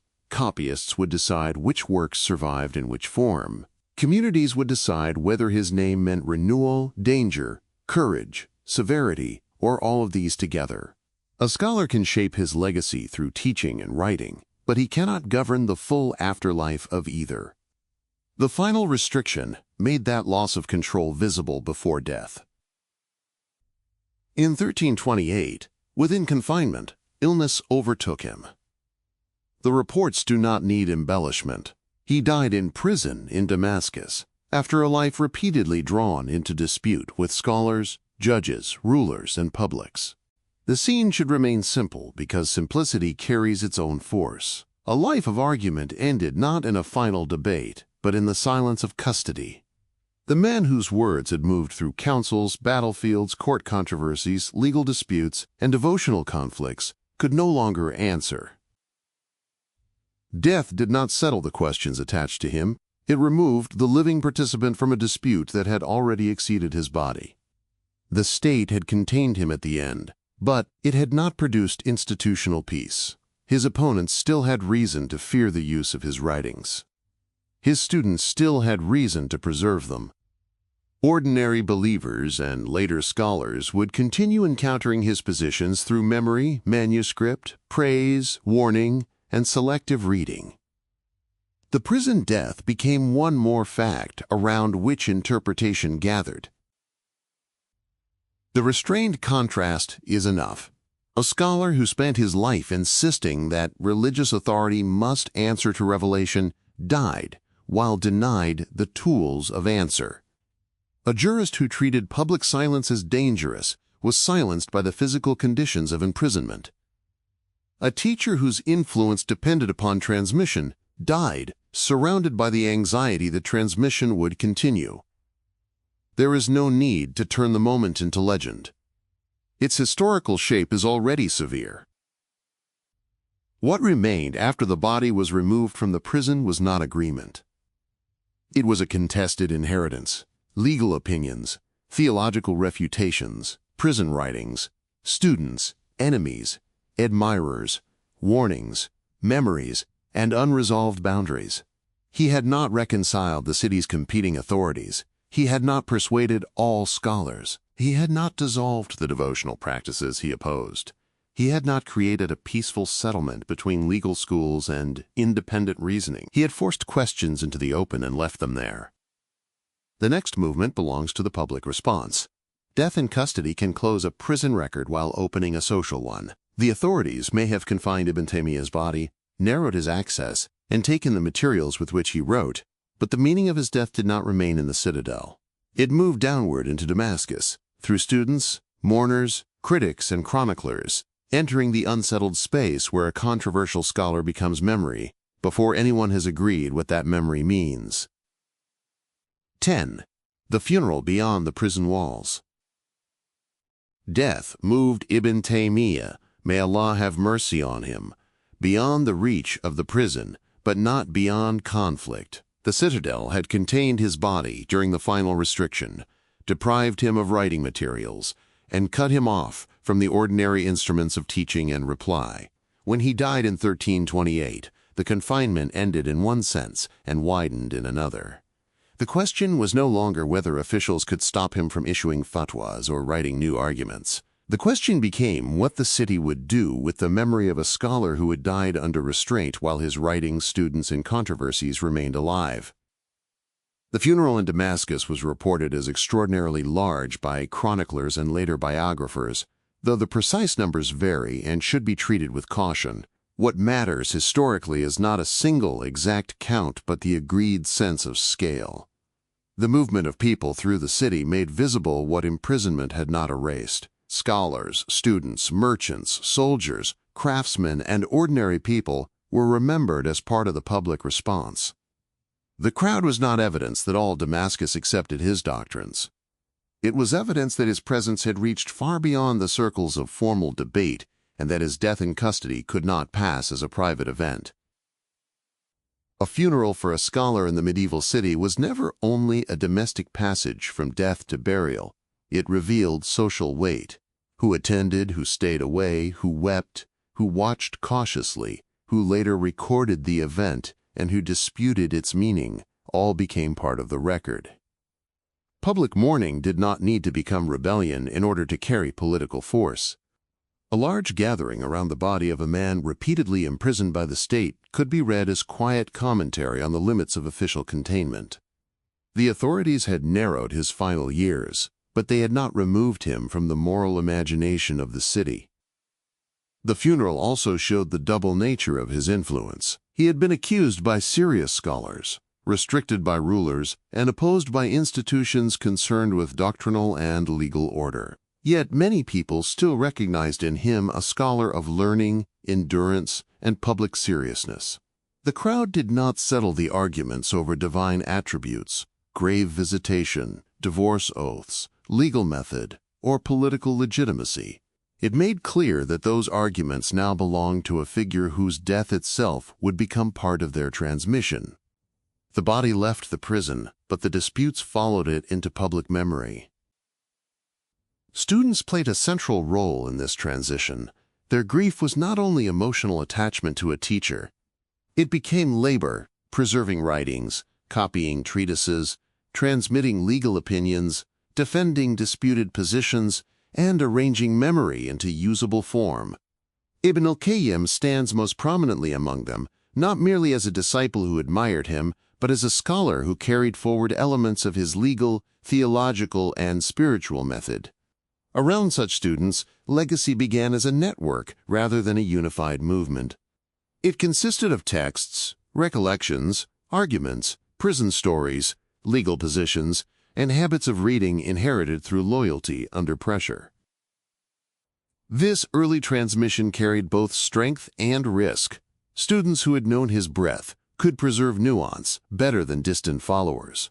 They understood that his critique of shrine practices did not mean the rejection of all spiritual discipline, that his legal independence was not permission for untrained opinion, and that his political fatwas belonged to specific crises. Yet loyalty formed under persecution can sharpen memory selectively. The imprisoned teacher becomes a sign, and signs are easier to carry than complexities. Even in the first aftermath, preservation and simplification began moving together. Institutional reaction did not vanish with his death. Opponents continued to warn against aspects of his doctrine and method. Theological concerns over anthropomorphism remained. Legal scholars continued to object to rulings that departed from established practice. Defenders of shrine devotion and saintly reverence did not suddenly accept his boundaries. The state's direct role faded because the living prisoner was gone, but the scholarly dispute had no reason to end. In some ways, death made response more difficult. A living scholar can be summoned, questioned, restricted, or pressured. A dead scholar survives through writings and followers, and these cannot be disciplined in the same way. His burial added another layer of ambiguity. Reports note that he was buried in a cemetery associated with Sufi traditions, and later accounts describe visitation to his grave. The detail is historically important because it complicates later simplifications. A scholar remembered for severe criticism of certain grave-related devotional practices became himself a figure whose burial place drew attention. This does not cancel his critique, nor does it turn his opponents into victors after death. It shows instead that medieval religious memory did not obey the clean boundaries of later polemic. Communities often held reverence, disagreement, affection, and caution together, without resolving them into one category. The state had achieved the immediate fact of containment. Ibn Taymiyyah died without public freedom and without the tools of writing in his final restriction. But the funeral demonstrated the failure of containment as memory. His name had already entered households, study circles, court disputes, prison reports, and public controversy. A decree could limit a living mufti. It could not govern the later movement of manuscripts. It could not prevent students from teaching. It could not decide whether future generations would read his imprisonment as deserved discipline, tragic suppression, or evidence of uncompromising scholarship. The aftermath, therefore, remained divided. For supporters, his death confirmed the seriousness of his endurance. For critics, it did not purify disputed doctrines or erase the danger they believed he represented. For students, it imposed responsibility. For later chroniclers, it supplied a scene through which the whole life could be interpreted. For the wider city, the funeral made visible the uneasy fact that a scholar could be institutionally contained and publicly magnified at the same time. What began after the funeral was not a settled school in the formal sense. It was a contested inheritance. Texts had to be copied. Legal positions had to be defended or rejected. Reports had to be collected. Opponents had to answer him without the possibility of forcing retraction. Admirers had to decide which parts of his method were central and how sharply to carry them forward. Over time, these networks would enter Hanbali scholarship, wider Sunni reformist currents, revivalist movements, and later controversies far removed from Mamluk Damascus. The crowd beyond the prison walls was therefore the first public sign of a new battlefield. During his life, Ibn Taymiyyah had argued before scholars, rulers, students, and communities. After his death, the argument shifted into memory itself. His body could be buried. His writings could not be buried with him. They moved through copyists, disciples, critics, libraries, selections, refutations, and revivals. The state's role receded, but the struggle over his meaning had only begun. 11. The name that returned in every century. After the funeral crowds dispersed and the prison doors closed behind the dead, Ibn Taymiyyah, may Allah have mercy on him, entered another kind of life. The arguments that had once belonged to councils in Cairo and teaching circles in Damascus moved outward into centuries he could not see. His writings survived through manuscripts, students, abridgments, refutations, and selective copying. Some texts circulated quietly inside Hanbali scholarly networks. Others reappeared during periods of political stress and religious uncertainty, when later readers believed the old questions had returned in altered form. Over time, Ibn Taymiyyah ceased to refer only to a medieval scholar. The name became a field of interpretation. The earliest preservation came through students and later Hanbali circles. Ibn al-Qayyim carried forward many of his teachers' legal, theological, and spiritual concerns, often with a more expansive literary style and a greater emotional softness in devotional writing. Other students preserved fatwas, prison reports, debates, and recollections. The process was uneven. Manuscripts could disappear, survive in fragments, or circulate in limited regions. Some scholars treated the works cautiously, others copied them eagerly. The memory of imprisonment and controversy became part of the attraction. A scholar disciplined by authorities, yet preserved by disciples, carried a particular kind of authority in later Sunni memory. For generations after his death, Ibn Taymiyyah remained influential but not universally dominant. His writings moved most strongly within Hanbali environments and among scholars interested in hadith-centered traditionalism. Opponents continued to answer him. Defenders continued to preserve him. The debates over divine attributes, legal method, intercession, shrine practices, and political legitimacy never fully disappeared, but they also did not immediately reshape the broader Sunni world in a single direction. His legacy remained dispersed across manuscripts, teaching circles, and recurring controversies rather than consolidated into a unified movement.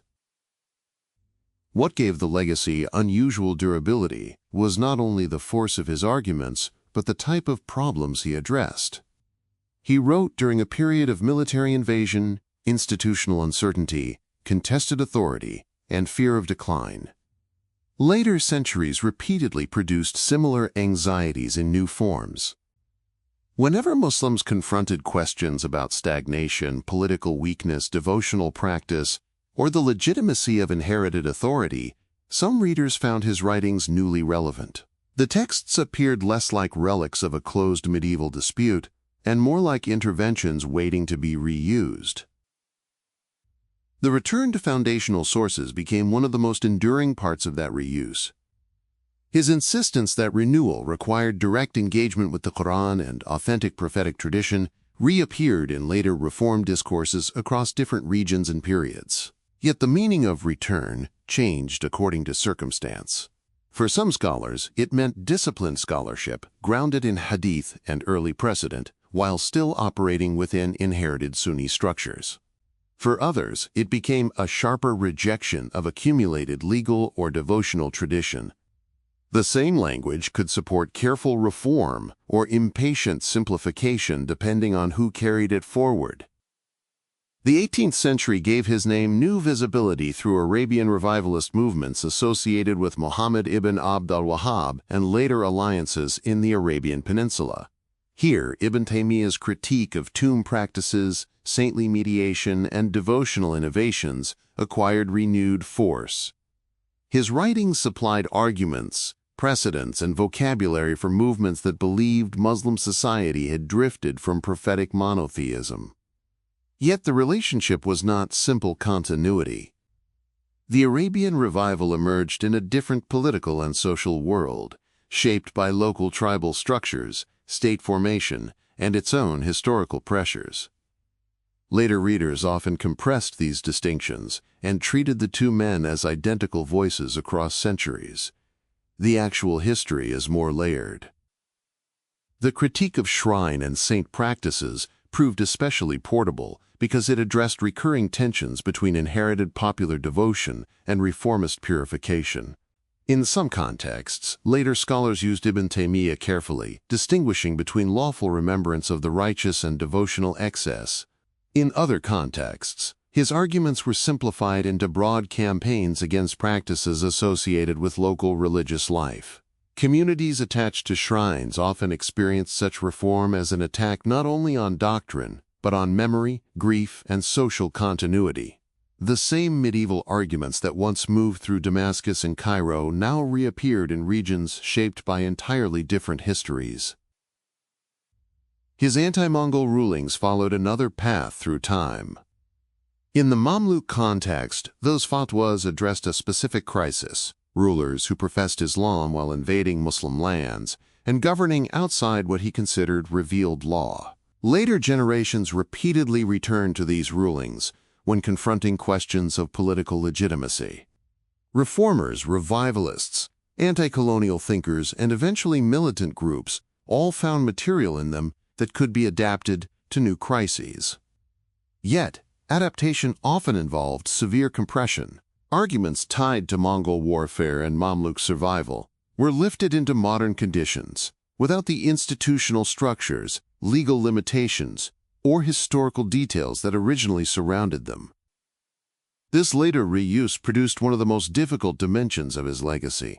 Some modern militant movements cited Ibn Taymiyyah selectively in support of violent or exclusionary political agendas. Critics then looked backward and treated the medieval scholar himself as the direct source of modern extremism.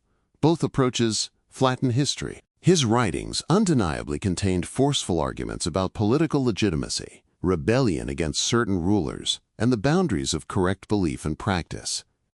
Those arguments could be reused aggressively, yet the contexts, institutions, and conceptual worlds of later militant movements differ profoundly from the Mamluk crisis that shaped his original interventions.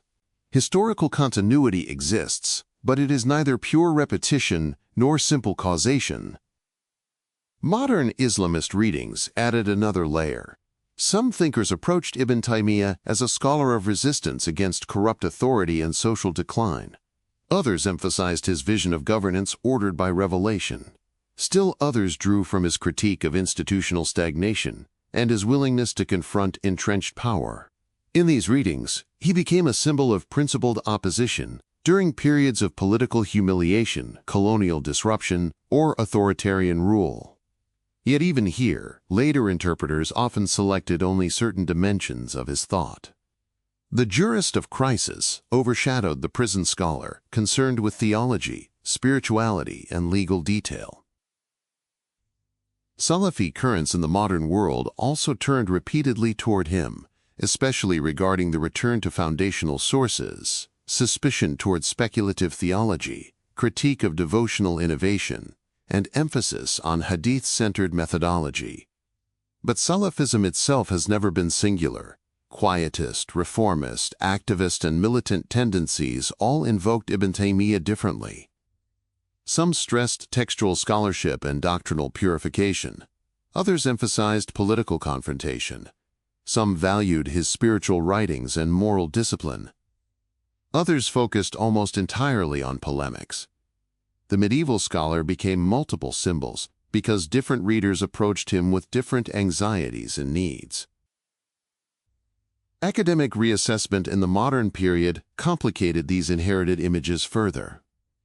Historians of the Mamluk world increasingly situated Ibn Taymiyyah within the social and political conditions of post-Mongol Sunni society, rather than treating him merely as precursor to modern movements. Scholars examined his prison experiences, legal methodology, theological debates, and relationship to Sufism with greater nuance. They showed that he was neither simply anti-rational nor simply anti-mystical. They traced how his arguments emerged through particular crises rather than timeless abstraction. Modern scholarship did not end disagreement about him, but it weakened many simplified portraits. The result is that Ibn Taymiyyah now refers to overlapping historical figures. There is the Hanbali jurist formed in refugee Damascus after Mongol destruction. There is the prison scholar whose restrictions intensified his authority. There is the critic of saintly mediation and shrine devotion. There is the theologian arguing that revelation and sound reason cannot truly conflict. There is the jurist who challenged rigid imitation within legal schools. There is the scholar cited by reformers against stagnation. There is the figure appropriated by movements he could never have imagined. These figures are connected, but they are not identical. The durability of his legacy lies partly in the recurrence of crisis itself, periods of political fear, military humiliation, institutional fatigue, or moral uncertainty, often revive interest in scholars who promise clarity through return. Ibn Taymiyyah's writings speak with unusual directness to societies, anxious about corruption, fragmentation, and diluted authority. His method offers a path back toward foundational certainty. That promise has enduring appeal, but the same appeal can sharpen division when communities disagree over what counts as authentic return and who possesses the authority to define it. The return to sources remained central throughout these later centuries. In some hands, it encouraged renewed scholarship, careful hadith study, and disciplined legal reconsideration. In other hands, it weakened respect for accumulated jurisprudence and encouraged readers with little training to dismiss inherited traditions casually. The anti-Mongol arguments reappeared in debates over rulers, sovereignty, and resistance. The critique of shrine practices reappeared wherever reformers confronted popular devotional religion. Independent legal reasoning reappeared in arguments over whether legal schools preserved vitality or trapped scholarship in repetition. The polemical force of his prose continued to attract readers seeking decisive language in uncertain times. Yet every reappearance altered him. Medieval manuscript culture preserved complexity imperfectly. Modern print culture widened circulation dramatically. Digital circulation in later centuries accelerated simplification even further. A prison fatwa written for one crisis could become a slogan detached from all historical texture. A nuanced discussion of intercession could be reduced to accusation. A call for qualified independent reasoning could become hostility toward scholarship itself. The more portable the legacy became, the more vulnerable it was to reduction. Resistance to him also endured across centuries. Many Sunni scholars continued to defend Ash'ari theology, established legal methods, and devotional practices he criticized. They argued that his severity narrowed Sunni breadth and encouraged fragmentation. Others accepted parts of his reform while rejecting other dimensions.